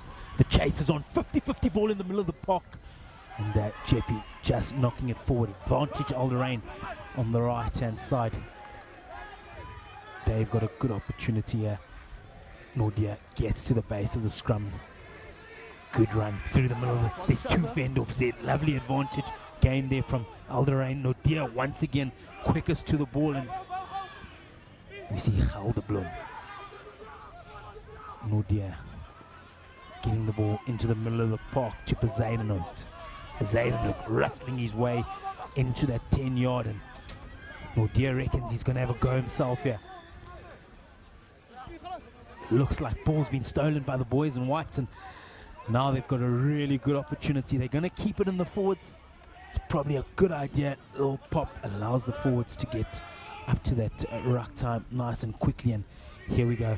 Boy from Kensington have an opportunity, finds a little bit of grass in behind Alderain. And Rosie, what do you think of that tactic, trying to find a little bit of grass? Think they should have kept ball in hand? What do you make of that from Jeppy at the moment? Yeah, Alderain had the kicking space covered. He should have, best case scenario, should have kept on, hold on to the ball, recycle. You've hit another touchline, try to take them to win the game, see what happens.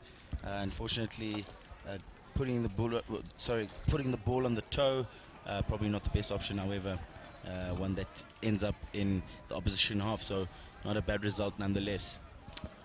Yeah, I think plenty of learnings from the lads as we see another injury on the far side there. I think it's looks like a Jeppy boy down on the ground, and yeah, lots of learning opportunities here from the Jeppy boys. A lot of them will be hoping to see themselves in the black jersey here next year for the first 15, but plenty of opportunity to learn. They'll be taking this into the season, into the main season, getting the opportunity to play against other second teams.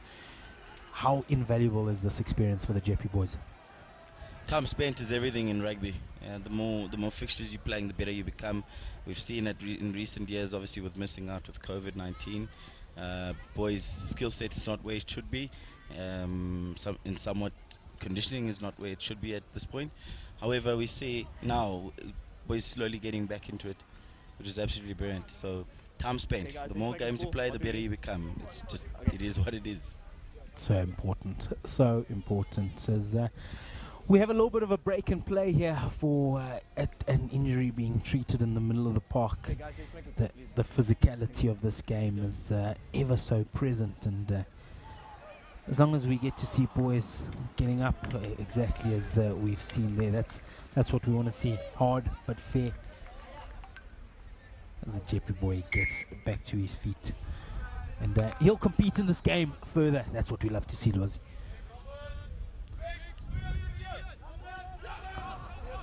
Ball in touch there from Jeppy. Unfortunately, they do manage to get it, but just forward off the jumper. Referee lottering the wiser of that situation. Coach is shouting at me. I have to give you a scrum. Tell him not to shout at me. As the referee just taking the handle on the game here, making sure that there's not too much outside interference, but Alderain will be looking to go forward through Donovan Nordia, their number 9. Himself and Rainer Kitson have linked really well to get quick ball out to the backs. We haven't seen as much back attack from the boys in green, have we, Lozi? No, we haven't. This is actually the first time where they'll have good clean ball. Let's see what happens. 13 receives, bust up through the top. Forwards around the corner. No, yes. One goes around the corner. One receives. The numerical advantage is on Jeppy. Can they go for the ball on the ground? Yes, they do. Do they win? No, they don't. Ball comes back on the inside. Alderain looking like the dangerous side now. Obviously, numerical advantage on the left-hand side of the field, choosing to go right up the middle of the park. Jeppy boys a bit narrow on the defense. Someone shoots out the line, makes the shot. Good call nonetheless. Unfortunately, Jeppy knock on.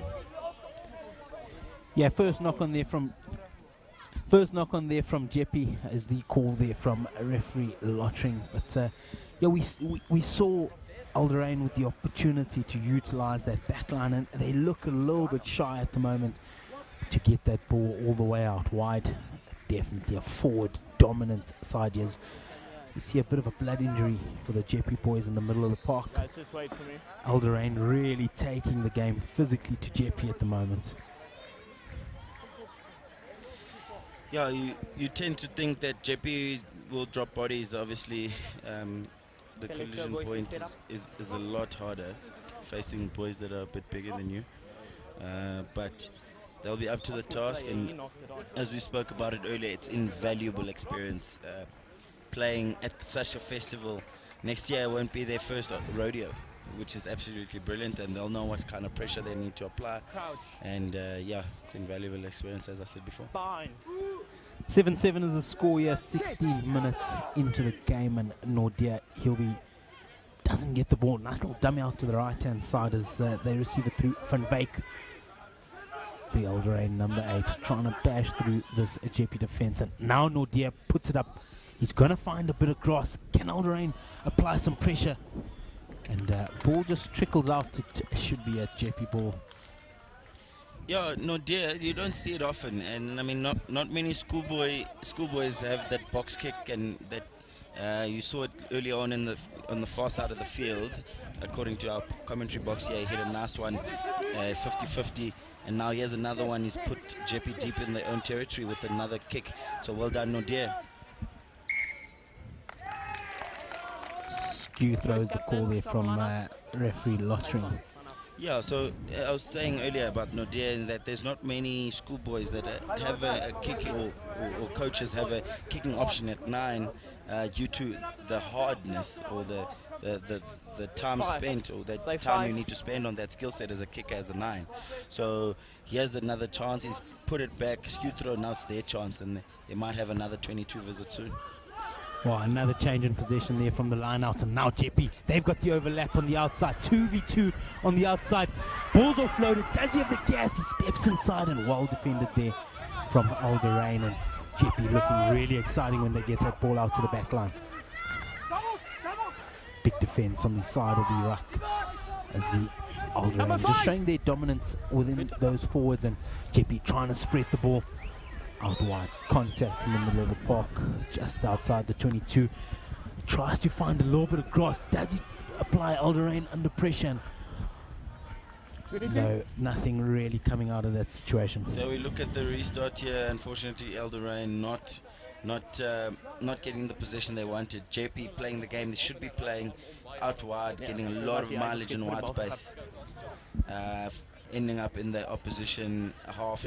So you'd like to think they'll try to set it to wide space a little more, and be a little bit more patient and not kick the ball away in the top third of the field. Yeah, it's been Jeppe's game that, as we see the 22 drop out. Jeppe with a nice clean collection, and see the fancy feet there being dealt with in the middle of the park. Now, good opportunity out to the left-hand side for Jeppe. They look to swing the ball all the way outside through the back line. What can they sum up here on the left-hand side? Another opportunity for Jeppe, and Alderain defense has just been up to the task. Yeah, but they've been up to the task, but the amount of mileage they're getting into wide space to Jeppe is absolutely unheard of. I mean, that was 40 meters easily. So Jeppe will be, I'm sure, will have noticed now that their best attacking option, the one that they can apply pressure the most, is through in wide space. So hopefully they get the ball there more often, and I love the +1s that they're employing as a forward pack. Lovely work as we see the boys in green with a error there from Bazadenhood, maybe just taking his eye off the ball a little bit early there. And Lozzie, if this is the Jeppe Invitational side, I look forward to seeing the boys in black. Yeah, me too. I mean, if this is the invitational side, I mean, the main side must be absolutely amazing. We actually had some Pox playing them on Saturday, so oh yes, so game on. Should be a nice epic battle, which we're looking forward to as well. You can't do any video analysis on them now. It's going to be completely new on Saturday. Yeah, they've played the games before. What you're saying is you've got all the video you need. Got everything we need, brother. Brilliant. Love to hear it there. Okay, you stop green. As we see big scrum from green. Go scrum. Referee just asking them to stop pushing. And Rosie, tell us, how much has the game changed now with all the video on offer as we have a look at this scrum once again? Yeah, big push in there from Alderain. Stay square for me. Referee just asking them to stop at that point, possibly just not hearing it. But how much has the game Crouch. changed now, Lozi, with the amount of video on offer? You don't Fine. physically have to go and watch JP anymore. It's so readily available for you guys, isn't it? It's absolutely amazing because all it does is that it allows you to prepare better. And there's nothing like preparation when it comes to coaching, playing, etc. This goes both ways. Players watching the opposition player, what is he strong at, what is he weak at. It doesn't take a coach to have to tell you that. And we always encourage our boys to make sure that they're watching lots and lots of rugby, because that's where you'll get the small things that could win games, or that could means you have an edge on the other team. So yeah, Super Sport Schools doing a fantastic job at uplifting rugby in South Africa. Yeah, it really is fantastic. If you cannot make your way down to Kes Easter Rugby Festival, as we see the kick there, touch being missed, but a bit of grass being found there. And now, JP, this is the game they want to play. Bit of space with their backline. Fancy feet in the middle of the park. And once again, really well defended there from the number 14, Bosch. As we see ball out into the middle of the park. JP just trying to find the right angle, set up for that electric backline. And here we are, 3v2 with cover defense on the cards. Like the idea, they're trying to take it into contact and offload it. Oh, the fancy feet from JP is just fantastic to see. Slow ball, yeah, from JP, and now the ball goes out. They've got numbers on the left-hand side. Crash ball once again into the middle of the park. Alderain's defense really solid at the moment, and unfortunately that final pass not quite managing to find the hands of a JP player. Yeah, JP employing the tactic that they should be from minute one, and they've been fortunate enough to get a lot of inroads in wide space. So I have no doubt that they would have seen it, and you can see they're trying to shift the ball to wide space as soon as possible, and they're getting some nice inroads there. So all to play for 23 minutes into this fixture. All to play for 7-7 here at the Kes Easter Rugby Festival.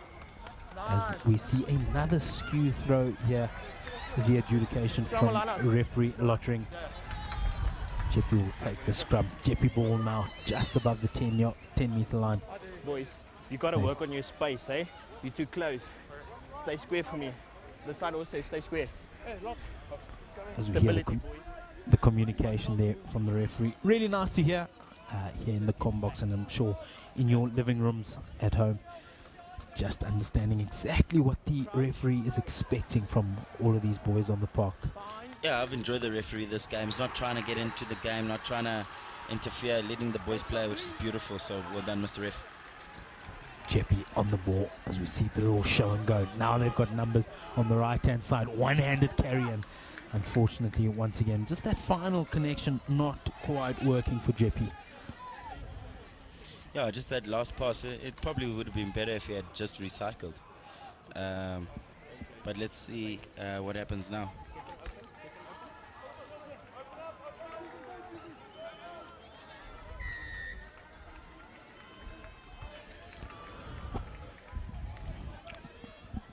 Ball in here from Erlenk. He's going to look to try hit his jumper. Up they go. Good win there from JP, stealing the ball off an Alderain line-out. And now JP have that opportunity. Alderain in attacking formation. They just get back in defense. And ball lost there in the maul there from Alderain. JP can't afford to make those kind of mistakes. And now here we go. Through the number one there, Nicholas de Bruin. Really strong. Upright at tackle time, and Nordia with that skill you're talking about. Rosie manages to find some grass. Which way will the rugby pull go? And into JP hands it go. Alderain in a really good position here now, just above the JP 22. Can they try steal this ball from JP? JP get themselves into an awkward position. Retain possession do the boys in white, and now Bryce Samuels will have the opportunity just to give Sietu the chance to find a bit of grass. Grass he finds, and now Alderain, they're going to look to run it back through their number 15, Gelderboom.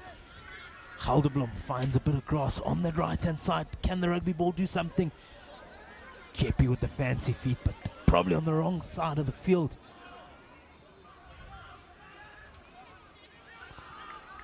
Go forward ball now for Alderain. Bashing it up through Nicholas de Bruin. Jeppy up to the task. He inside there, 22. Ball goes in through Bender with some space. Nordia quick to the ball, and now we go through Erlink. Nordia quick ball into his number 6, Kutsia. And we see another error there from Alderain. Advantage being played there for offside. Says battle is starting to get to them slightly. Yeah, it's probably the beginning of the onslaught. I think that's coming, but so far they've been up to the task, and let's hope they continue to do so. Trouble here. Jeppy have the opportunity through an Alderain mistake. Can he find support? Now we've got the ball out. Big defense once again from Alderain, and I've loved it when Jeppy run the ball at their opposition, and now Jeppy on the ascendancy through their number 9. Can Bryce Samuels get quality ball into their forwards here? Jeppy soldiering forward. Slow ball here for Jeppy. And I'll tell you what, it's a turnover. Alderain now back on the ball.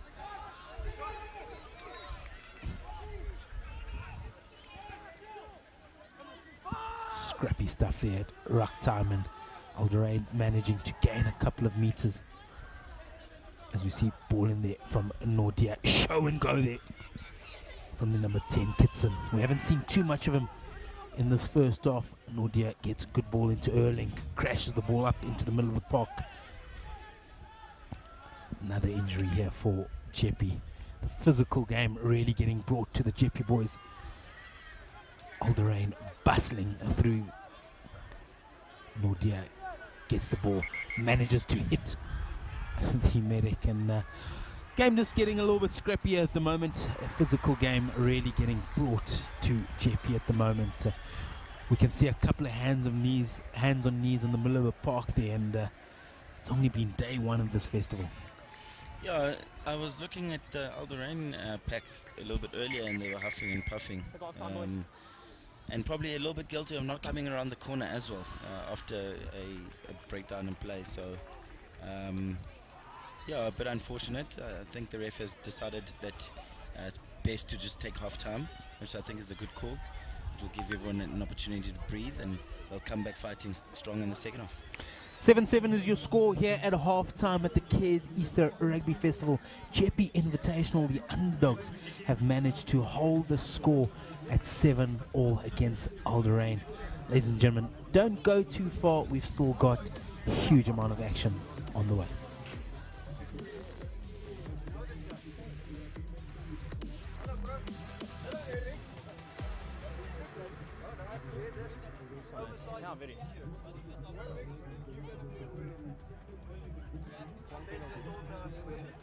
Oh, those tech company shares are at $68. 1,000 Rand a share. It's 1,000 Rand a share! Right? Oh, those tech company shares are at $68. 958 Rand a share. What's 958 Rand? Right? Incredible! International shares are expensive, but they are less expensive when you get the best forex rates with Shift. Oh, can I get 2 macchiatos, please? Thanks. Flat white! Download Shift. It's time for one of these men to deliver. Done with your games, the poison in my veins, but poison now Sharp technique, and that looks good. Venus charging, and he's going to get it. Sabine again. Wow, decent finish. Don't miss the battle to be the undisputed fastest man in South Africa as Wade van Niekerk lines up against the best over 200 meters, live and in HD on SuperSport on DSTV. Oh, those tech company shares are at $68. 1,000 Rand a share. It's 1,000 Rand a share! Right? Oh, those tech company shares are at $68. 958 Rand a share. What's 958 Rand? Right? incredible. International shares are expensive, but they are less expensive when you get the best forex rates with Shift. Oh, can I get 2 macchiatos, please? Thanks. Left what? Download Shift, the global money app. Yeah, I called it in time, eh? That's I called it in time, eh? How much time? There we go.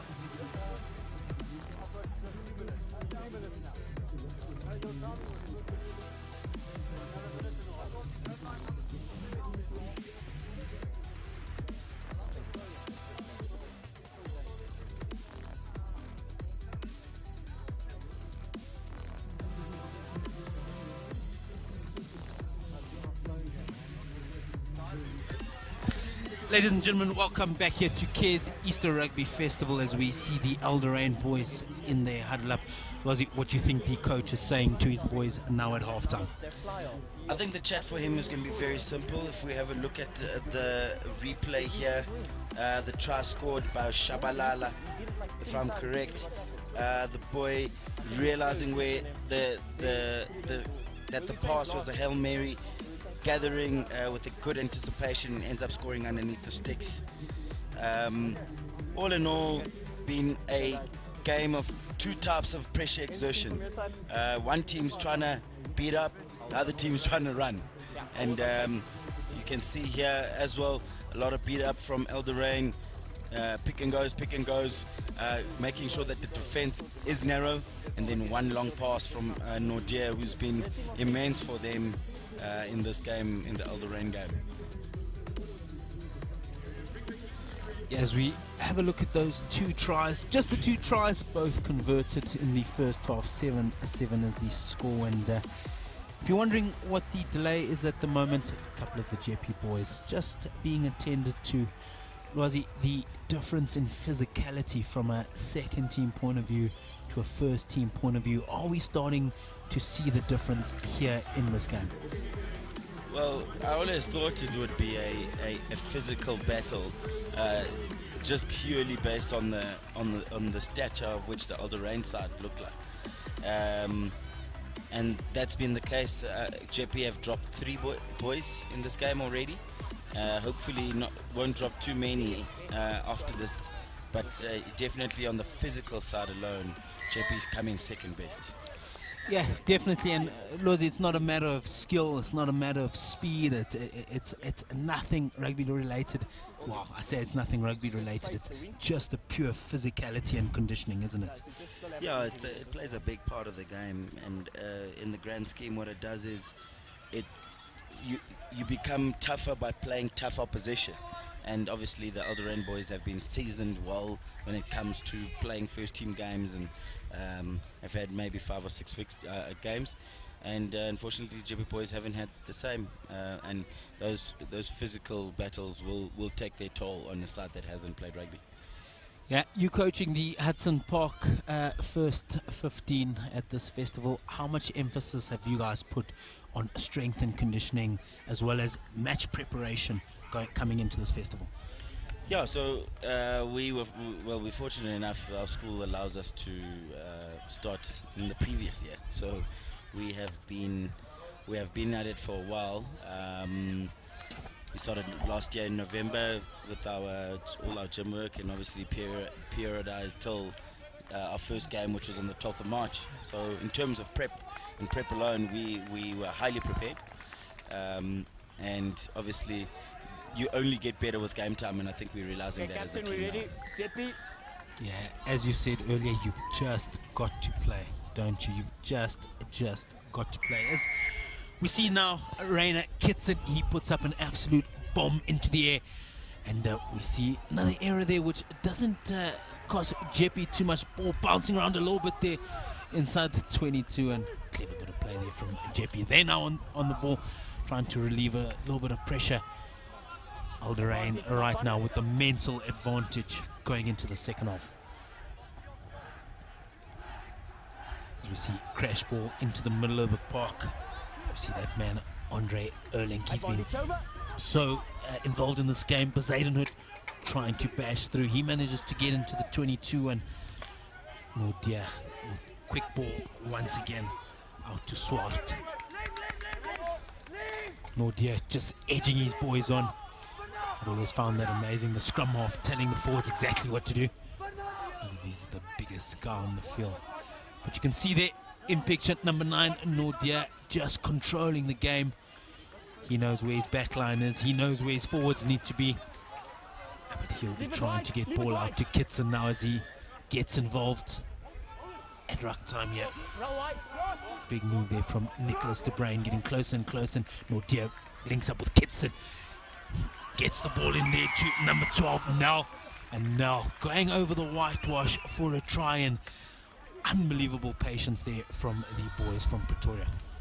Yeah, Nordia being the pick of those, marshalling those forwards in the way that they obviously had a chat with the coach at halftime and realized that they're dropping bodies, might as well carry on with what we're doing, and ultimately bash will get us the tries. And it's a tactic in which coaches employ and players employ, and you play to your strength on the rugby field, and Elderain's certainly doing it. Their strengths are, we are big, we will try to come at you up front, then give it to our backs, hopefully to finish. And we look at their, in pure Elderain form, how they scored their first try is how they scored their second.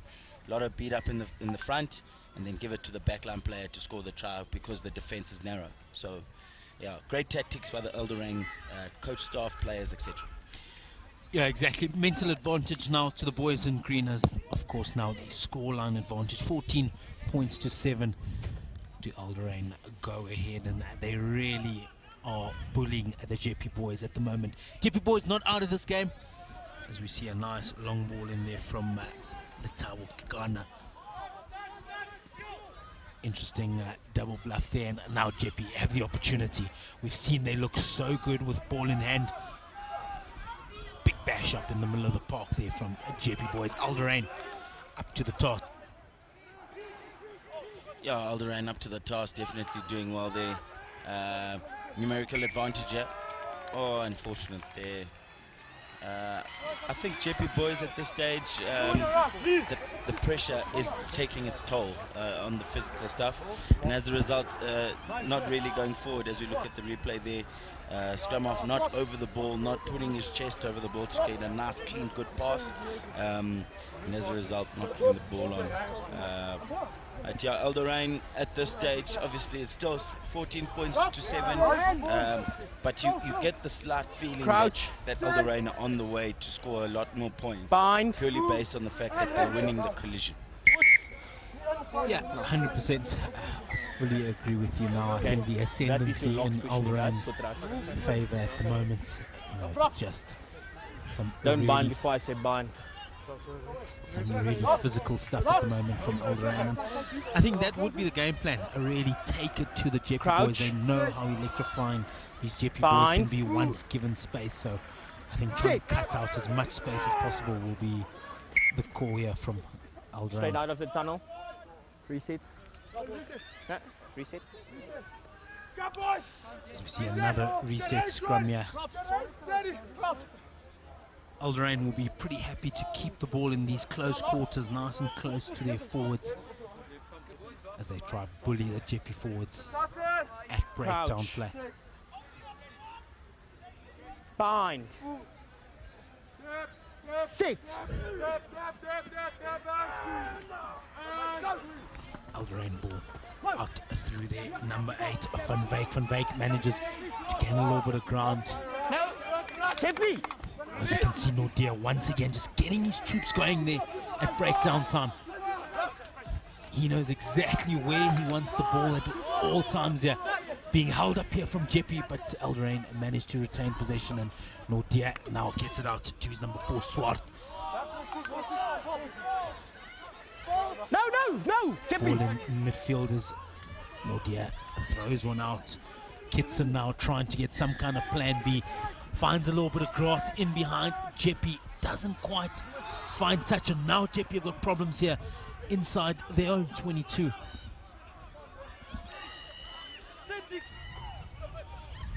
JP are going to try and find a nice angle here. No hands, green.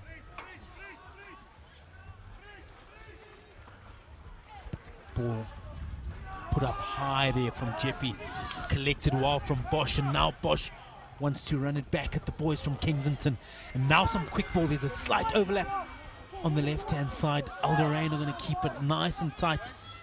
Can they utilize this overlap on the left-hand side? Bezuidenhout retaining possession, fighting for the pull there. Advantage in Alderaan's favour. Nodia into Bender. And now we see Swart managing to gain some ground. Nodia on the right-hand side. He spots a bit of space. And unfortunately, ball backwards, just in behind. Alderaan collected there from Gelderblom, the try scorer. Nodia into De Bruin. No tackler. They really enjoy keeping the ball in close quarters. Alderaan ball doesn't look like it's going to come out. It is their advantage. See ball being bashed in. Entry into the 22 now for Alderaan.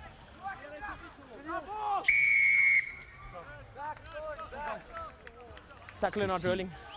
As we see a penalty for not rolling away there at ruck time. Penalty there, or penalty there for side. Yep. It looks like there's going to be a shot. Just put the ball down there. Yeah, a bit of a bizarre decision, in my opinion. You got to go forward. However, that being said, points on the board, put it 2 scores away instead of 1. Good call by the Alderaan captain. As we look at the replay here, running across the field, lots of chat coming in, put it on the toe, and they do, and obviously it's paid its dividends at the moment.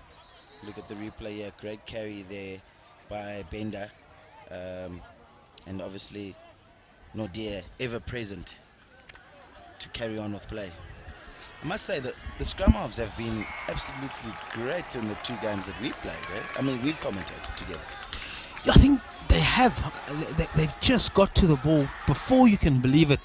There really hasn't been any slow ball due to the scrum half not getting there, as we see Reynard Kitson slotting the 3 points over there.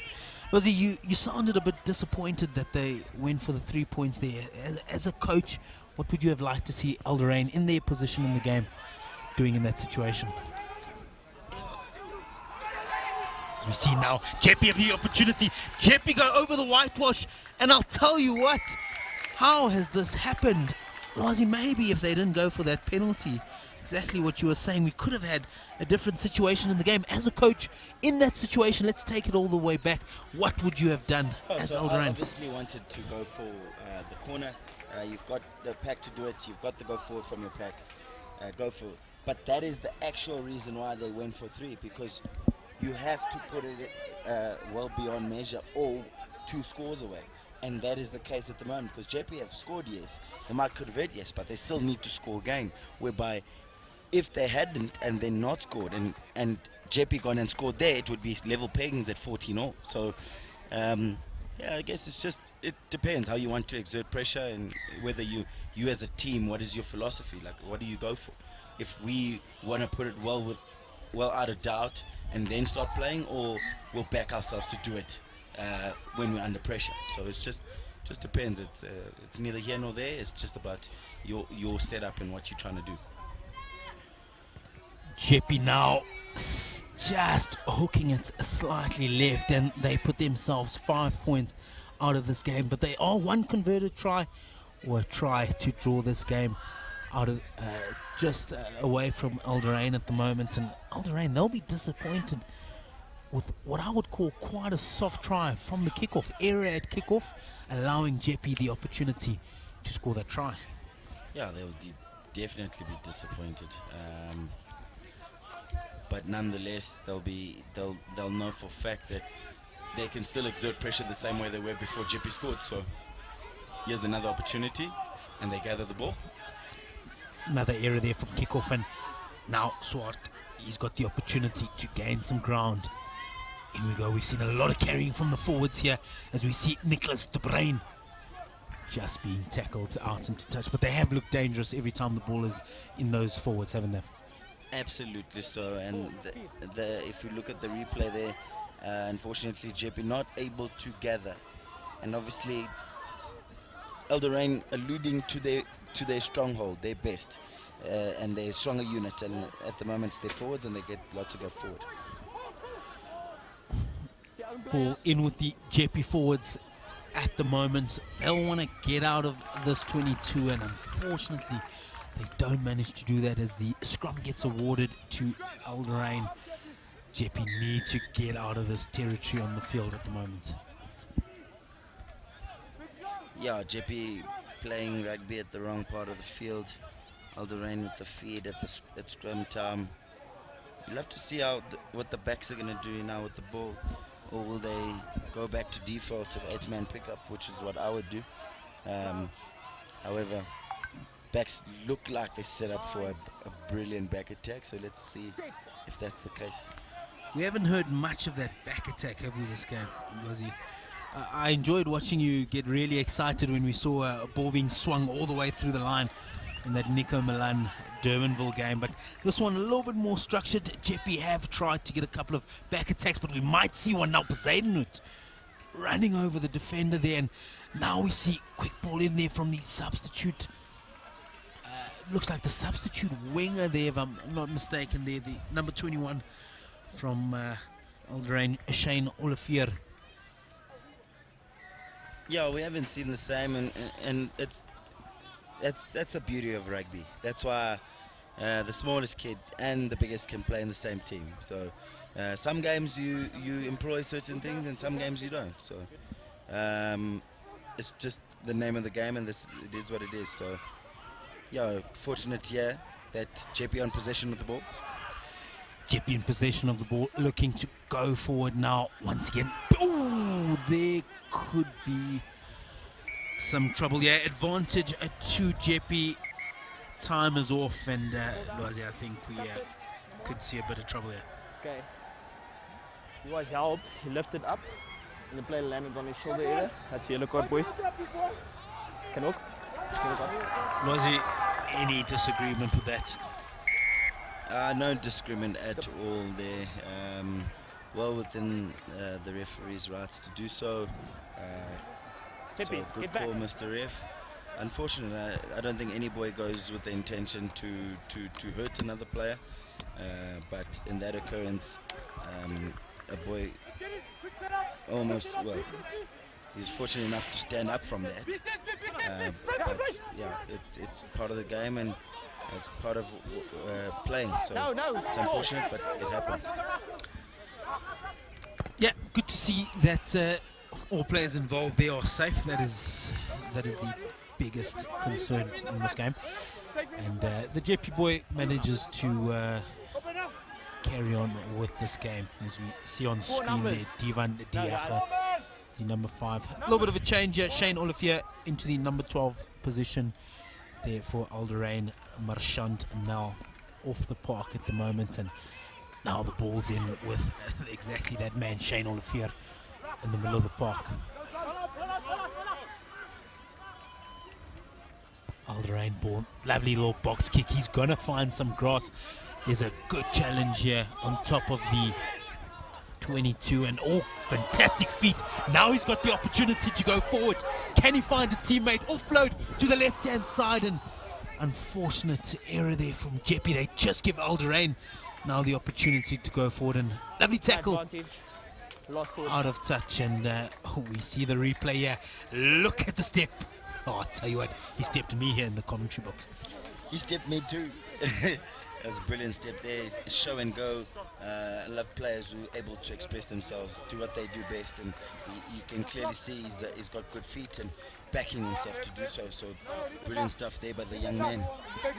I just look forward to seeing these guys next year. I just can't explain. You know, I can't say this enough. If this is what they're producing as an invitational side next year, wow. That's what I can say. Wow. You see the referee just matching up numbers. 7-7 in the scrum here. Elderain, they've got an opportunity now to go forward. They're one man short, but they'll be matched up 7v7 as Bezuidenhout looks to bash it up once again in midfield, trying to use his bully tactics. Big boy runs really hard. We see Nordia linking up there with Mayberg, Van Wyk bashing it up in the middle of the park, not held in the tackle. Man on the ground.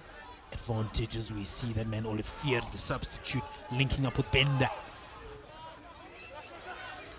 Nordia, quick ball out to Olivier. Lovely little under the arm pass there. Erlink, he's joined the back line. Always love to see a hooker joining the back line, and a box kick there to try find some grass from Nordia.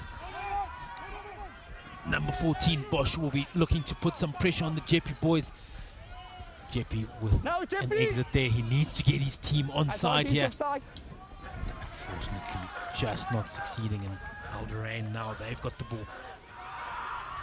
Alderain in a promising position here in the 22. Driving forward. We've seen how powerful this pack is. Yeah, advantage.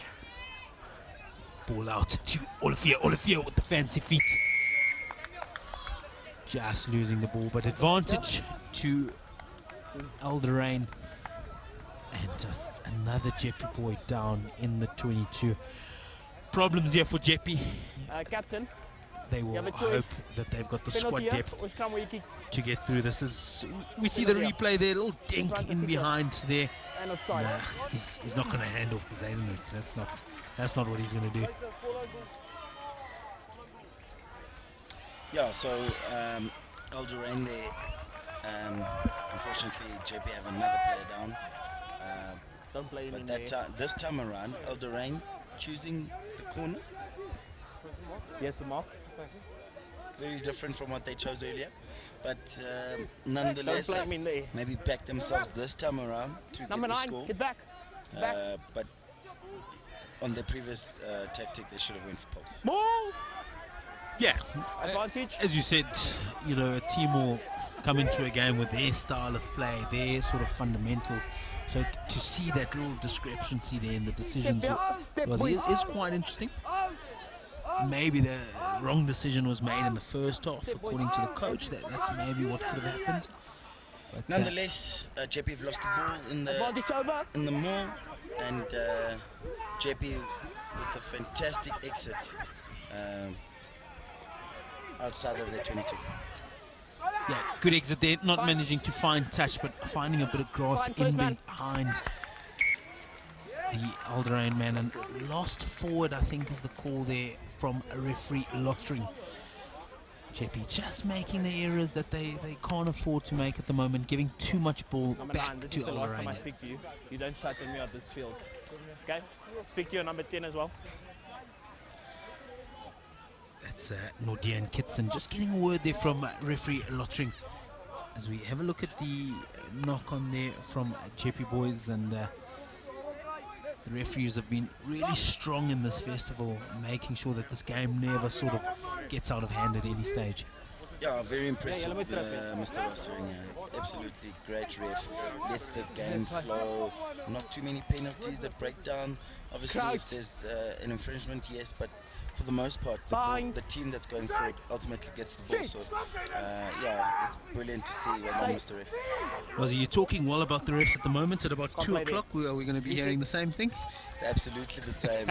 I've been fortunate to be on either side of the scale, so a coach and a referee. There we go. And as a referee, I got my fair share, so I understand what it is, and I think now that I do coach it, it's for me it's just it'd be like hurling abuse at myself, which I'd never do. So yeah, I have massive respect for referees.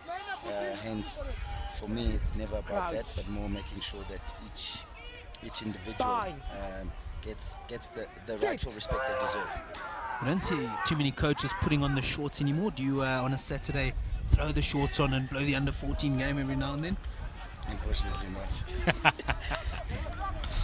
So you see ball in there from Nordia. Nordia manages to find a connection with what looks like Nicholas de Bruin. Nordia, quick ball, and unfortunately an error there. Take the ball, take it. Unfortunate error there, and good advantage there from Mr. Lottering. just allowing Jeppy the opportunity to go forward and play some rugby, but not getting the advantage that they would have wanted to do.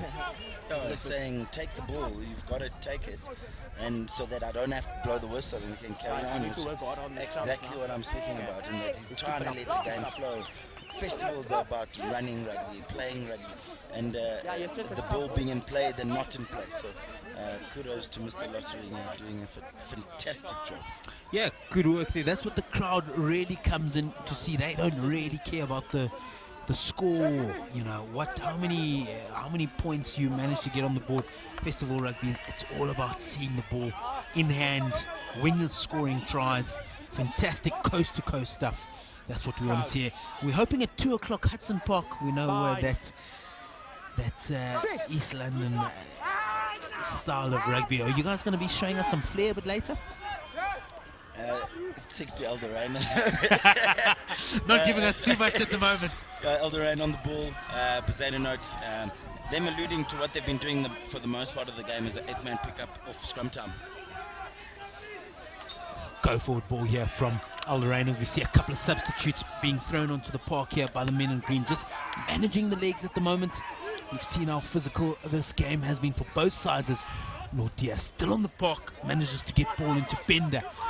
He's had a lot of run-ins and great steal here from Jeppy. Now they've got the opportunity and unfortunately ball not going to hand for the boys in white. Knock on is the call there from referee Lottering, and Jeppy, given the opportunity, have really looked good on the ball, wasn't it? Yeah, they really have, and unfortunately they haven't had much of the ball in the second half. I mean, we're 22 minutes into this half and they've barely had any form of attack, let alone a 22 visit. So, yeah, Elderain clearly the more dominant pack at the moment and team. So JP a bit unfortunate in that they aren't able to employ the best way to apply pressure, if you hear what I'm trying to say. So, but that's due to just pressure, unrelentless, sorry, my apologies, relentless running, pick and go, pick and go, pick and go, and eventually you will crumble, which is applying pressure at the points that hurt the most, is that's what rugby's about. Number 18 on the park from Alderain. Now ball out to the right hand side. He's not too happy with that move there, but Alderain going forward. They managed to avoid the touchline there. Bit of slow ball here. Referee's having a good look at that, and now they've got the opportunity through the midfield. It's that man once again. Number 1 from Alderain, Nicholas De Bruin, bashing the ball up. And Poseidon Hood playing a bit of a juggling act. He's still got the ball. Big left hand fend off there. Nordia on the boot, charge down there from Jeppy, and offside is the call from referee Lottering.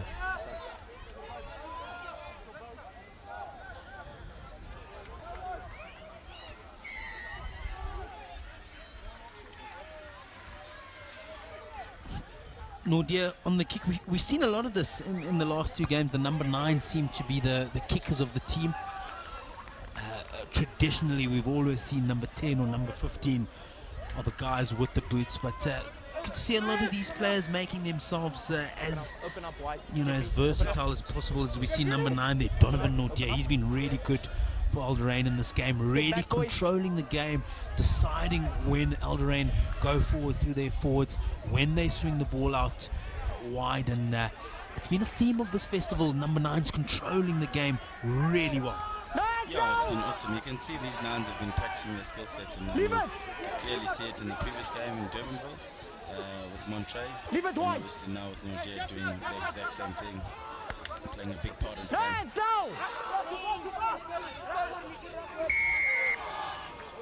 Penalty awarded to Alderain. Jeppy boys just starting to look a little bit leggy, but they'll know that they've got 1 game in this festival. They've got to make it count. 1 hour of hard rugby to really present themselves, and they've presented themselves really well in these 55 minutes. A couple of injuries, so the depth at Jeppy really coming through, and now we see them going back to the tactic of getting points on the board. You were good, yeah, but tackle must roll away. And now they, obviously at the moment, they're 7 points away. My apologies. a try and a conversion would mean that JP would win. So ultimately 8 points away, you'd force them to score twice again. The right tactic to employ now. They could have been done a little bit earlier, but yeah, eventually they got there, which is brilliant to see. Donovan Nordia lining up for the kick here. His hairstyle makes me think he might be a grade 11 or maybe just a debutant in this team. If he is in grade 11, there's beautiful things to come out of that youngster. As I said earlier, the skill itself of a box kick is tough.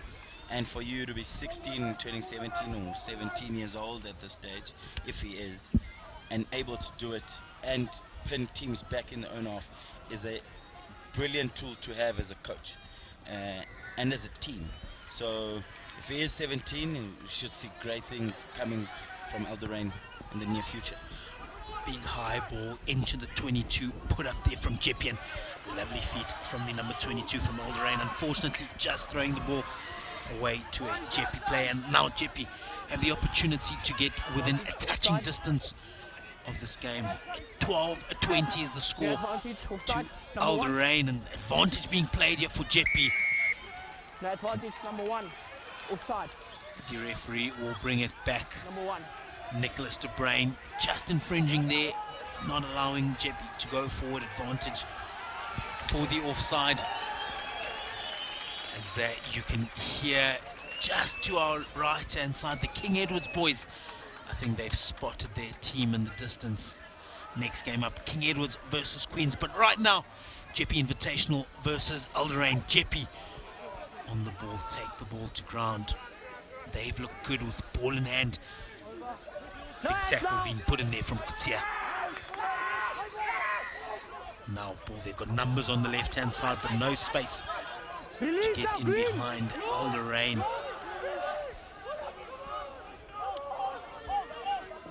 Slow ball here for Jepi, just keeping it nice and tight, creating a bit of an angle, slowly gaining ground.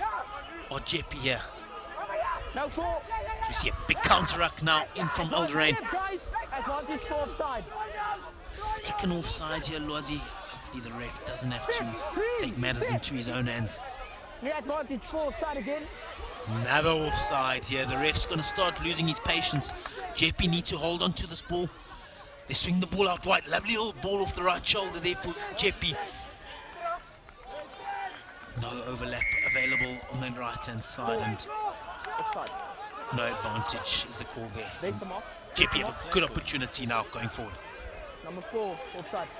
Yeah, so Jepi choosing to employ Alderain tactic with the picking goals. But obviously here we go. Quick tap this time around. Leave it now. Ball in yet, just outside the try line. Good little offload out to the right shoulder. Can Jepi make something work here? 5 meters out from the try line. Now we're going to see good recycle ball going all the way. We've got a slight overlap on the right hand side. Can Jepi show some fancy feet? Unfortunately, not quite managing to get past the defense of Alderain, but they are in the ascendancy at the moment. And Alderain managing to get the turnover. Jepi looking so good, but just getting isolated at Rucktown there to the boys from Kensington. Yeah, unfortunately getting isolated there. And obviously Alderain showing that they too can defend, and making sure that Jepi does not get that consolation try. They're many. Yeah, Alderain wants to make sure that this game, as we have a look at the replay up. Yeah, but isolated there. Unfortunately, he found himself in white space. It was on. He did back himself and unfortunately got tackled. However, he was isolated, and first arriving players were from Alderain, and they rightfully won the ball. Yeah, he had to go for that space in the 1 minute on the clock, probably a little bit less than that. The space was kind of there. So, yeah, fair credit to Jepi sticking to their brand of rugby. Now, Alderain on the ball. Absolute seconds left in this game as we see referee Lottering calling the game. Loazi, last thoughts on the game before we wrap this up? Yeah, it was pound for pound.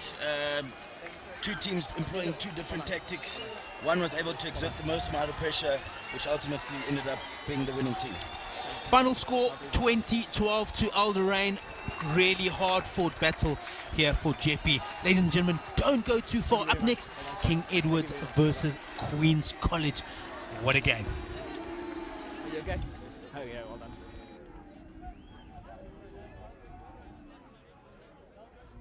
Mike. Hey, penal. This March, join the DSTV Compact table and feast on our full course of mouth-watering fixtures.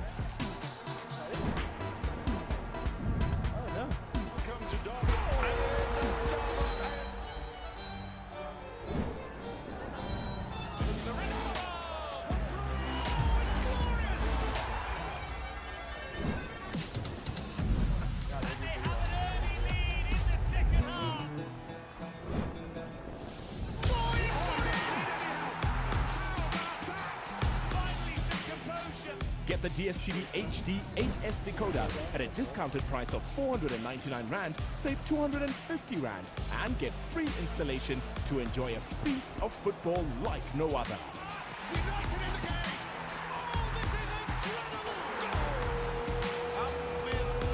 Only on Supersport on DSTV Compact. Kumnande Kaya. We'll just bring it down. I'm probably going to change the battery at half time, so maybe we can come back.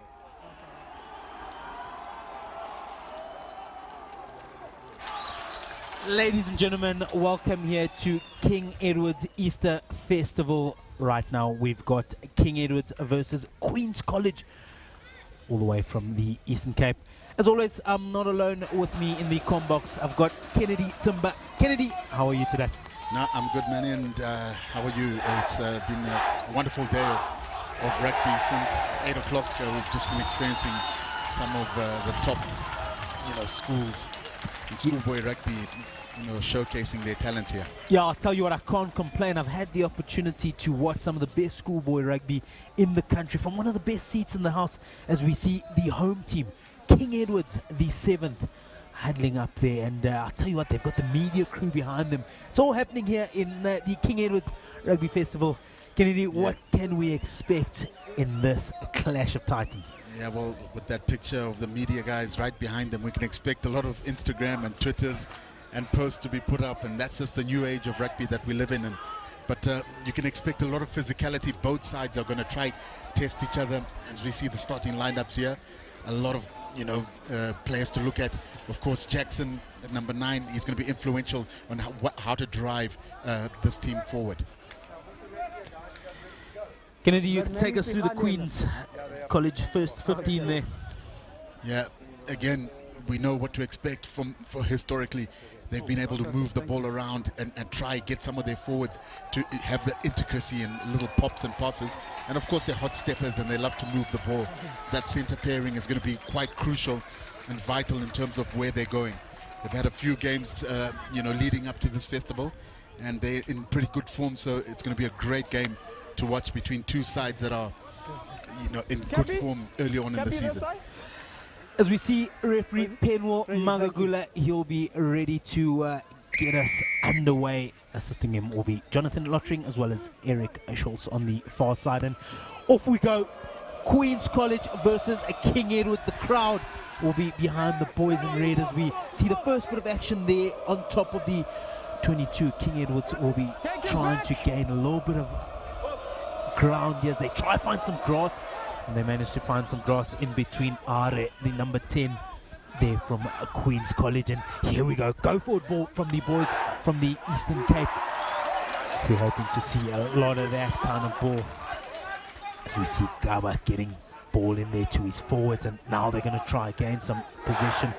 Knock on is the call from a referee Magagula. And King Edwards will be looking to apply some pressure now on these boys.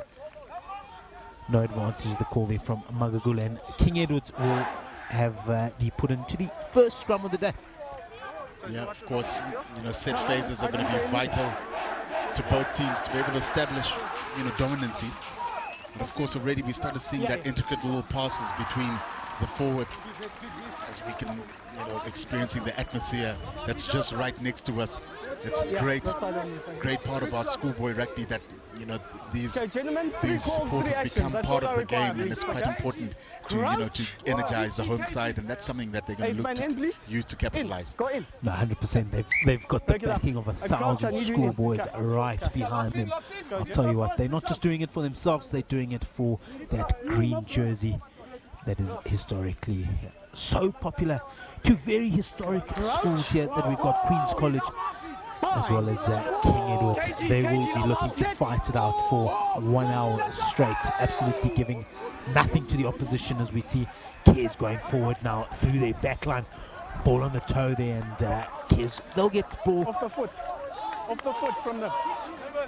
Yeah, of course, the referee indicating it's off the foot, so they still get a chance to regain ball. The first line out for Kez. It's going to be important to see what options they look at. It seems like they're going for a two-man line-out. This is something new. I love innovation. Let's see how this operates. It really confuses the opposition already how to defend, because they're not usually used to a two-man line-out. Oh yeah, exactly what you're saying. And now we go forward through the kid number 3, Ricardo de Oliveira, bashing it up in the center of midfield there. Nice quick ball, but the rush defense, Queen's College up to the task here. They're not going to be taken by a surprise by these Kez boys. So you see Brent Jackson getting good quality ball into them. Big tackle in the middle of the park here. Yeah, accidental. Slightly late is the call there from Mr. Magagula, but you can't be on the ground playing the ball. You need to be up. Yeah, he's rather fortunate not to get a penalty there. He was on the ground and regained to play the ball. He has looked to, that's a second kick that he's looked to put through, and both of them being charged down. That one was off the foot, and maybe he should look to maybe spread it, because they're probably putting a lot of pressure on him. I think they realize that he's a kicking fly off, so they're trying to just nullify that threat of his. 8 men. Yeah, Tirani Masondo there, the number 10 for King Edwards. As we see currently on the ball now, Johnny. Ball out there. Can Johnny retrieve it? Here for Queen's College. Big tackle being put in there from the boys in red. Queen's College, they're going to look to get out of their half here, just keeping the ball in with their forwards at the moment. Looking for the right angle to get the ball to their number 10. Take it back. Forwards, wait, number 5. Taken back is the call there from referee Magagulan. Now King Edwards have the opportunity to run it back at Queen's College down the left-hand side. Look at the gas here from King Edwards. And a fantastic tackle being put in just inside the 22 there for Queen's College. Wonderful run. And you really know where it's your home side when you make a break and the crowd just are going wild.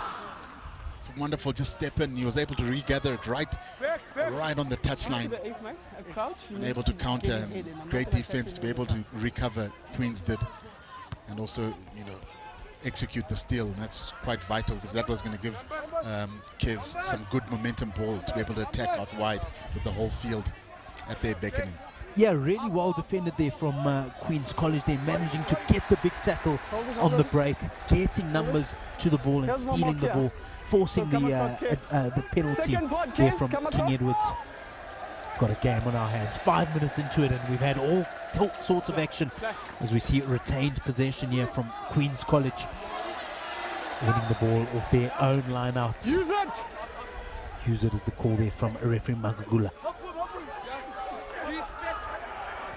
As you see, big maul here, gaining a little bit of ground for Queen's College.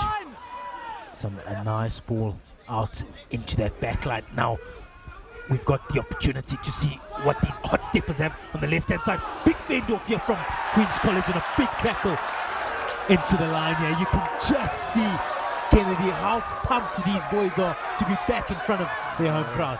Don't you just love schoolboy rugby? And it's all about physicality. In the first 10 minutes, you are just sussing each other out. Great movement of the ball. Trying to give him the big fend off. It sort of worked, but he got assistance. And that was right in front of the crowd. That's where you want to make that big hit, because that then fuels the rest of your team. Step back. Again, both teams' lineouts have been shifty and 50-50, as you'd say. they're going to have to look to make sure that they're accurate in their line out. Yeah, 100% here as we see Dallasir getting ball in. Good collection there from King Edwards. Backwards is the call from the referee, and now we see Butale with an opportunity to go forward there. The Cares number 8. Slowing it down. Nice ball in there from Brent Jackson. He gets it to his hooker Dallasir. That's up. Okay. Again, advantage being played. Cares would like to see if they can use this and really capitalize on it. Of course, that defense has been really doggy and really tough. Advantage over. Means an advantage being called over. Yeah, tough call. They really haven't gone anywhere. They went sideways, but not frontwards. Oh, the school know it. They've got some big boys up front there ready to run as we see ball in behind you. A little chicken wing pass, unfortunately, not quite working, and knock on is the call. King Edwards ball, and I tell you what, the adrenaline running through this game, Kennedy. I don't know if it's just me, but my goodness. Yeah, you can feel it, and I mean, it does help when all the action is right in front of the crowd that you want it to be, and it just, you know, it gives you that extra lift. But they've been directing it, and the game's being played between both halves, and they're still feeling each other out. It's going to be interesting. Whoever then is able to sort of get points on the board is just going to feel a bit of, you know, a drive behind them to be able to surge on within the game. Interesting setup by the back line there. You can see the blind wingers falling inside the 10. It's going to be interesting to see what type of move they look to threaten here. Well, it's this exciting now. Can you imagine the boys in red go over that whitewash? I think we're going to blow the roof off this place. Yeah. As we see ball in now, once again in behind. They've got numbers on the left-hand side. Can they get the offload? Really well defended there from Queen's College. Cares have another opportunity to go through their number 4 here.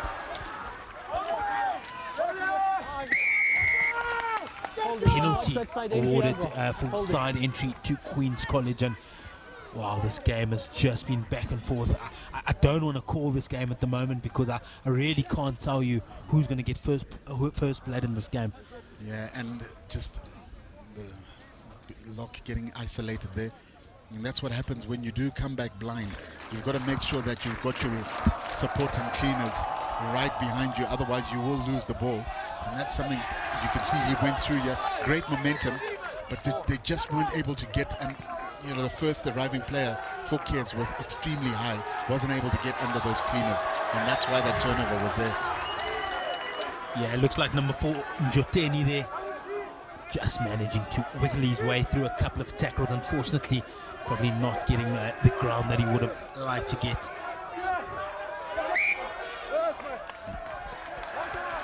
Yeah. A delay because there was too much movement.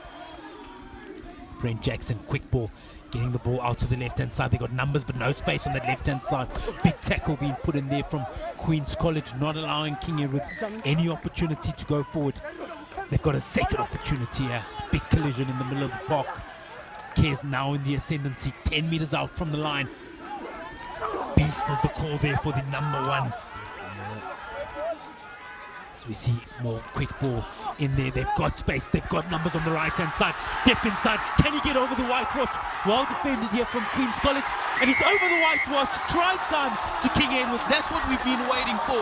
The number 14 for Cares, Tato Jones, manages to get over the whitewash. And oh, what a try. Yeah. So there's the line out. You've got Jones to get the ball. We're taking the too long. ball Get the touchdown ball in. right in front of the crowd that you can hear them cheering. There they are. This is a wonderful constructed try here. That back door that was hit here was crucial because you were able to get that skip pass, and that just gave him a bit of momentum. Of course, he isolated his defender, but he kept on driving his legs and was able to cross over the try line with 2 defenders on his back. And that's a wonderful try there by Jones. Yeah, fantastic work there from Jones as we see the respect being given from the school. There they are, the King Edwards boys. They're right behind their lads on the field. Oh, you can It's see the first kick of the day. It's always important if you know, when a game is this tight, every single point matters. Can he add those 2 points? Yeah, good 25 to 30 yards out. Cardoso, he'll be looking to slot this straight down the middle. You can see the concentration on his face. Can he get his team 7-0 in the ascendancy? A first try of the game. Can we see the first conversion of the game being successful? Looks good. It's bouncing off the left upright, and Cardoso, he'll get those kicking nerves out of the way. Looks like he's got a massive boot on, doesn't he, Kennedy? Yeah, and he's running back and saying, gents, let's turn it on. You can see him wheeling that hand. Let's turn it up, let's turn it up. It's an excellent kick. You know, not the easiest for a right-footed kicker. Caught on the right side of the field, always difficult to be able to angle that in. But he used every means by using the post to get it in. And of course, it's 7 points to 0. What will Queens do to be able to nullify? Of course, the kickoff, always a contentious issue. After you've just scored, it's important for you to get your kickoffs. Big kick there from Harry. Manages to put plenty of pressure on the case number 10, Masondo. Last feet, gents. Last feet. Use it. Slow ball out there. Inside the 25. Lovely box kick there from the number 9, Brent Jackson. He's been really pivotal in this King Edwards game, getting quick ball in. He's got the ability to kick. Really marshalling his troops. And gained some good ground from 22 all the way just above halfway. Lovely box kick just to relieve some pressure off the boys in red. Yes, of course, Queens have got a chance now, but their lineouts haven't been that steady. Something that they would like to get right. Ball in, and unfortunately not successful there for Queens College. Cares now have the opportunity to go forward through Dalcia. Lovely little kick step there from King Edwards. Big defense here from Queens College, not giving Joteni the opportunity, and lovely kick there from Masondo. Manages to find the touchline inside the 5 meters there, and fantastic work there from the King Edwards number 10. Lovely kick to put Queens College on the back foot. And you could see that early on, the moment that tackle was made, it was a huge tackle, went backwards. He understood that they had gone back, and he dropped into that corner. And that's the best way, just to strike it, just almost soft enough for it to get that roll. And that is a well-placed kick. You couldn't get any better. Well, they say there's no such thing as perfection, but I think that's a perfect defensive kick there. No, definitely. And of course, Queen's lineup continues to struggle. Cares offside. It's drop all the way back 10. Just relieve pressure there. Drop all the way 10, something number 1. they need to focus on, Queens, is their lineouts. This is about the 3rd or 4th one that they've struggled to either find a jumper or overthrow, and that's something, that timing that they've got to get right.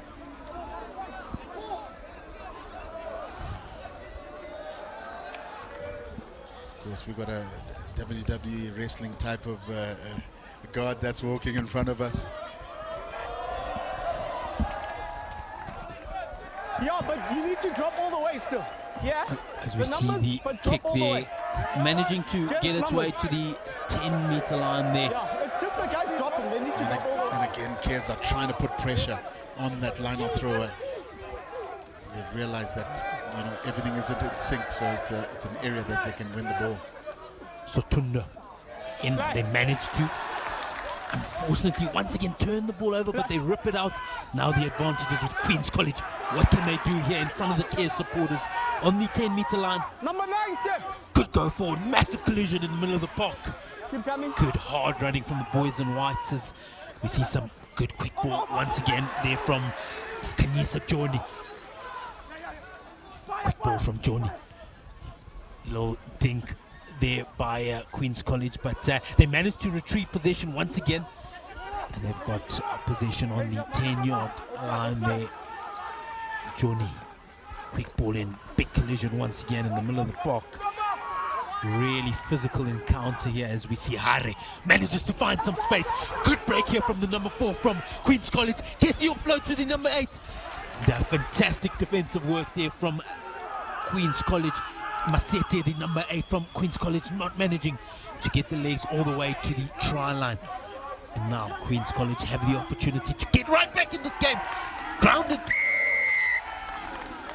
And try time here I think is the call there from referee Magagula. Really good work here from Queen's College to get themselves 2 points within touching distance to the Cares side. And it was vital that they get a try. Excellent work by the whole team, actually, in terms of just where they came from. That was an attack right from deep in their half. And that was just wonderful hands and wonderful decision making. This little break here with the half little pass there, that was key. And the forwards had to do their part. Look at this little offload there. And you had to make sure you retain the ball there. And it's something they did. And they looked to pick and go on the blind side. And that's where the try came. Excellent try. You can see his teammates are just cheering him on. And it's important that they hit back. Otherwise, the game was starting to just sort of, get a bit tricky for them because they didn't have that much ball and possession and territory. And that's something that they've been able to nullify quickly with, their first visit to Cares 22. They've been able to add 5 points. Will he be able to make it 7? A fantastic try there from Kwakanya Kamteni. Getting over that whitewash. Can Hare now make it an even Stevens game? Unfortunately, just pushing it out to the right-hand side. 2-point game here at King Edward's Easter Rugby Festival. King Edward's 7, Queen's College 5. Kennedy, what a game we've got on our hands here. Yeah, definitely an exceptional game. Just looking at Harry's kick there, he just sort of almost kicked it in a hurry. And that's something that he needs to do, slow down as he's approaching his kick. Yeah, not quite 10 meters, and that's obviously, Number 9, Captain. I think, Cares mustn't try a rush and try too many trick plays early on in a game of this magnitude. Opt maybe for the longer kick. That way you can, put the opposition under pressure because they will be under pressure to kick the ball out. You retain the ball with the line out. We keep the gap and then it's set, we go. Okay. Captain Kanyisa Joni, the number 9 from Queen's College, opting to go for the scrum here. Just splitting the field, but it's looking left-hand side dominant at the moment here for Queen's College. Is there a double bluff on our cards, or will they be looking to attack down the left-hand side? Keep that double bluff always works, especially you stack aside with 5 of your attackers and 1. That's when you look for the 8-9 pickup. Crouch. You can exploit that open side.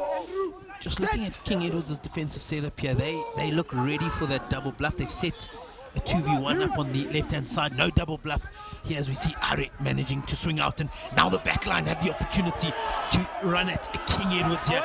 Number 15. Stemela manages to get some good crash ball on the left-hand side, and now through the forwards. King Edward's trying the rip ball. Sutonda not allowing that to happen, and now we've got a break here from Queen's College. Queen's College go over the whitewash. What a fantastic break here from the boys in white, and oh, how this game has changed. Fantastic break there on the inside from the number 16 from Queen's College. Unbelievable work from the boys in white. Kennedy. Oh yeah, wonderful try. You said it. And just exceptional in terms of how they're moving the ball. That blind side option that they took, and again, it seems like Cares' defense pattern is a bit staggered. That's why the scrum half here was able to look at that half gap again, a half loop, and he hit that line so solid. Fullback slipped, but he was well away for his try, and that's a great try by Queens. Sort of silence the crowd. The crowd was in the game. Now that's the best way if you need to silence and you're far away from home. Will you play rugby like that? And it will always help push that score up, which they have done.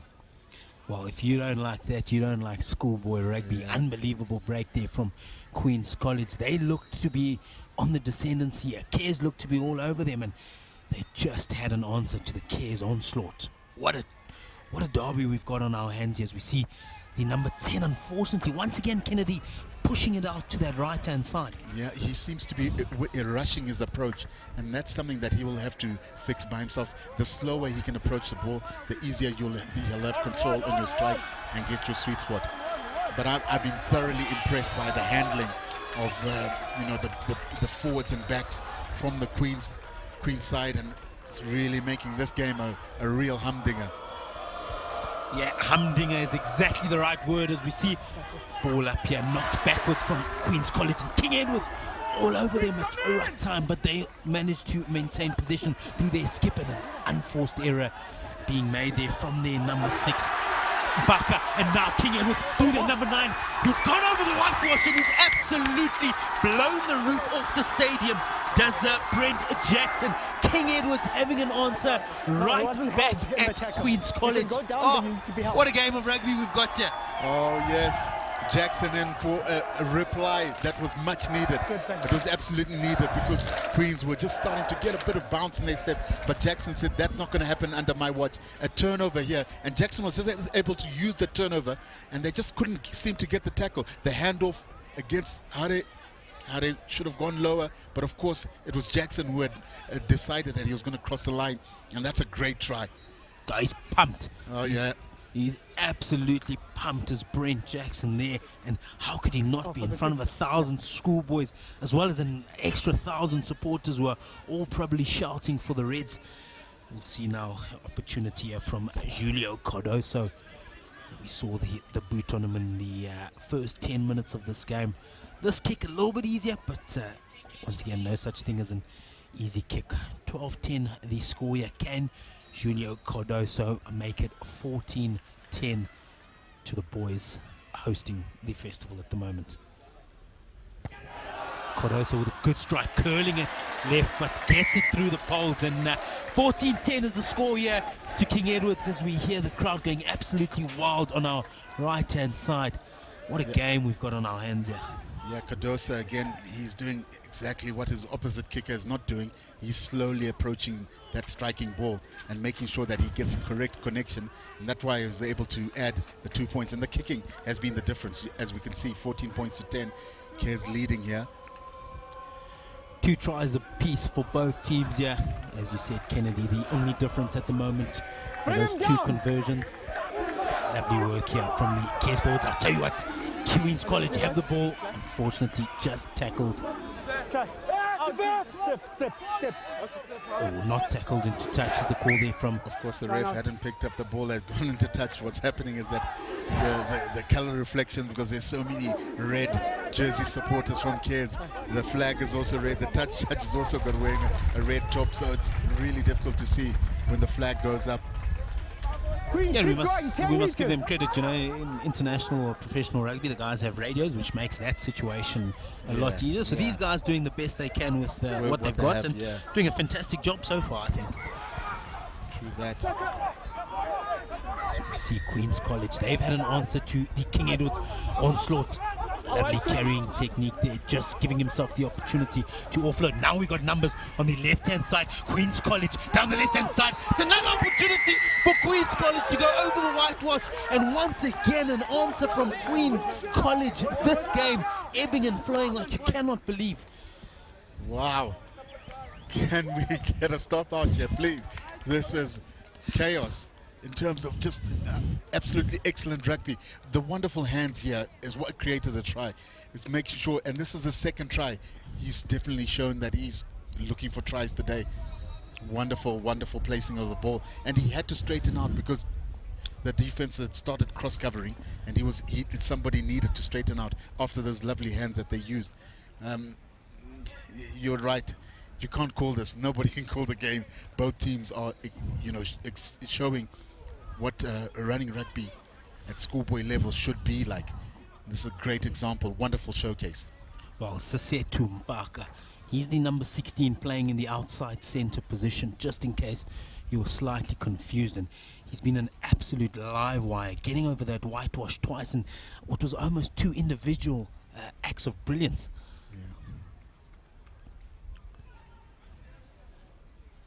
As we see Tushin Hari once again, Kennedy just pushing it out to the right-hand side. And that one was a connection error. You could hear the moment a ball slaps, and it's almost like a soccer slap, that's a connection error. You need to have a solid sound. That means you've struck the sweet spot, and that way you get good momentum and good length with your ball. So that's just a kicking error that he would have to fix. Kennedy, you'd almost rather a kicker hook the ball a little bit too much as opposed to slicing it, wouldn't you? Yes, of course, after having 2 or 3 kicks that have sliced to your right-hand side, you would obviously look to use that option.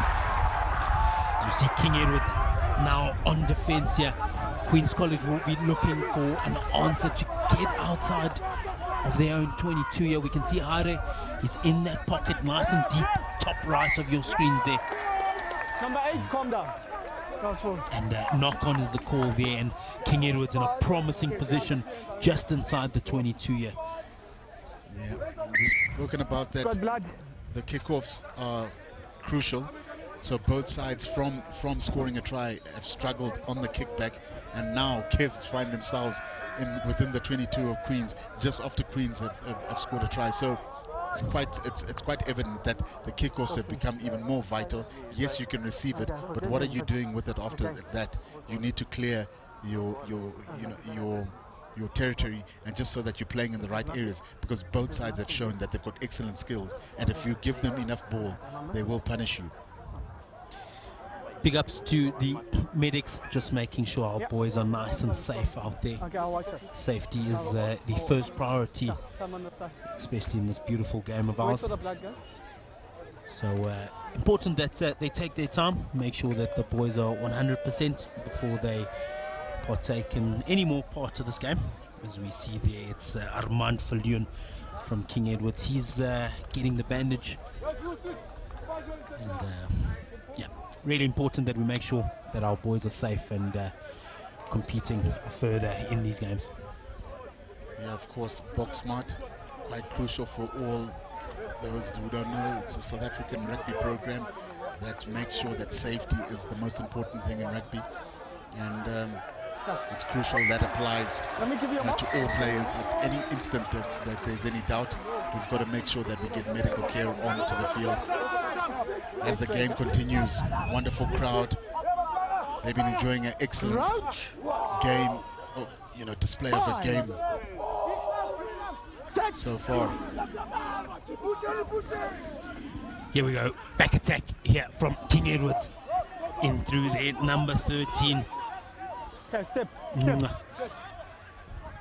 Good ball into the number 8. Now they got numbers on the right hand side, well defended from Queen's College. They've been really good on defense of Queen's College. Ball into the number 3 there. The Olivier, now out onto the right hand side. Unfortunately, just being tackled out into touch. But Kes looking so threatening every time they go forward. Yeah, again, they look for that skip pass that resulted in a try earlier on. Sometimes once it's worked once, don't try it again. Again, but we've got an injury. You can see, there it is, that long pass. They had options to drop a little back pass for the players inside him, but he opted for that long pass, and that just seems to have created a bit of a niggle for the wing of Kes. He's limping slightly. I think maybe it's just a twist of the ankle a little bit. It's been extremely physical. Both sides have decided that physicality is key while using, the skill passing or passing. Wonderful pickup, and there again, evidence of the physicality that's being on show.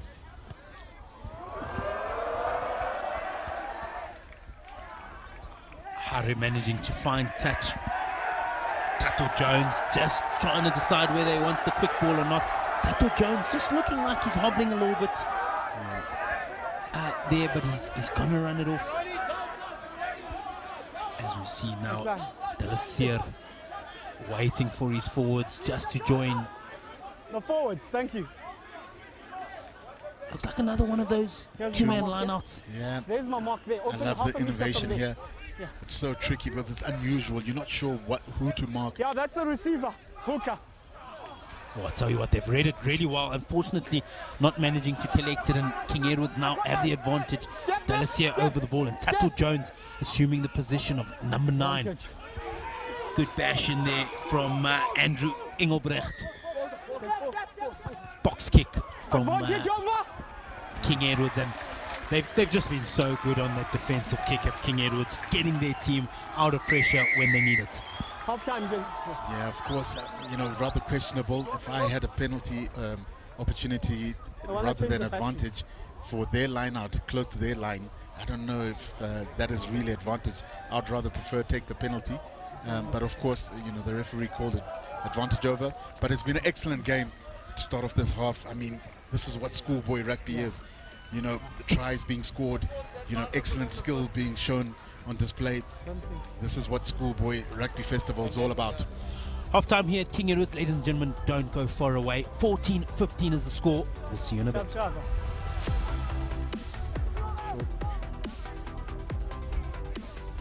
It's time for one of these men to deliver.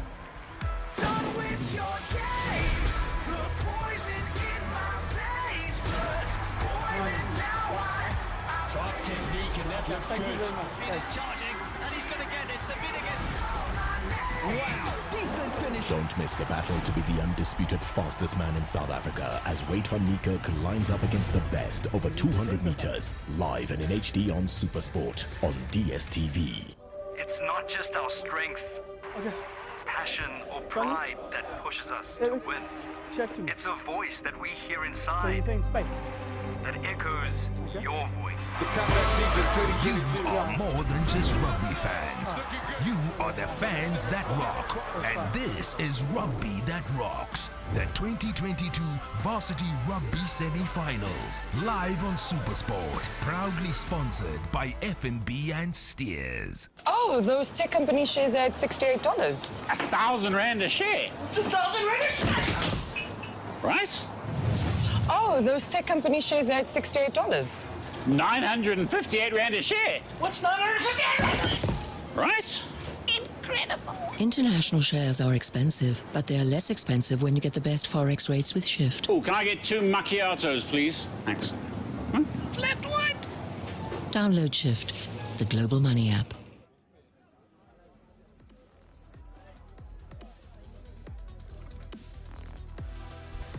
Ladies and gentlemen, my goodness, what a game it's been here. So we run through the highlights here. Started off with King Edward's on the ascendancy. Game started pretty slowly, but wow, has it hot up. Hope you guys have got your teas and coffees as we see the first try here from Tato Jones. He doesn't look massive, but he's got so much power on those legs, managing to get over the whitewash for the first try of the day. And I'll tell you what, that wasn't the only one. Queens had a response to that early try, and look at the strength there from the number 5 Kamteni from Queens College, managing to bustle his way over the whitewash for Queens College. At this stage, 7-5 was the score. Unfortunately, Hari managing to miss the goals, and now we see the turnover. It was that man in the number 9 jersey, Brent Jackson, managing to steal the ball. Big fend off and getting over the whitewash. At the stage, game looking really good. 14-5 was the score. You would think King Edwards are running away with this game as their crowd getting behind them, but Queens College once again having an answer all the way through the back line, and it's that man number 16 Sesetu Baka. That wasn't his only try of the day. He looked really good in that outside centre position, managing to get over the whitewash for his first try. He wasn't quite done. One more try from Sesetu Mapaka made the score 15-14 in favour of the guests all the way from East London. Kennedy, I don't know what to say about this game. What can we expect in the second half? The first half was that exciting. Yeah, you're going to see both sides trying to push, they're driving going forward. But yeah, it's been a really interesting game in terms of just how these sides are so well matched. And you can see the coaches are trying to get messages of mistakes are going to be the difference in this game. Whoever has got more handling errors and whoever is ill-disciplined, it's going to cost them the game. Apologies as the team from Queenstown, Kamane, as it is formerly known, they are in the ascendancy. They've travelled all the way out here to Houghton. They've come to King Edward's back garden, the Reds A field, to take the lead. 15-14 going into the second half. Yeah, as halftime talks are over. We can see both sides are really going to be focused, because these next 10 minutes are going to determine which sides really then pushes on. Been very impressed. 100% King Edwards. You can see how ready they are to go in front of their home supporters. Queen's College all the way from Queenstown. Oh, they look ready for the task here. They are ready to rock and roll ahead here. And really only because their kicking hasn't quite been on point here is this game so close. They are the stronger side at the moment, really looking to get into the faces of the hosts.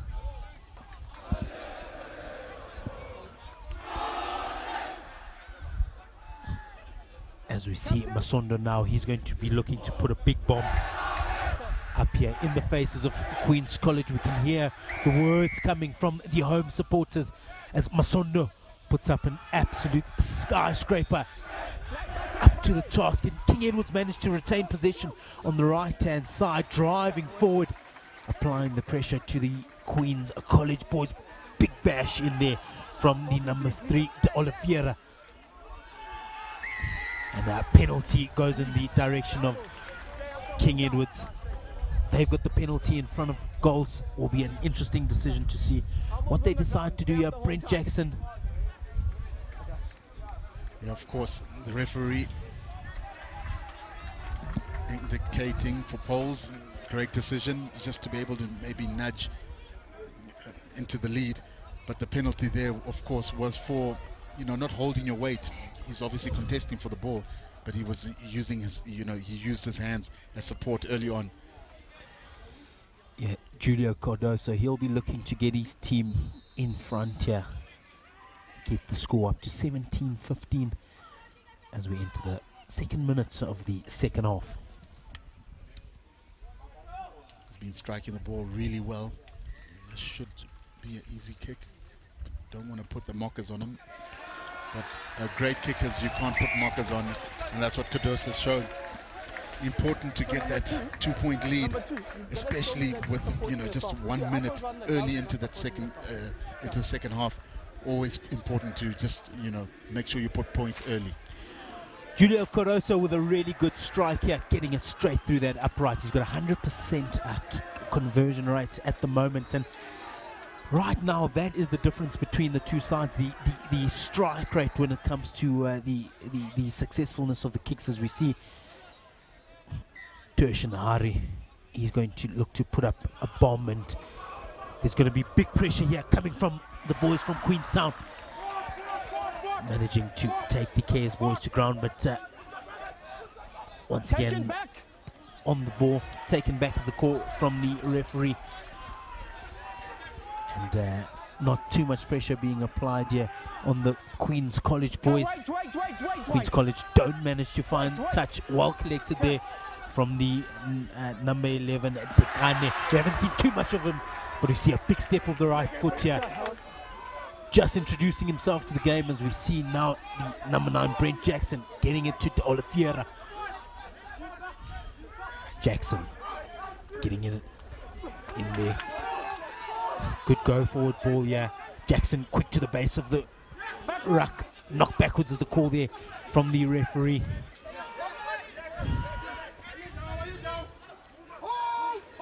Jackson, good ball, backline ball time. Masondo manages to find a bit of grass in behind the Queen's boys there, and it's all happening there, and King Edwards just managing to put the squeeze on Queen's College, and an unforced error at the back there for Queen's College.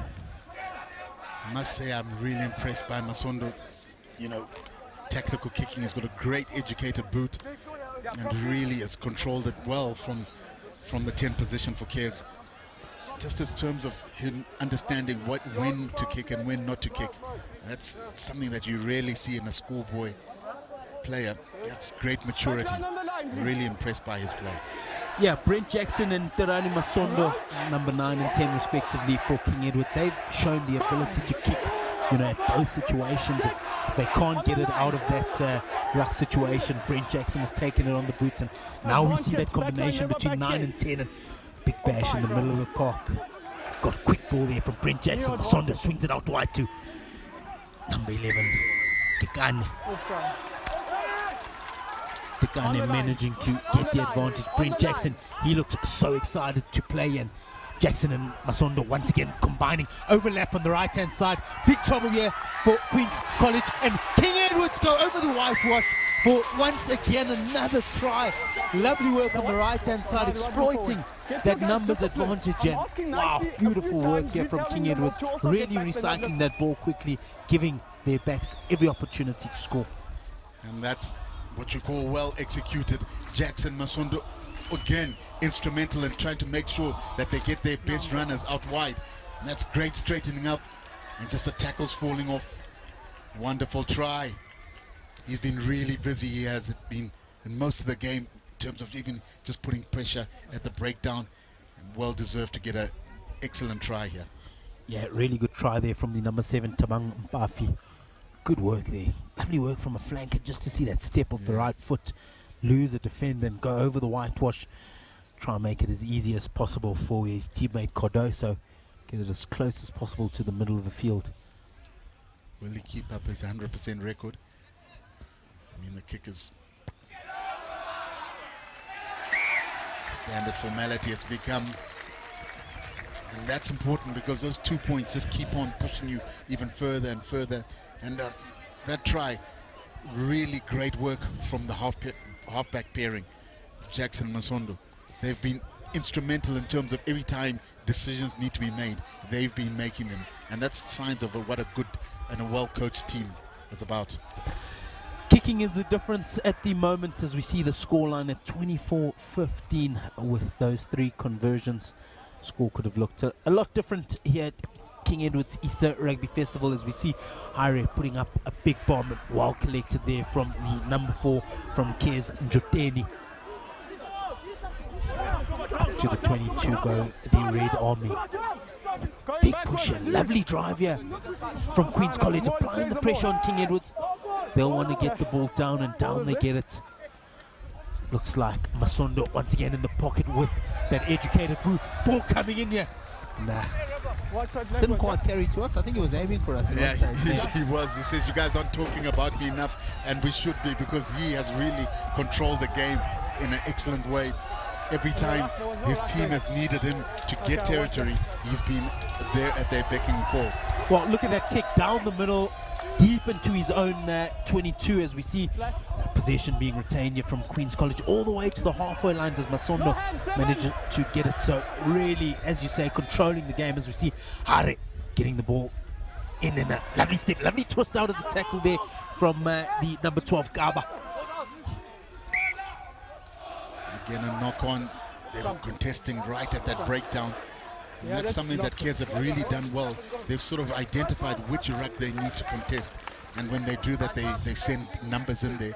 And that's where the sort of, you're slowing down this very skillful Queen's outfit and not allowing them to get ball in hand, because if they do, there's a try beckoning, because they're able to get through the half gap and those little offloads, which have resulted in a number of tries for them in the first half. Yeah, lovely spin out that we saw there from Lonele Gaba. Managing just to gain a little bit of ground there for his team. Queen's College back on the ball. Ball in here from the skipper. Now Kanisa Johnny.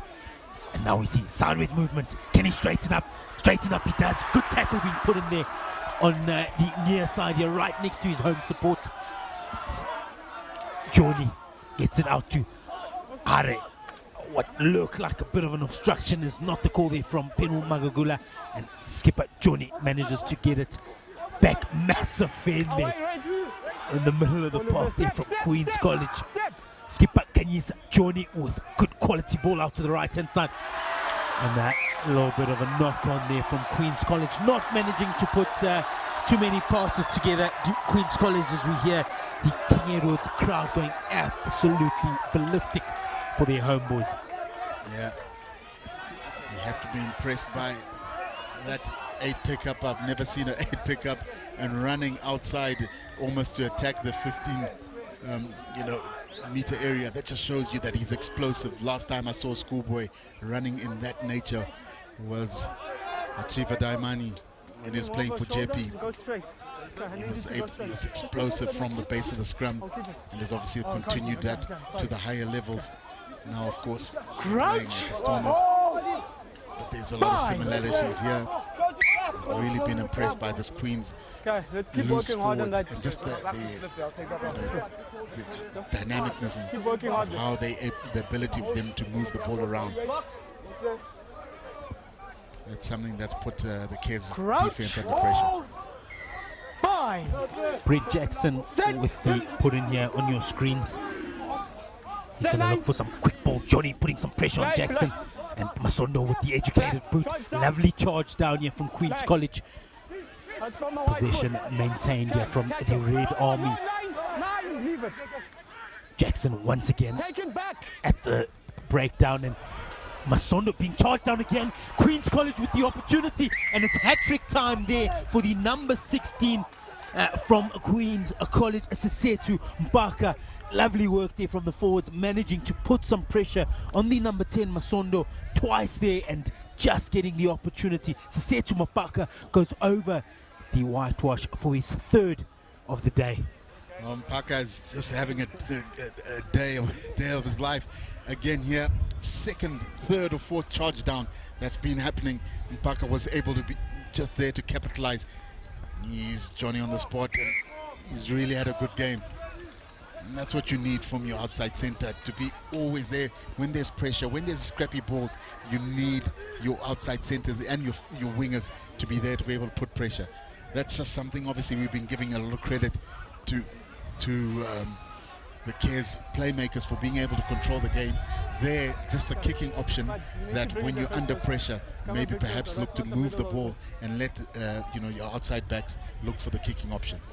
Good work there by Tushen Hari, managing to get the 2 points for his team, as we see a big bomb there from Masondo. Knock forward is the call from referee Penwell Magagula. Ball going forward off one of the King Edwards players, and all of a sudden game on. 24-22 to the hosts, as Cares are in the lead at the moment. 2 points in the clear from the team from Queenstown. Use it as the call there from Penwell Magagula. Good work there from Johnny. No more advantage, and it's now Brent Jackson gets taken out late there. Finds some grass in behind Queen's College, but taking the ball nice and quick. Hari, he's got the opportunity to run chicken wing pass. Ball on the right hand side now. What can we see here from Queen's College? Missed tackle from Masondo, but just forcing the error. Masondo there managing to force Mapalanga. Mapalanga there just dropping the ball. Good tackle from Masondo, putting the squeeze there on the boys from Queen's College. And Masondo now has the opportunity to gain a bit of ground. He manages to get his team nearly up to the 10-meter line, and King Edwards, they're looking like they are in the driver's seat, playing this game at their pace at the moment. Boy, what a game. Just going back and forth there. It almost looked like Queens were on their way to score a try, and next thing it's just going back and forth. It's been excellent rugby. These teams are so well balanced, and it's exciting to see.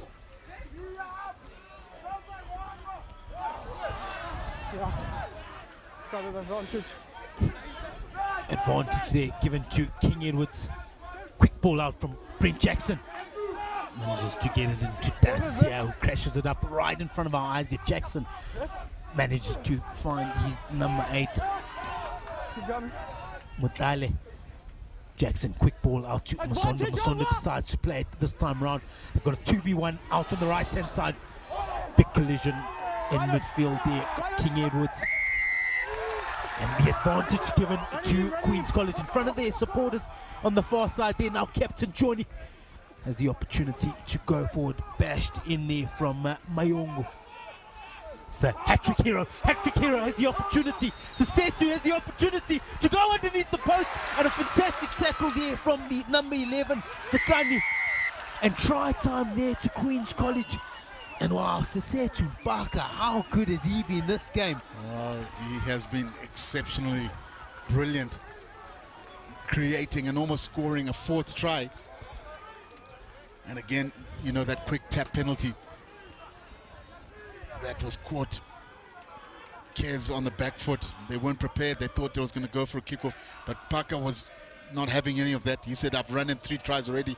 I'm going for a 4th one. Great defensive tackle there, but just that little pop.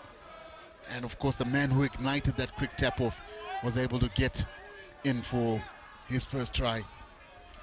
Yeah, number 14, Sia Konki, manages to get the try nearly underneath those posts, but Sese Tumpaka, look at that, he's been on the scorecard multiple times, as we see Harry slopped one of the easier kicks he'll get in his career over the post, and 24-29 to the visitors from Queenstown.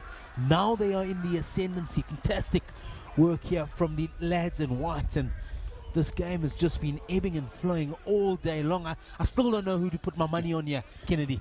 Yeah, of course, we can see that, Cares have to respond here. How are they going to go about that? Because they've lived off, Queens' turnovers. Can they force them under pressure to make mistakes? Mistake made there from King Edwards. Knock on is the call there from referee Penwell Magagula. And not too much time left in this game. 15 minutes, although there's a lot of rugby to be played here from these two teams. Anything could happen. Yeah. 5 points at the moment is the gap between these two sides. 24-29 to Queen's College.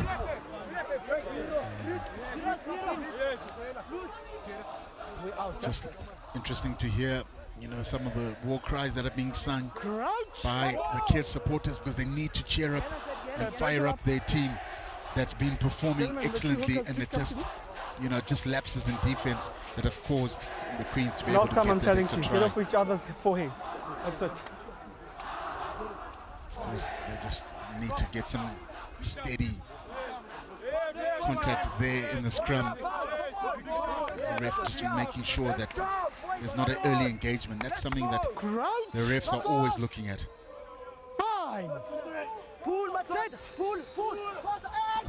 Evenly contested at scrum time here, as we see Captain Johnny will be looking to get quick ball out. Quick ball he does. And now Harry, the number 10, has the opportunity to swing the hands. Unfortunately, not quite going out there. And now they've got the opportunity through their number 11. Tekani gets over the whitewash. And a fantastic try from King Edwards off the mistake of Queen's College. And this game, I'll tell you what, Kennedy, I've got a headache. It has to be the game of the day. You've got to be, you've got to be impressed by just how each team, if they get an opportunity, a turnover, they are making sure they capitalize. And that was just, a great example of the speed that he has. He's shown it all day and was able to make sure that Cares are back in the running for this game. You can't just call it. You've got to split both these teams that have been showing great form. You got to love this game. Yeah, unbelievable work there from Kabelo Tekane. Just managing to make do of that loose ball and really capitalize from the mistake of the Queen's College men. And it's just been one of those games that's, if you make a mistake, the other side is going to bury you. And wow, Cardoso now has the opportunity just to slow this game down. This game moving at 1,000,000 miles an hour. And of course, this will be his most challenging kick, and this will show with the wind just blowing as he was getting prepared to kick it. So this will be a great kick if he can slot this in.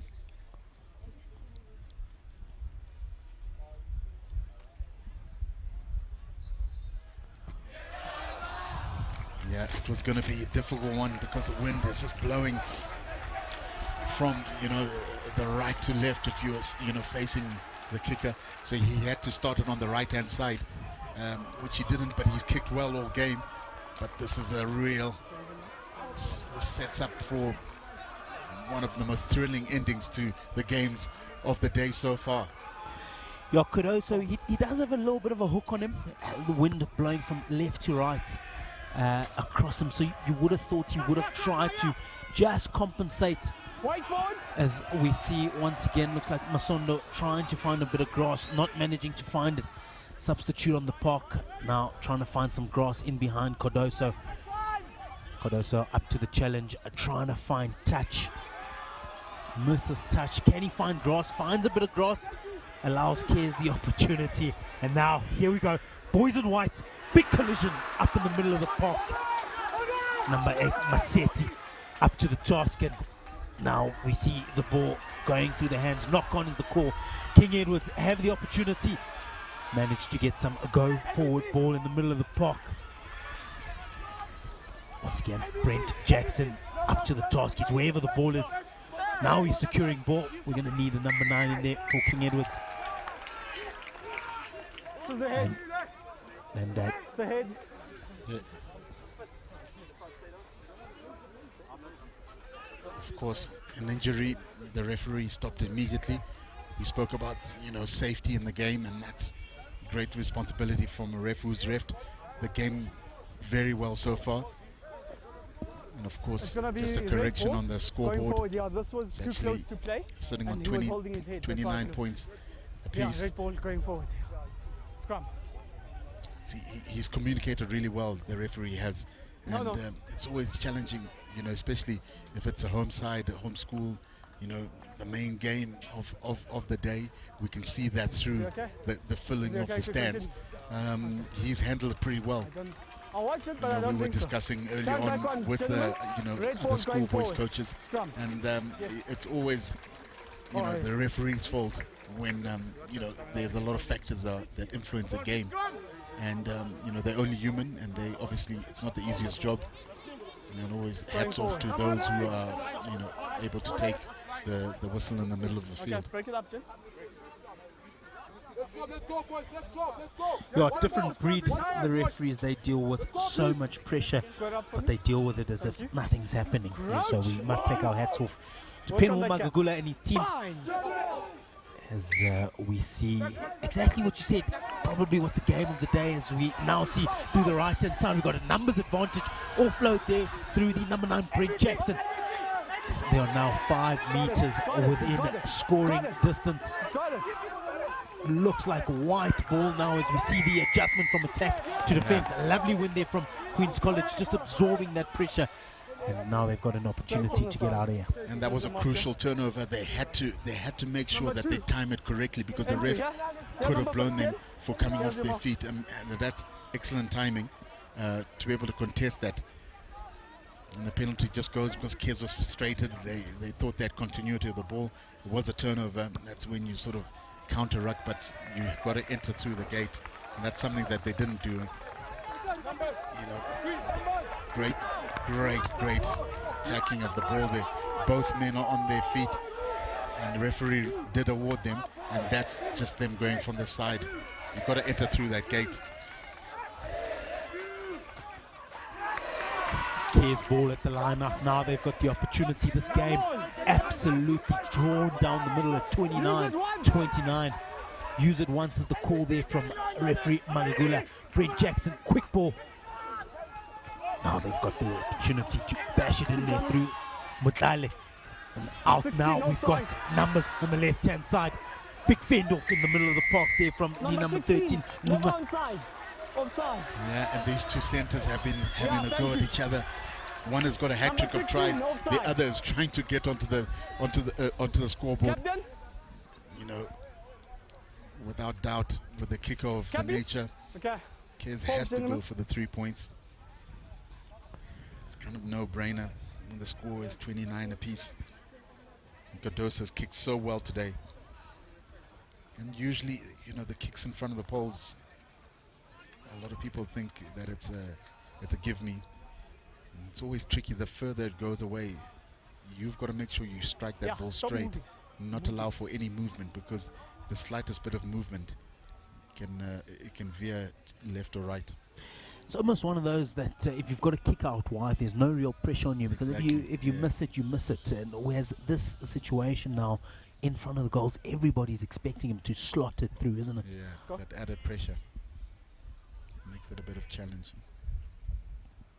Score 15.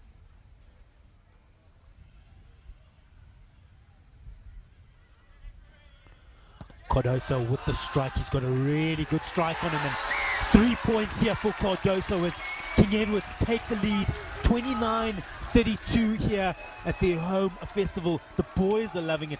The crowd is loving it. The Cares boys are loving it. And I'll tell you what, Queen's College will be loving this. What a contest on our hands here. Any neutral will be loving it too, because this is just excellent, exciting, entertaining schoolboy rugby at its best.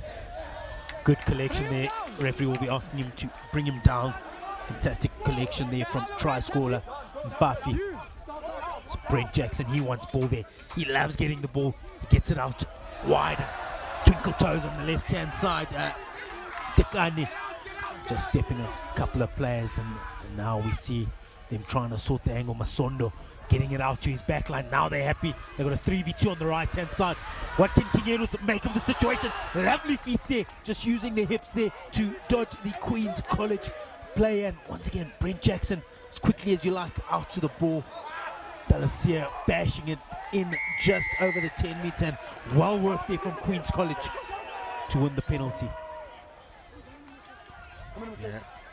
Queen's College have just got to make sure that they don't leave any gaps in terms of when they're defending, because it's just starting to, you know, disjoint their defensive system.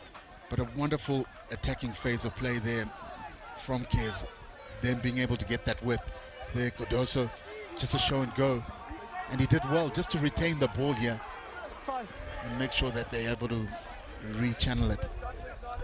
Get your six-pack, number 9. Yeah, I've always loved that swivel of the hips. Yeah, you know, just showing. They say the hips don't lie, but in rugby they do. They do. They've got to lie. Lovely retention of possession there from Queen's College, and oh no, an unforced error from the boys in white. Yeah, it didn't seem to me that they understood what this striking play was there. There was a lot of uncertainty, because the ball went to the front jumper, and a long pass, you know, they were almost standing very, very wide. That's a long pass, and for a flanker to be able to gather that in, nothing against the forwards, but you just got to have a shorter pass. That way the transferring is just a bit easier. Mashe Mafuta there, unfortunately not managing to collect that, putting his team in a sticky situation. King Edwards are now just inside the Queen's half. They've got ball through there, number 8. Look at the break here. Good tackle once again from Queen's College, managing just to bring Mukhlale down. And King Edward now have the opportunity on the left-hand side here. Steps inside, manages to beat one player, not beating the second player here. To King Edwards through Tekane. Ball in there to Dalsir. We've seen him collecting many ball and just crashing the ball up there. Brent Jackson into Kaba. Beast is the call there from the crowd. Jackson into their number 7 try scorer.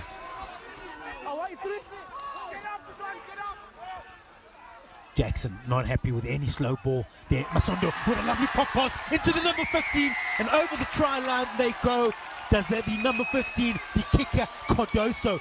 And once again, Masondo has been instrumental between himself and Brent Jackson. Just the quick ball and the control of play is exactly what's led to that try.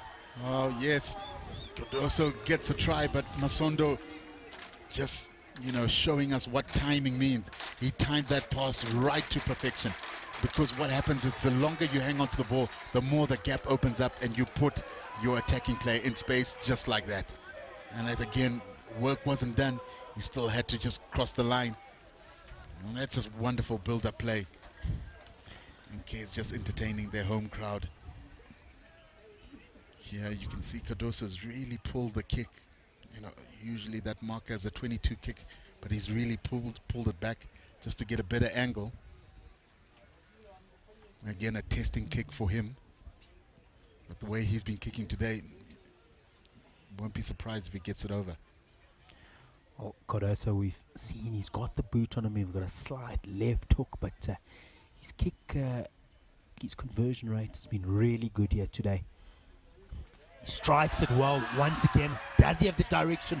Unfortunately, just hooking it to the left. He does that have that slide hook, and we all know how difficult it is mentally to compensate for something you know you have. You kind of think, well, I'm gonna kick it dead straight, don't you? Yeah, no, definitely. And I mean, he'll obviously go back and work on it because he's, you know, you can see he's a pure strike over ball and a kicker that loves to kick.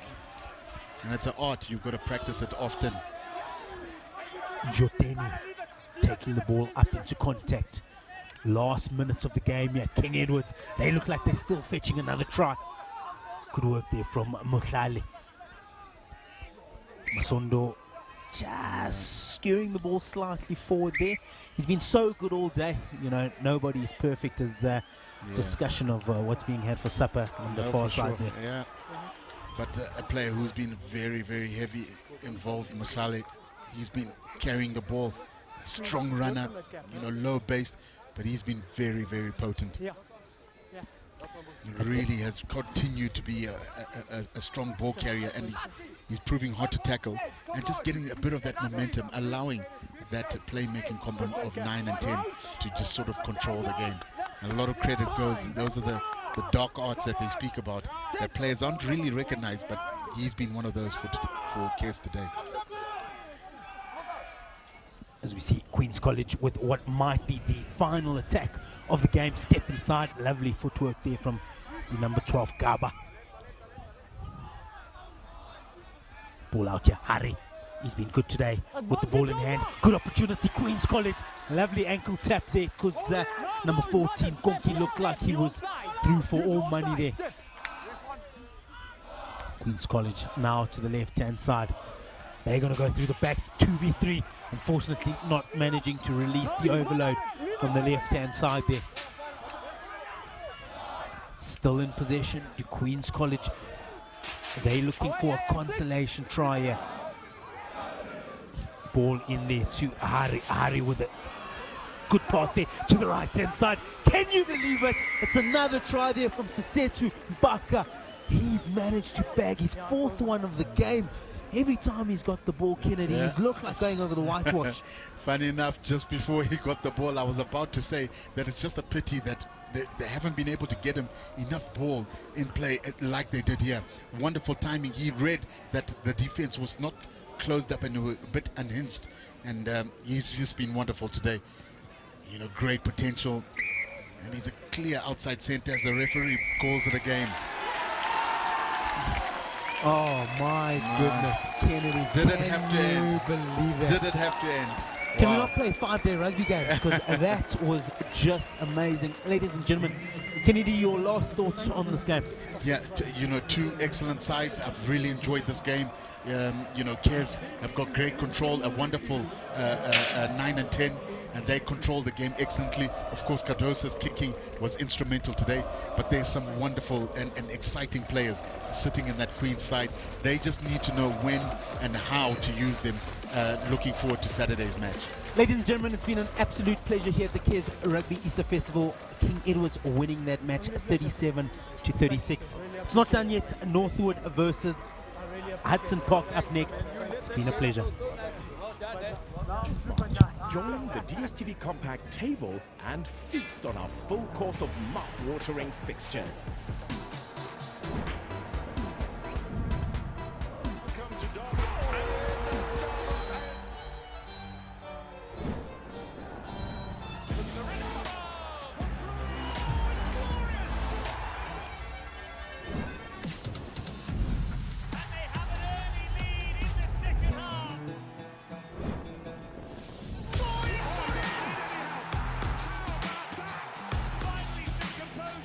Get the DSTV HD 8S decoder at a discounted price of 499 Rand, save 250 Rand, and get free installation to enjoy a feast of football like no other.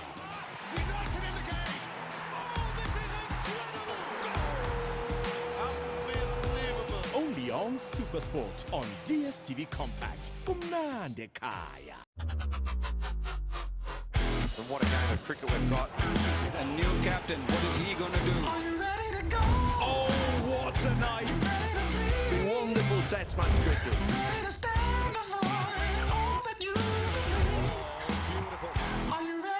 The team here rise in applause. Gets the first test match. Perfect. Got the heart of a hero.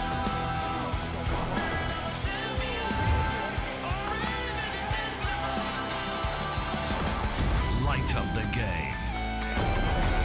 Light up your passion. The 2022 cricket season. Light it up on SuperSport.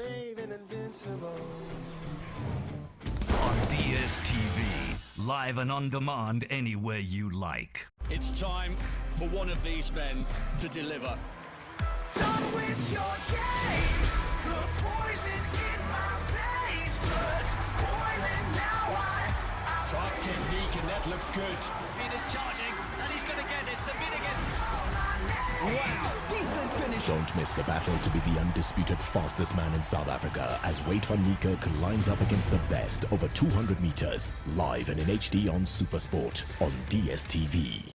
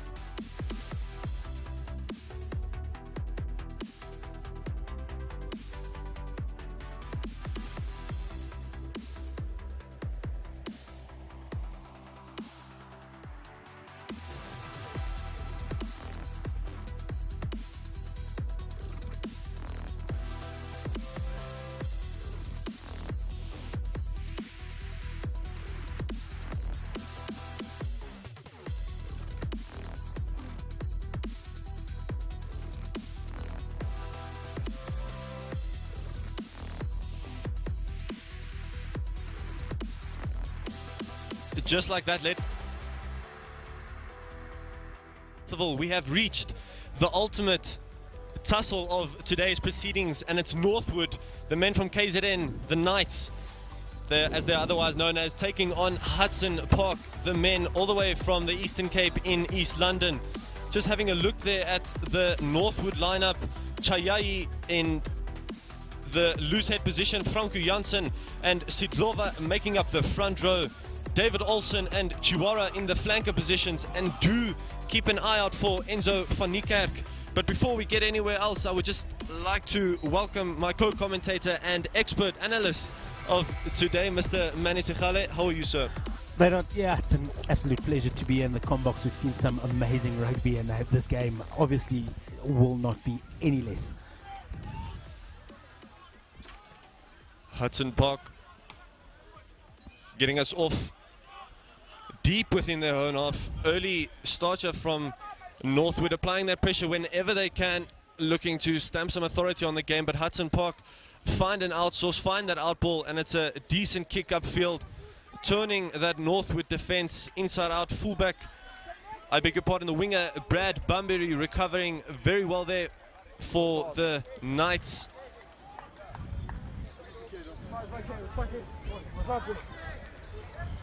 Really early opportunity for the team from Durban. It's been a long road all the way to Johannesburg, and they will definitely not be lacking in motivation to get a victory over Hudson Park today. Okay guys, let's keep the gap on bind, please.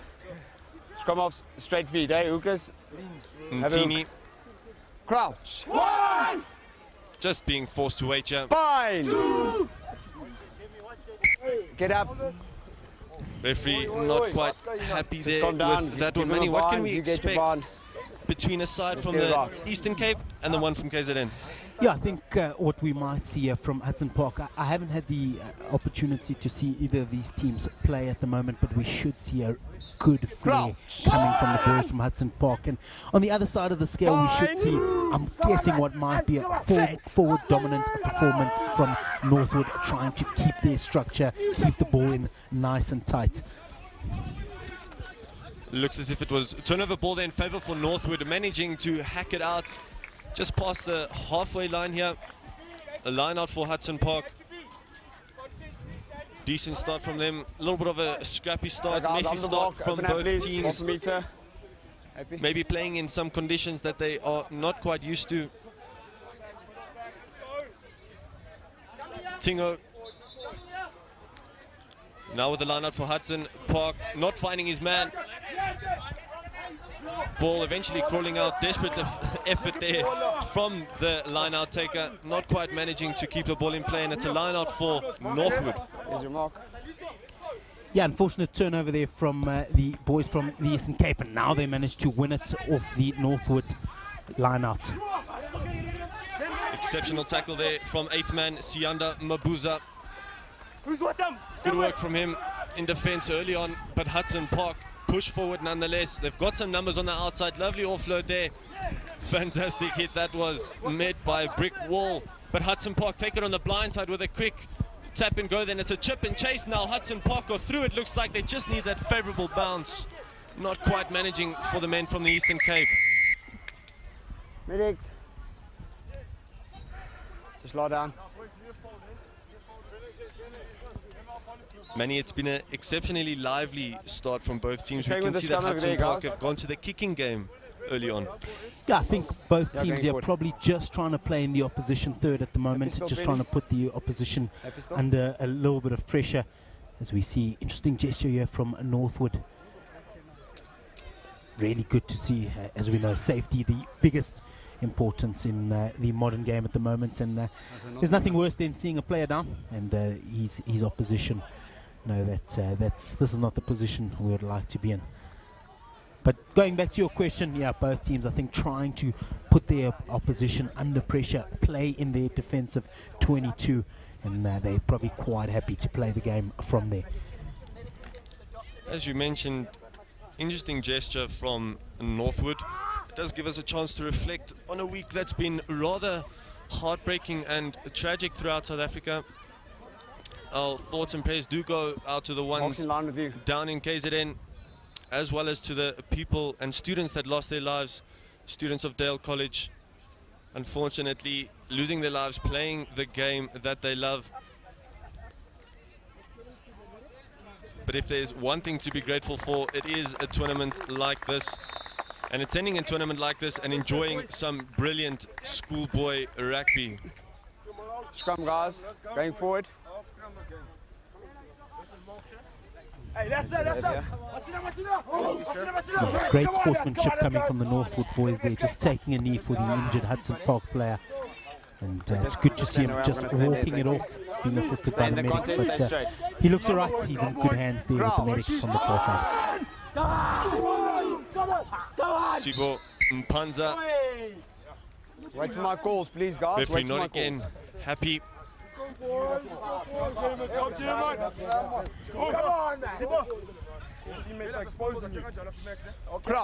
we see some chatter going on there in the scrum. Bind. Set. Mpanza gets his chance to roll in the ball in the scrum, and Northwood now have the chance to get some running ball. Player just seemed to stop there as if he heard some referee's whistle. Not quite sure what he was listening to. Play continues, and Northwood are forced to get out of their own half. Decent clearance there from Cade Latham. Hudson Park now with a chance to dazzle. Little step on both sides there. Lovely offload to the fullback. Lindani Dweba just taking his eyes off the ball there in the crucial stage when maybe there was a gap on.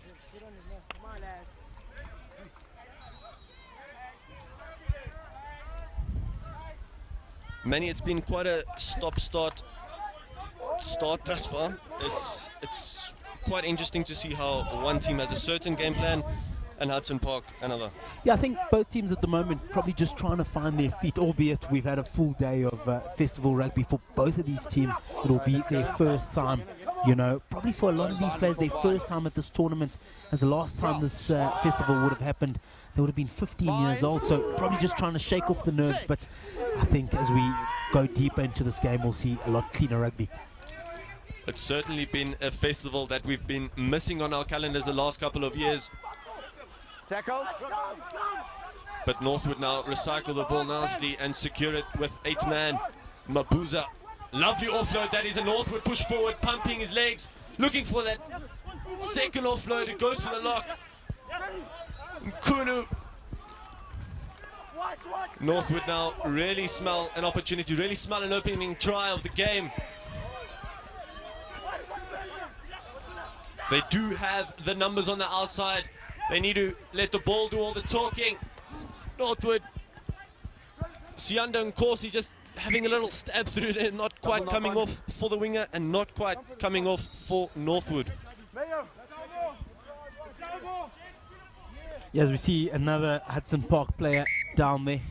We'll get the medics on here. Looks like another head injury. As we have a look at the replay here, Northwood swinging the ball out wide. Renald, I thought there was a couple more men on that right-hand side just at that point of contact over there. Northwood maybe being guilty of not quite getting the ball all the way out wide. But it has been a really scrappy game, as you alluded to a little bit earlier, as we see that sporting gesture from Northwood once again to the Hudson Park players. But we should see this game really coming into its own the deeper we get into it.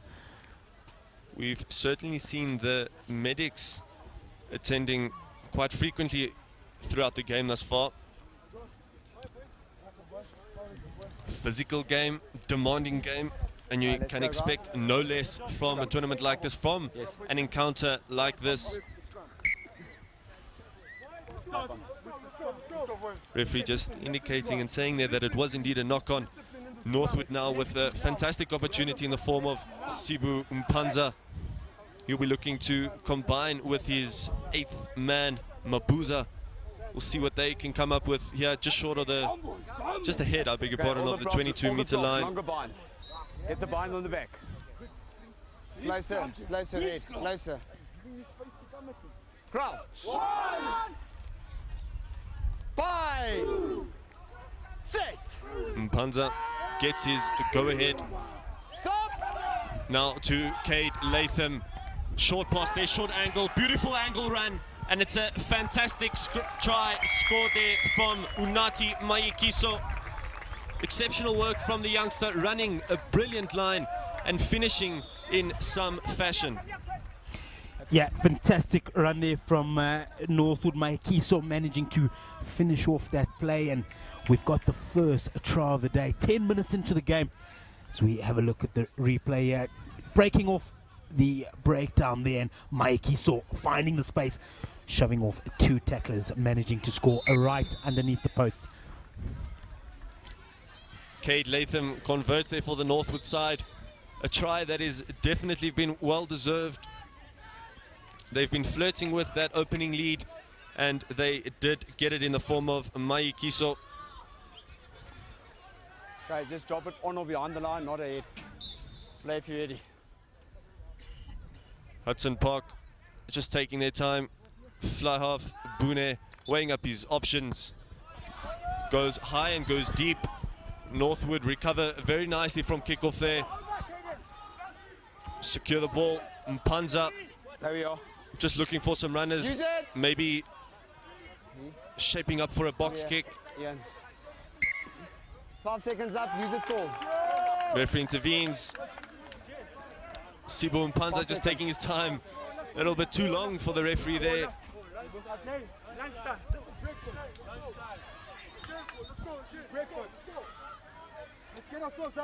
Fantastic opportunity for Hudson Park with the scrum.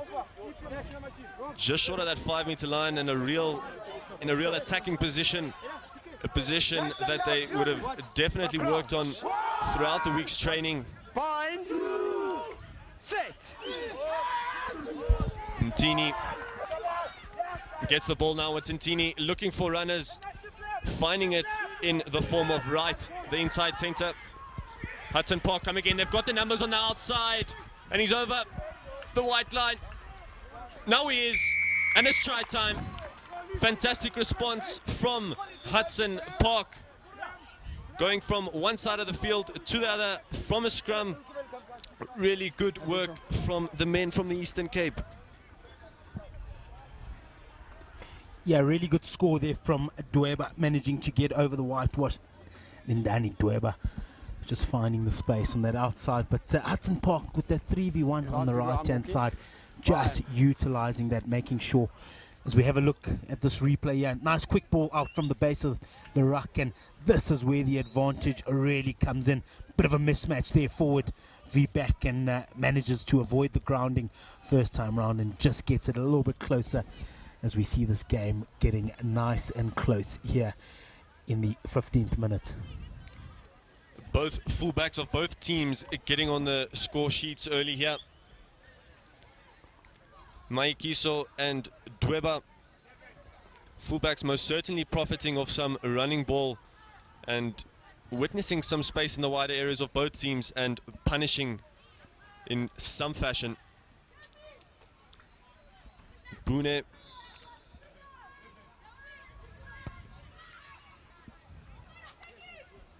Sounded off of the boot, nice off the boot, not quite managing to fit inside those poles there. Decent attempt from the fly half. It does, however, mean that the score is 7-5 in favor of the men from KZN. It's been a really interesting game thus far, one that's maybe been riddled with some early errors, but one that has certainly given us some moments of brilliance. Latham with a lovely kickoff from Northwood. And it's Northwood who recover after all that, hugging the left-hand touchline. Mpanza looking for some forward runners. Players in the forward line making themselves available, forming those pods, but they go on the blind side with fewer numbers there. Hudson Park driving them backwards, matching their physicality in the breakdown area. Mpanza, little step there from Caden Sparks. Pick and go. Still on his feet. Trip. Referee just indicating that it was a sneaky little and malicious trip there from one of the Hudson Park players. And it's a wise decision from Cade Latham, the Northwood fly half, opting to go for poles in a relatively comfortable and easy kicking position, one would say, Manny. Yeah, exactly. I think Cade Latham now playing the scoreboard game, just getting points on the scoreboard, trying to build that pressure, get his team into a situation whereby Hudson Park have to score more than twice to get back into this game.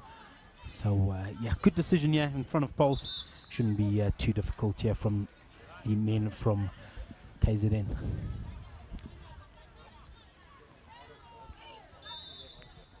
Cade Latham looking to extend that lead. Lovely left-footed strike there from the youngster, and it takes the score to 10-5. Hudson Park really trailing now.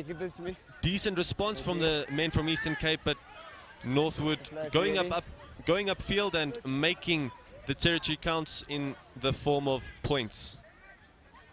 But Hudson Park come again with Bune. High kickoff there from the young fly half. Northwood securing the ball yet again. Mpanza off to his fullback Unati Maikiso, who puts it downfield, recovered very nicely there for Hudson Park. Dweba. From his foot, from his leg.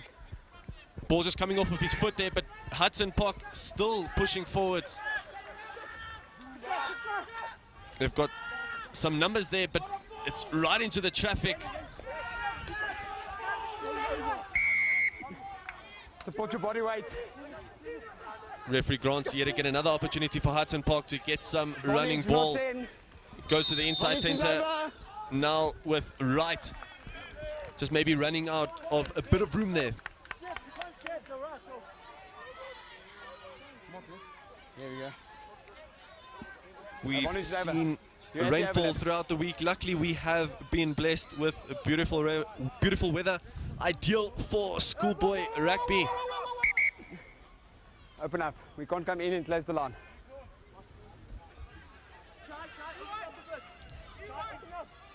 Northwood now with Franco Janssen.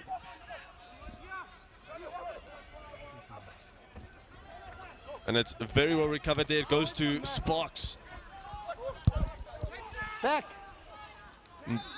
Mbuza, Latham. Northwood attacking from deep. Runners from deep from the men from KZN. He's held up there in the tackle from Hudson Park, led by Tender. A decent enough effort there to slow down Northwood's efforts. Dweba not quite recovering the ball. They're coming off his fingertips, running in behind him. And Northwood gain some territory forward.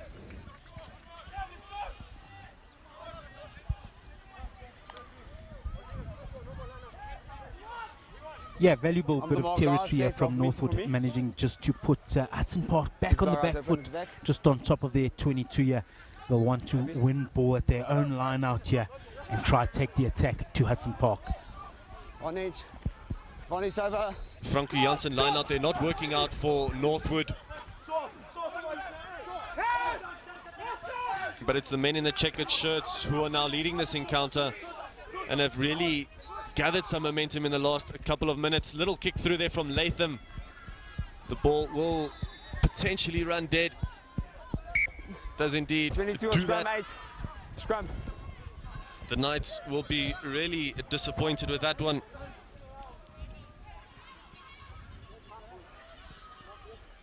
Hudson Park now with the ball right on that Standard Bank print on the field there. Sponsors of today's KES Easter Festival, both rugby and hockey taking place. So if you are in the area, do come and have a look at some sublime young talent. Ntini. Bind.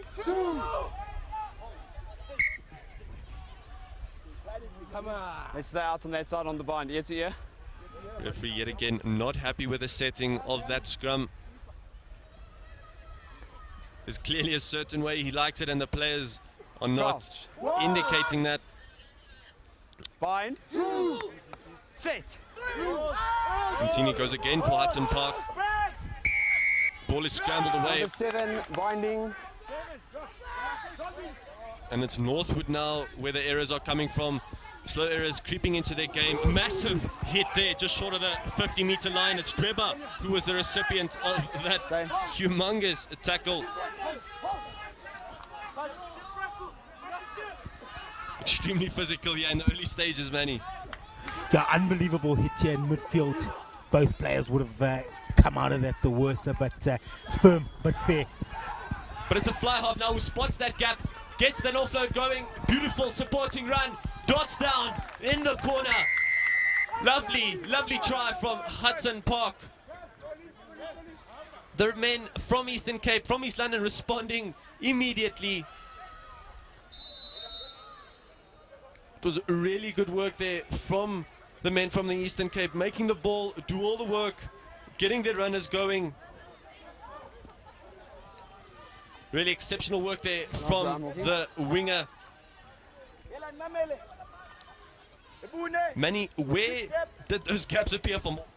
Out of nothing, Hudson Park managed to get through. Yeah, we have a look at the replay there. It's those two missed tackles there, taking two players out of that defensive line, creating that overlap on the right-hand side. You can see there, Raynor, 3 versus 1 on the right-hand side. You've got to make your tackles, otherwise that situation happens. But well worked there from the men from East London.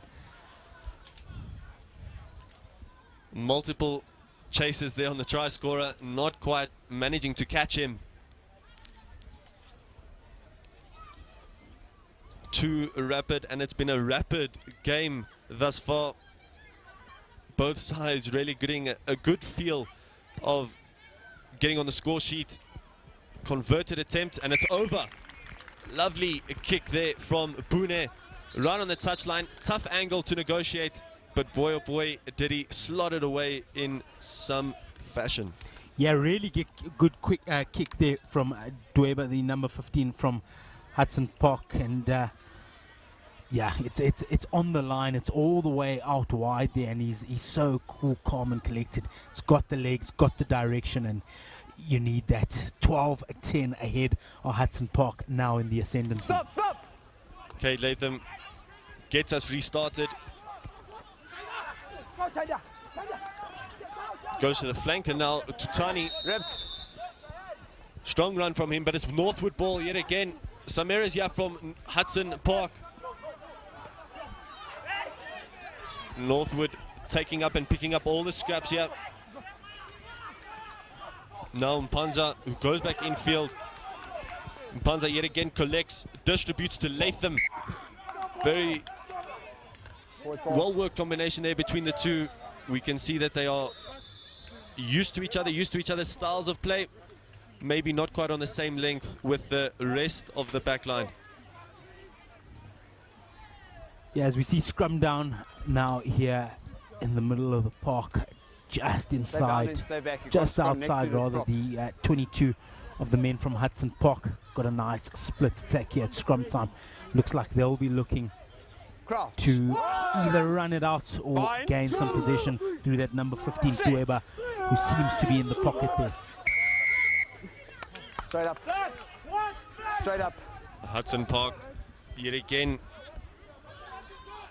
getting the fair share of that scrum. Box over there. Choice and decision going in their favor. Slight shift of momentum here in the last couple of minutes. Constant tipping of the scales in this encounter. No team really sticking out their heads just yet. Still a lot of time left and a lot of rugby still to play. It'll be interesting to see what the coaches potentially come up with in their halftime team talk. Maybe looking for that substitution bench for something different, but it's way too early for that, and there's rugby on show in the first half. It's Northwood taking on Hudson Park, and it's Hudson Park that are looking the more lively of the two sides thus far. Lovely work there. It's right, back inside to Dweba. Only advantage. Advantage called there. Really good work there from inside centre right. Managing to find his partner in crime, manufacturing some space, but not quite managing to add to that lead. Yeah, good work there from Northwood, just getting, I wouldn't call it a tap, just getting a little hand to that ball, but Hudson Park all of a sudden looking the more threatening of the two teams going forward. Same as you, stay down. Mtini. Let's go, boys. Crouch. Bind. Sit. Does get the go-ahead from the referee. Mtini collects, goes to right. Almost jumped into the contact zone there, into his tackler. You got it, you got it. You got the ball, first arriver. Referee just telling Northwood that they do have the ball and their turnover is a clean. It's the men now attacking from deep with a nice flat pass there. Lovely counter-attacking stuff here from Northwood. Unati Mai Kiso. Exceptional work from him to gain some meters forward. Really exciting fullback, a fullback that has already gotten onto the score sheet. Northwood just trying to look for that pass that'll break that line, force a gap. Spoon Panzi goes high, collected very well from Hudson Park. Beautiful inside ball. Little handoff, looking for some runners, looking for support, not getting that support. Northwood now with the chance to attack. Basketball like here in the opening stages of this first half. Mpanzi goes high with that box kick, well recovered. And of course it's Sparks there. On the tackle, on the rush tackle, making himself known. Holding on. Definitely with some sparks beneath his feet. Yeah, really good work there from Northwood, putting up an absolute bomb to put Hudson Park under a bit of pressure, managing to get them into a bit of a forced error there, as we see touch being found here from the number 10, Cade Latham. Now Northwood have the opportunity inside the 5-yard of Hudson Park to apply some pressure. 6. Northwood now with a decent opportunity to get back right into that guys, lead. We need to be in the 5. Franco Make sure you're in Jansson's the first 5, step attempt, not Step quite in. managing to come off, interrupted by the referee. Thank you. Must be mentioned that Northwood's past losses in the last couple of games do include the likes of Glenwood, Hilton and Westville. So strong opposition that they found themselves up against down in KZN. Yes, you got the advantage. You got the advantage. The Travellers this time up in Joburg, playing the men from the Eastern Cape, who do come off a victory against Cambridge Collapsing. High School. Yeah, you can play. But it's Northwood now. Cade Latham seems to get eager to play. His excitement is briefly stopped. Mpanza, you can see that his brain is ticking, Stay down in thinking the of contest. Right. some sort of any moment of magic that they can come up with to get themselves back in this lead. Going early. Going early. I warned you guys. Referee just indicating that Northwood did shove early there, Manny. Yeah, small mistake to be made there from Northwood. They're in such a good position there, just outside that 5-meter line of Hudson Park. And to make a schoolboy error, excuse the pun, like that in such a commandeering position is inexcusable for the boys from KZN. Set. On the mark. Franco Janssen, the man in the rather eye-catching scrum cap. 6. Northwood really want another man in that keep line it open out. at the back as well. Calling for Caden Sparks. Caden Sparks does joins that ball, Yeah, you're there and it's from the start. Northwood You're now there from the trying to start. push forward, He's there from the start. almost sideways. in a tank-like formation, but well met by Hudson Park. No need to release. It's a ball. Use it or lose it. Exceptional work there from the Hudson Park It's the ball, side. use it or lose it. We can see the coach on the touchline here, Manny, that he's not quite happy with that decision from the referee. Yeah, I'm not sure if he's not happy with the decision or he's not sure happy with his boys. He looked to be quite frustrated from the get-go of that line-out. Maybe something they've trained at the training ground multiple times, just not going to plan here. Fine. Set. Ntini.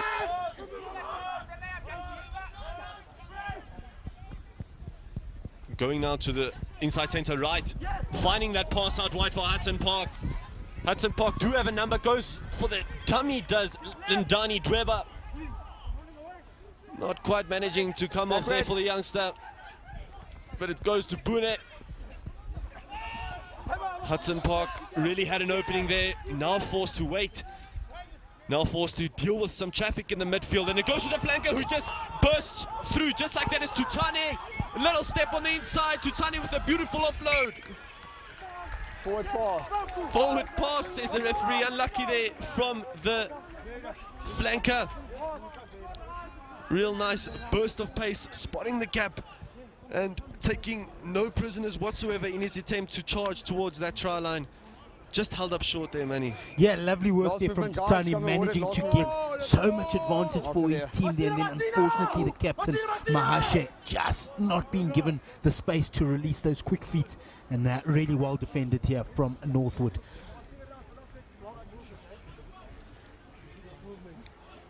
Northwood getting some respite, a chance to get out of their own half. Crouch. Fine.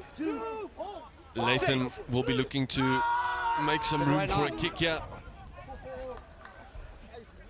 But they go on the blind side, a little kick here, comes towards the commentary booth. That's half time, guys.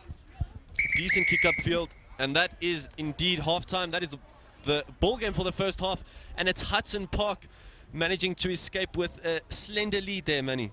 You're really well played. This game has ebbed and flowed as we move into half-time here. It's going to be interesting scenes here at Cares Rugby Festival. Ladies and gentlemen, don't go far.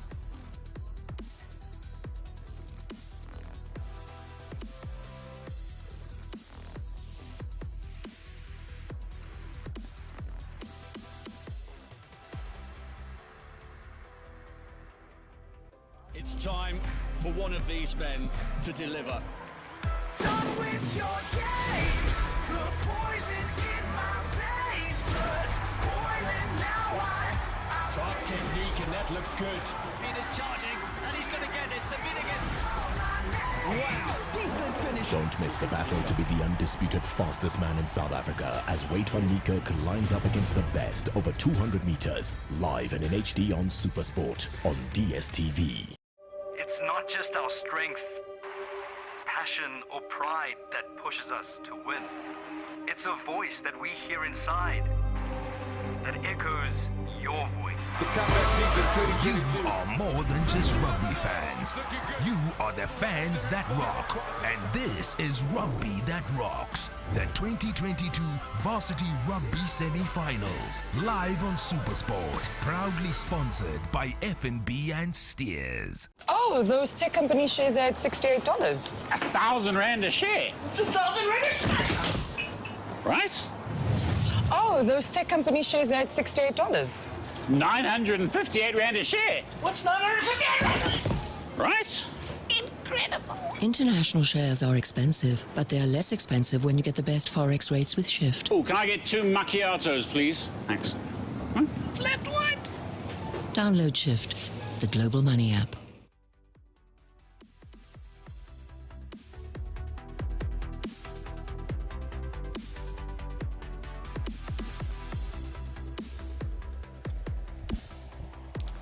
And a warm and hearty welcome back here, ladies and gentlemen, to the Kes Easter Festival, sponsored, of course, by Standard Bank.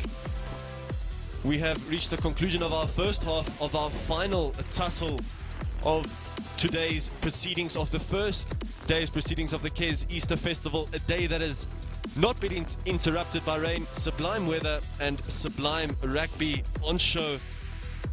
Just going back to that first half performance, Manny, it's still quite a tight game, one that is quite challenging to decide who might take it in the end. Yeah, really started off with Northwood in the ascendancy. They had the possession, they had the go forward ball, and for a second you would think that they were the stronger of the two sides, but the boys from East London, Hudson Park, have showed exactly what they've got with some comeback rugby, and all of a sudden, Reynard, I think that the advantage at the moment, or the momentum, is actually with the boys in black and white, and with white and red. As we just see there, Dweba making a charge to the line, giving it off to his teammate. Hudson Park really showing some moments of brilliance here. Not celebrating too much with that one.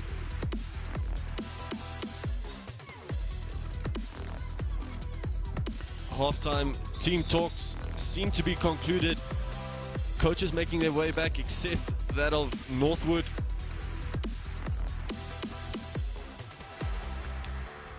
What could the discussion maybe center around, Manny, in the Northwood camp?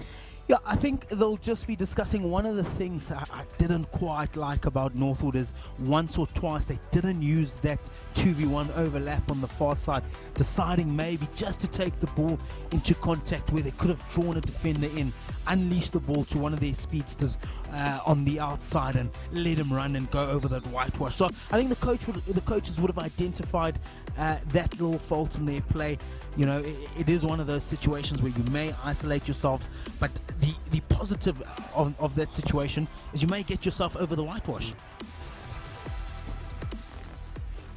Northwood now really taking their time from the halftime team talk, now making their way back on the field of play, back to the receiving half of the field.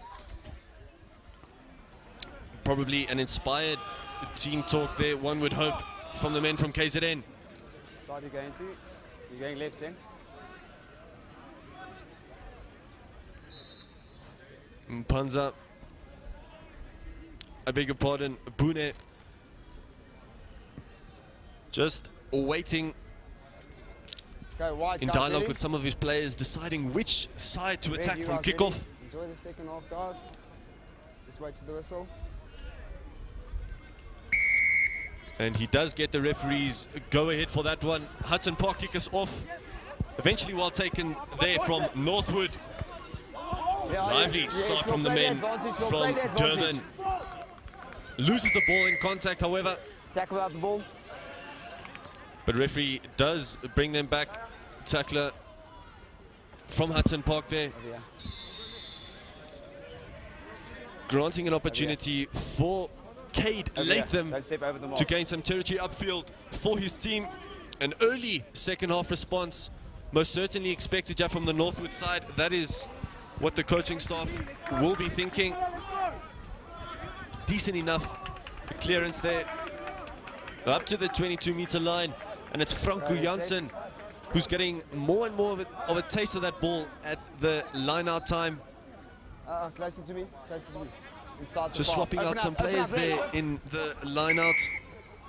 Guys, I'm standing in the middle. Wait till I step out. Make sure the line is open. Let's get the gap. 10 back. 10 back.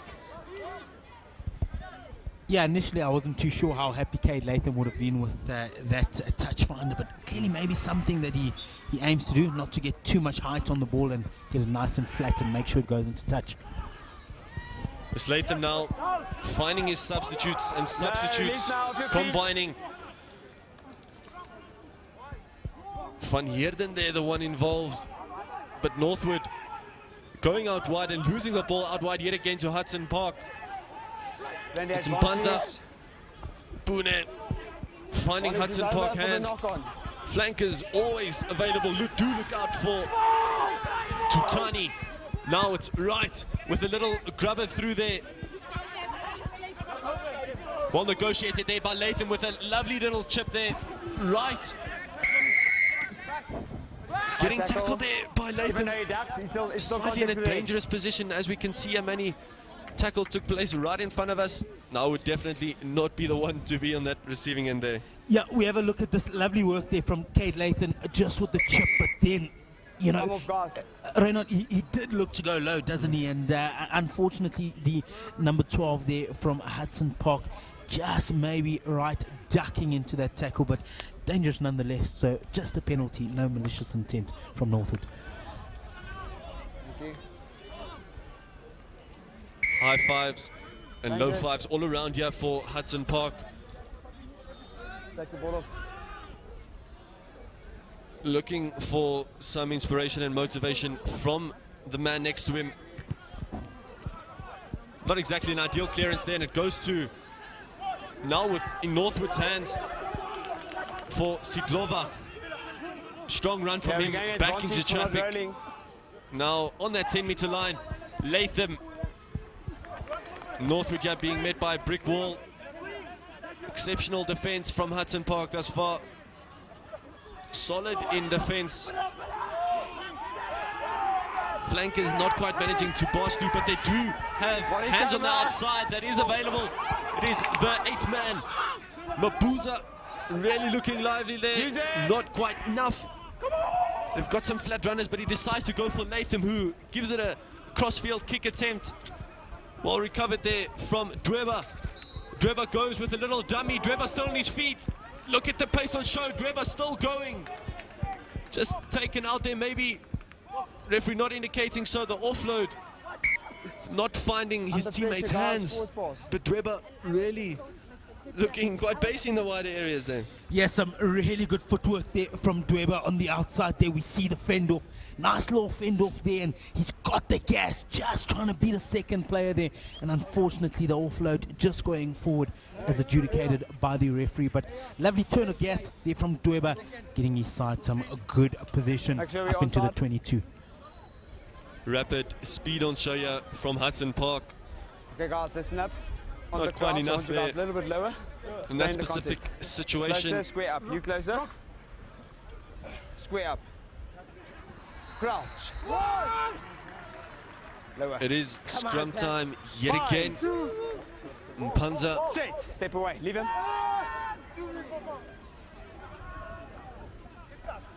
Who now goes to Latham, who darts back into traffic, into some Hudson Park tacklers, who drive him back, keep him slightly held up there. Hudson Park relentless in their defensive effort.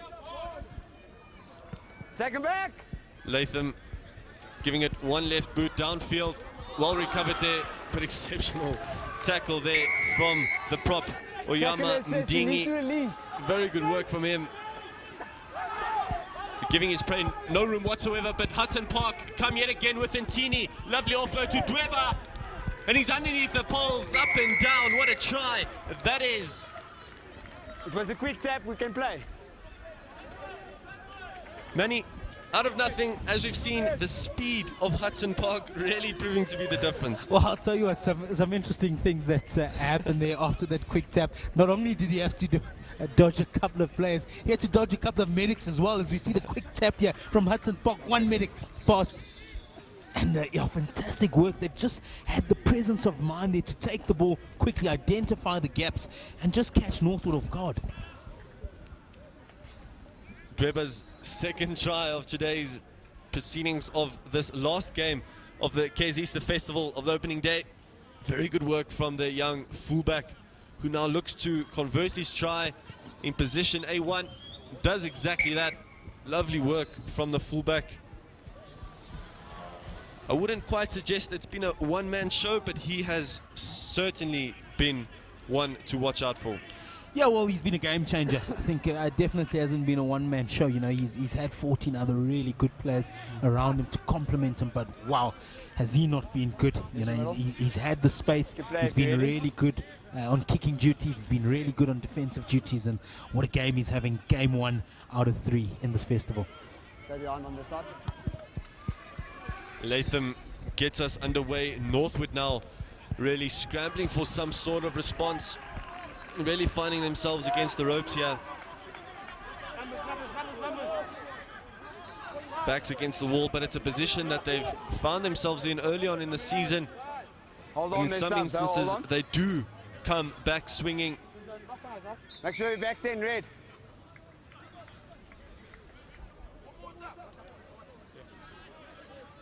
Referee just making sure that everything is to his liking.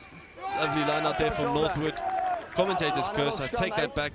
Skew line out there from Northwood. Grants a scrum to Hudson Park. Yet again, Northwood finding themselves in those attacking positions, but not quite profiting from it. Yeah, they started off really hot in the first sort of 10 minutes of this game, and then we would have thought they were in the ascendancy. So we have a look here, just going in skew from the men from KZN. But now Hudson Park seem to be all over this game, you know, making the least of the errors of the two teams. It's a really solid scrum from Northwood. Push Hudson Park backwards, but it's Dweba yet again. Of course it is. Lovely work there on the blind side. Dangerous tackle. Sorry, time off, mate. Referee just calling for a dangerous tackle there. It'll be interesting to see. Okay, you're on official warning. There's 3 high tackles. Sort it out. As you did hear the official warning there for the Northwood man. Over here, Mark's over here. Dangerous high tackle. Mark's over there. Inside the 5. He'll definitely watch those in the future. In the future in this game, won't be looking to spend the rest of his time in the sin bin, that is for sure. No, we're going to do it slowly. Decent enough clearance there from Boone. We're going to do it, take up our time. towards the halfway line. Set. Yeah, as we see on the replay there, just the high tackle, just going in for that ball and all challenge. And you know, one of the disadvantage of trying to make that hit is you might just slide over the shoulders, make a connection with the neck or head. Punza, nice work from Northwood. Yes, substitutes getting involved. Latham getting involved. Held up there by Nomgogo in the tackle. No. Latham eventually goes to ground, places it nicely for. Yes, you can run away quicker. Panza, now Stark. I beg your pardon, Sparks. Northwood really struggling to find an opening in that Hudson Park defensive line. A well-drilled defense, a well-drilled machine. Penalty Just in general, offsides or penalty not rolling. But a machine that was caught offside there. No, it gives Latham now an opportunity to go to the line. They've not quite been so successful in the line-out, Manny, so it's interesting to see that how adamant they are of going to the line. Yeah, so it's obviously something that they've trained and have probably been successful with in the past. So they're just probably going with their gut feeling at the moment, backing themselves to fix it as the game goes on. But you're 100% right. They've probably lost the ball far too many times from their own lineouts in this game. Franco Janssen having to deal with only a 3-man lineout. Yet again stolen. It's a double knock-on. First one from red. Second But from not white. an illegal steal there. Hudson Park with the knock-on. Northwood now with the scrum. We mentioned that they might be struggling just a little bit with the line-out, but with the scrum, they seem relatively comfortable pushing Hudson Park backwards. On some occasions, we'll see what they can do here.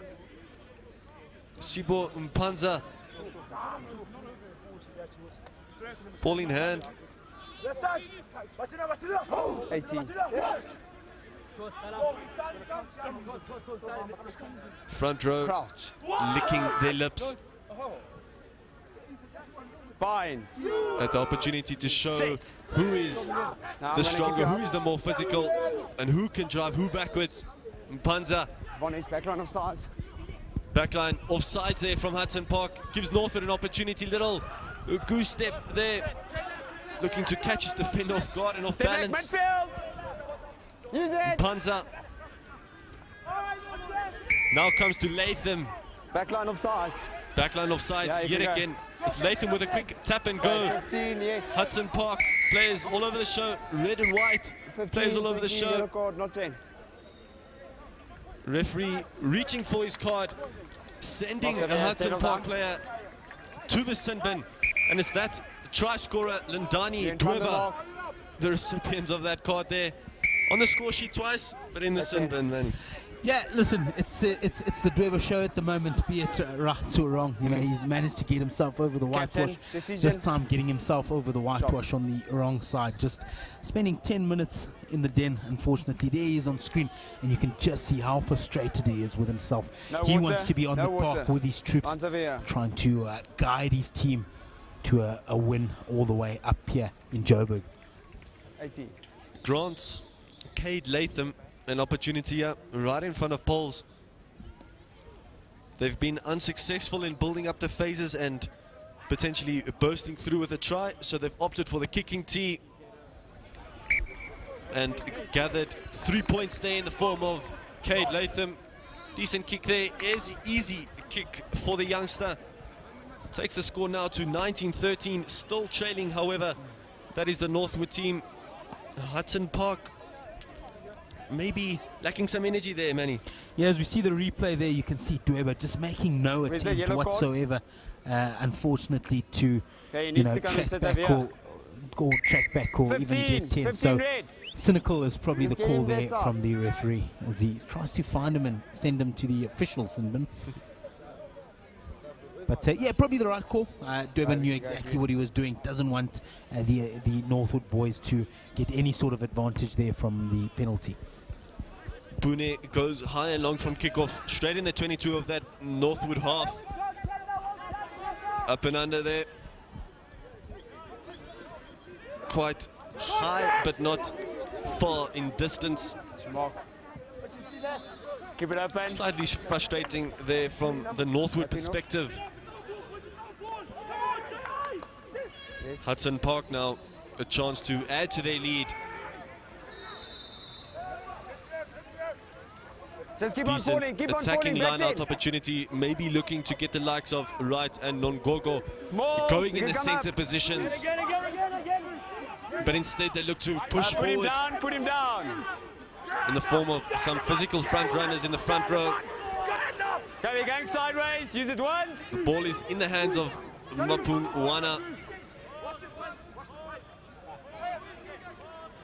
Hudson Park slowly creeping forward.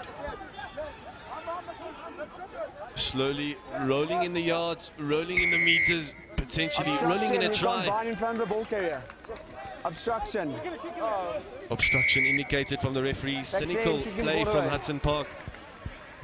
Some of the dark arts on show, but the referee spotting those dark arts and punishing Hudson Park subsequently. Northwood now a chance to kick upfield. Latham will be looking to rectify his earlier punt downfield. Does exactly that. Lovely kick from the youngster. Just shy of the 10-meter line there. Open up, Red. On the middle, open up. Open up. I want you guys to open up. Open up. Shouting some orders there to the line-out receivers. Back 10. Back. Franco Janssen not quite managing to find Mkunu. Okay, play net. And it's Hudson Park ball. Looking to get some runners going. Offload, they're not quite going to the back for the knock on the intended line-out. target. But referee is calling them back. Manny, as we approach the final stages of this encounter, there is no difference in how close it is as of yet. No team is pulling away. Yeah, 6 points in this game at the moment, and Northwood slowly just bringing that gap nice and close together. I don't think Hudson Park, albeit I think, would have gone into the end of the first half in the driver's seat, and Northwood obviously just getting a big talking to from their coaching staff and bringing it together nicely now in the second half.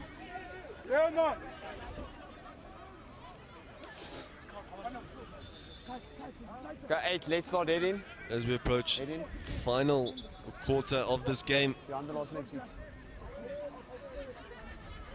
Crouch. Tini Set. at the base of the scrum, collects at the base of the scrum, goes by himself, and Tini, lovely pass there on the outside. But it's well spotted and recovered and taken out by Northwood. Very good work there, desperate in defense.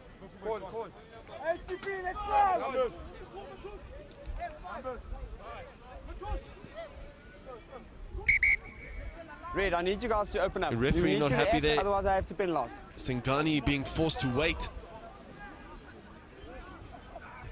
Singani goes It's on the ball, it's on the ball, it's on the ball.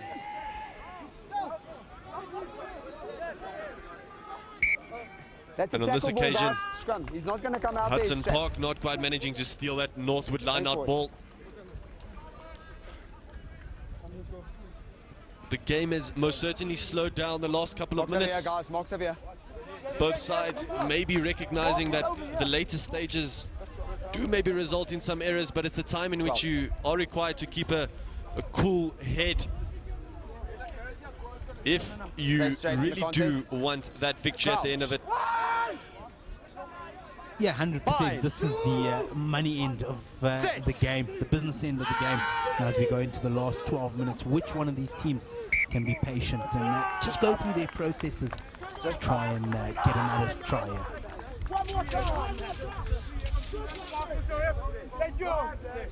Northwood just up, just in dialogue with one another there. Is the men in the scrum. Coming on White. Referee just indicating that there is a substitution planned, and it's Tingle coming back onto the field and back into that front row, looking to maybe cause a momentum shift at scrum time. Certainly a different feeling to the scrums now that the starting player is on. Bind. Set. Mpanza Stay down, 17.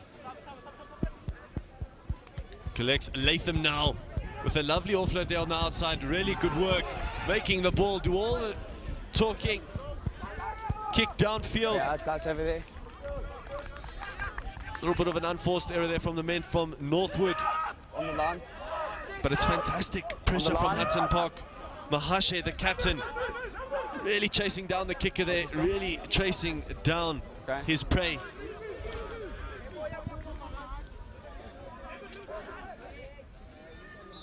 As we can see there, or that we can see Manny from the commentary booth, is that there's one player down there. Medics attending to him. Substitution made now for the men from Northwood.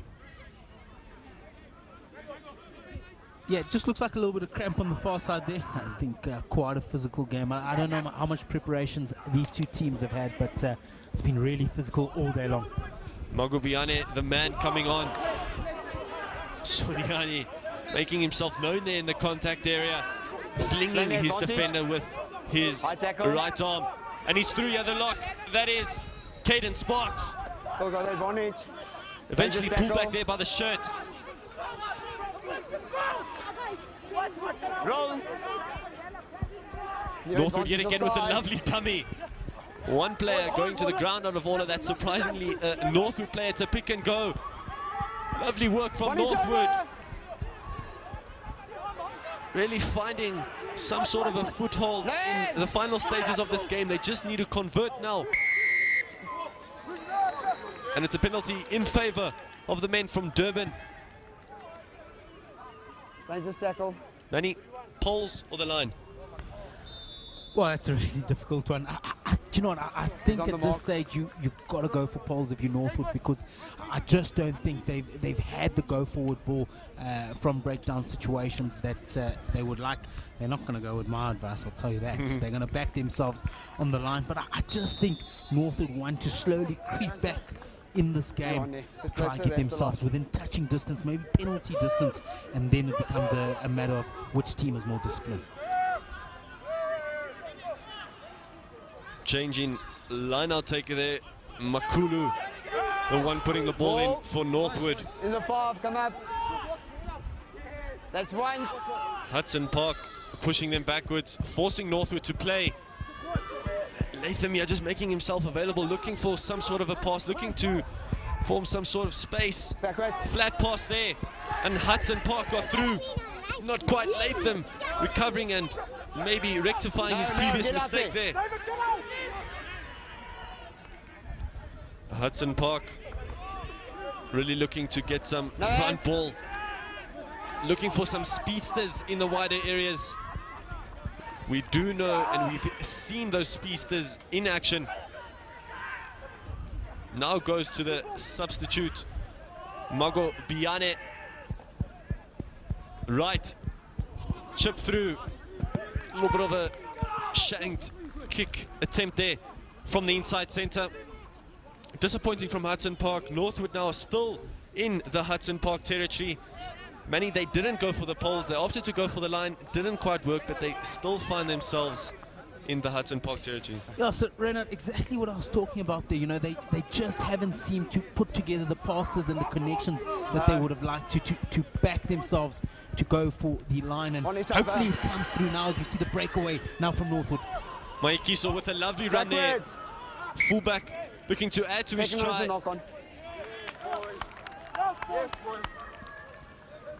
Maikiso just stopped in his tracks there. Almost getting spoiled to his second try of this game. As we approach the final 7 minutes of this encounter, if you've only tuned in now, ladies and gentlemen, my first question to you will be is why? Simple as because it's been such an enthralling day of rugby. Manny, you watched the previous game between King Edwards and Queens. King Edwards taking out the victory in that one by only 1 point. It's been quite an exciting day of rugby. Goodness, that one was just unbelievable. I'll tell you what, it could have gone in either direction. Queens College just missing 3 of their conversions early on in the game, and you can see what difference that would have made to that final result. But all 6 games here today have been absolutely just enthralling. Some of the scorelines don't quite show it, but the intensity and the quality of rugby on show here has just been amazing. An abundance of tries in all the games thus far. Northwood looking to add their name on the list. Offside call there from the Hudson Park backline. Mpanza takes it quickly. Tap and go from the scrum off there. Back 10 on the line. Inches short of the try line. Now Northwood, there's no better time than now when they go wide. They've got some numbers in the wider areas. Northwood now, little dummy there on the inside. Unati Maikiso now goes to the winger in the corner, and it's Northwood with a crucial try in the final stages of this game. Well worked from the men from KZN.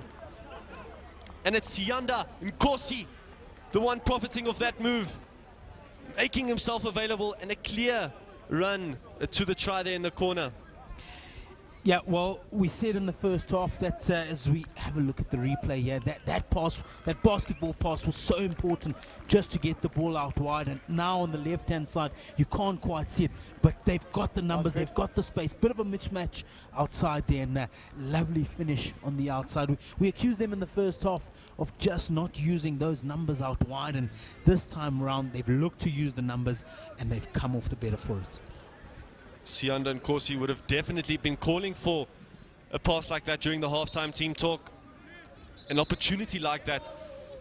And he got it delivered to him on a silver platter, but he still had some work to do. That the youngster finished off right in the corner there. Exceptional work from the men from Northwood.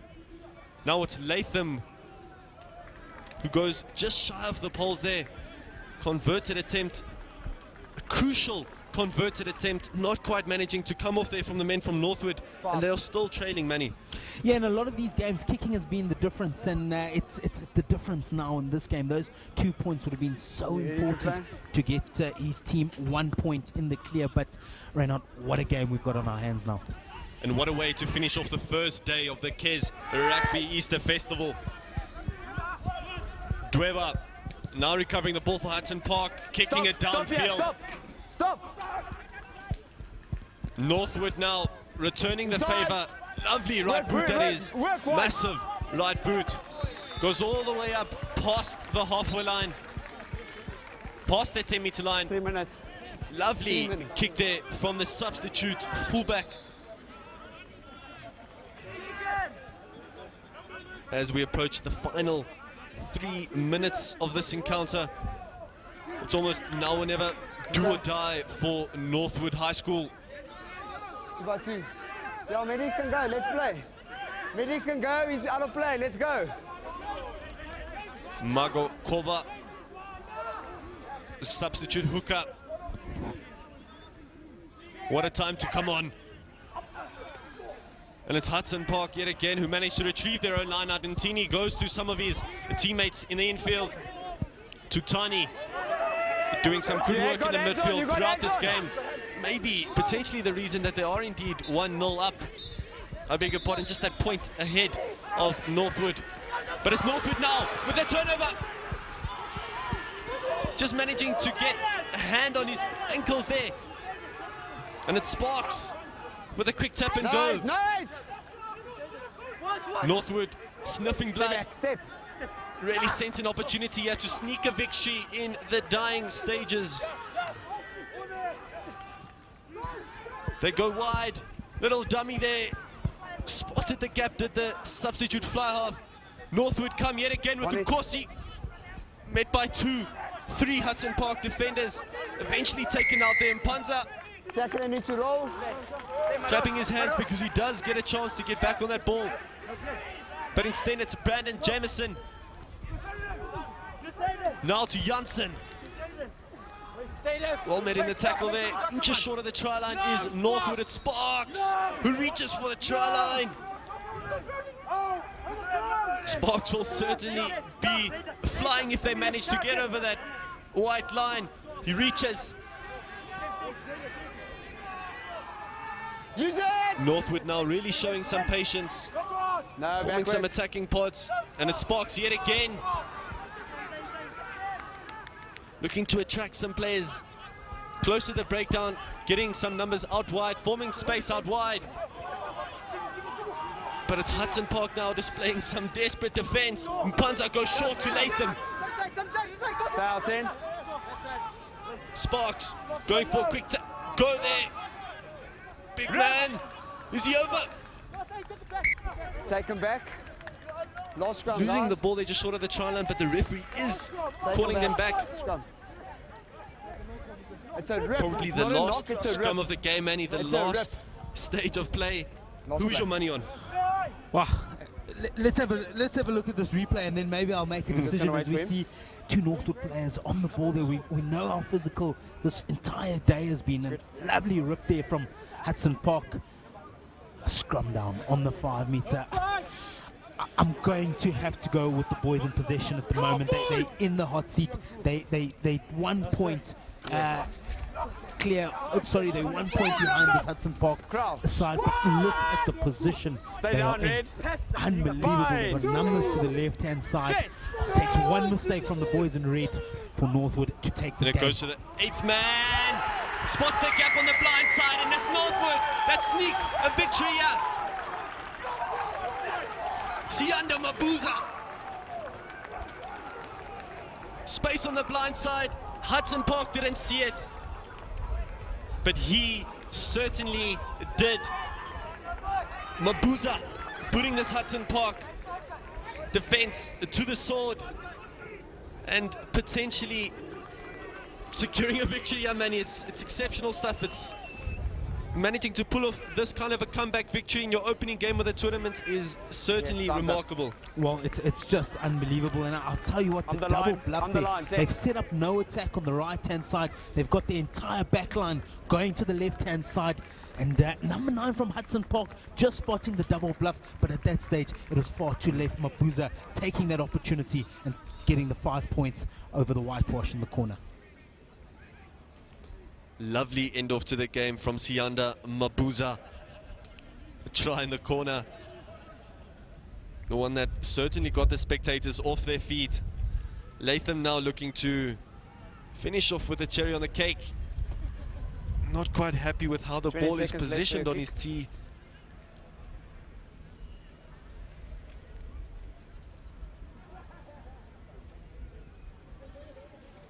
Latham has a swing from the touchline through the poles. What a conversion that is, and what a performance. Comeback victory from Northwood. Yeah. You can see what it means to them, Manny. Absolutely. I was about to say the same thing, Reynard. You stole the words out of my mouth. Look what it means to them. They've come here day one of a 3-day festival. They've poured their blood, sweat and tears onto the Red A rugby field, and that's what it means to them. All that hard work, all that preparation that went into the background coming out on the park right here in these 60 minutes. As you can see there, ladies and gentlemen, on your screen, Northwood have taken this game 25-19. They have prevailed and pulled off one remarkable comeback victory. Yeah, as we have a look at some of the tries there, Hudson Park starting off this game, you know, in the ascendancy. This is the start of the second half. It's that man once again, Dweba. He was in all the action, wasn't he, Reynard? He was indeed, Manny. 2 exceptional tries from him, but he did spend some time in the sin bin. Maybe his period there allowed Northwood to get back into the game. But as we see some highlights now from Northwood, from the Sianda and Corsi try, we just see the build-up of that one. Making himself available, hugging the touchline, sucking in a defender, handing him off, and finishing in some fashion. You can see what it means to them, Manny. It's one remarkable performance from the men from KZN. Yeah, that looks like a team that's put a lot of effort into this festival. They are absolutely stoked about that win, and you can see how disappointed the Hudson Park boys are. As we have a look here, scrum time, this is the final one. Unfortunately, Hudson Park just not getting around that blind side quick enough. And this time around, Northwood just through Sianda Mabuza putting the brakes on this game.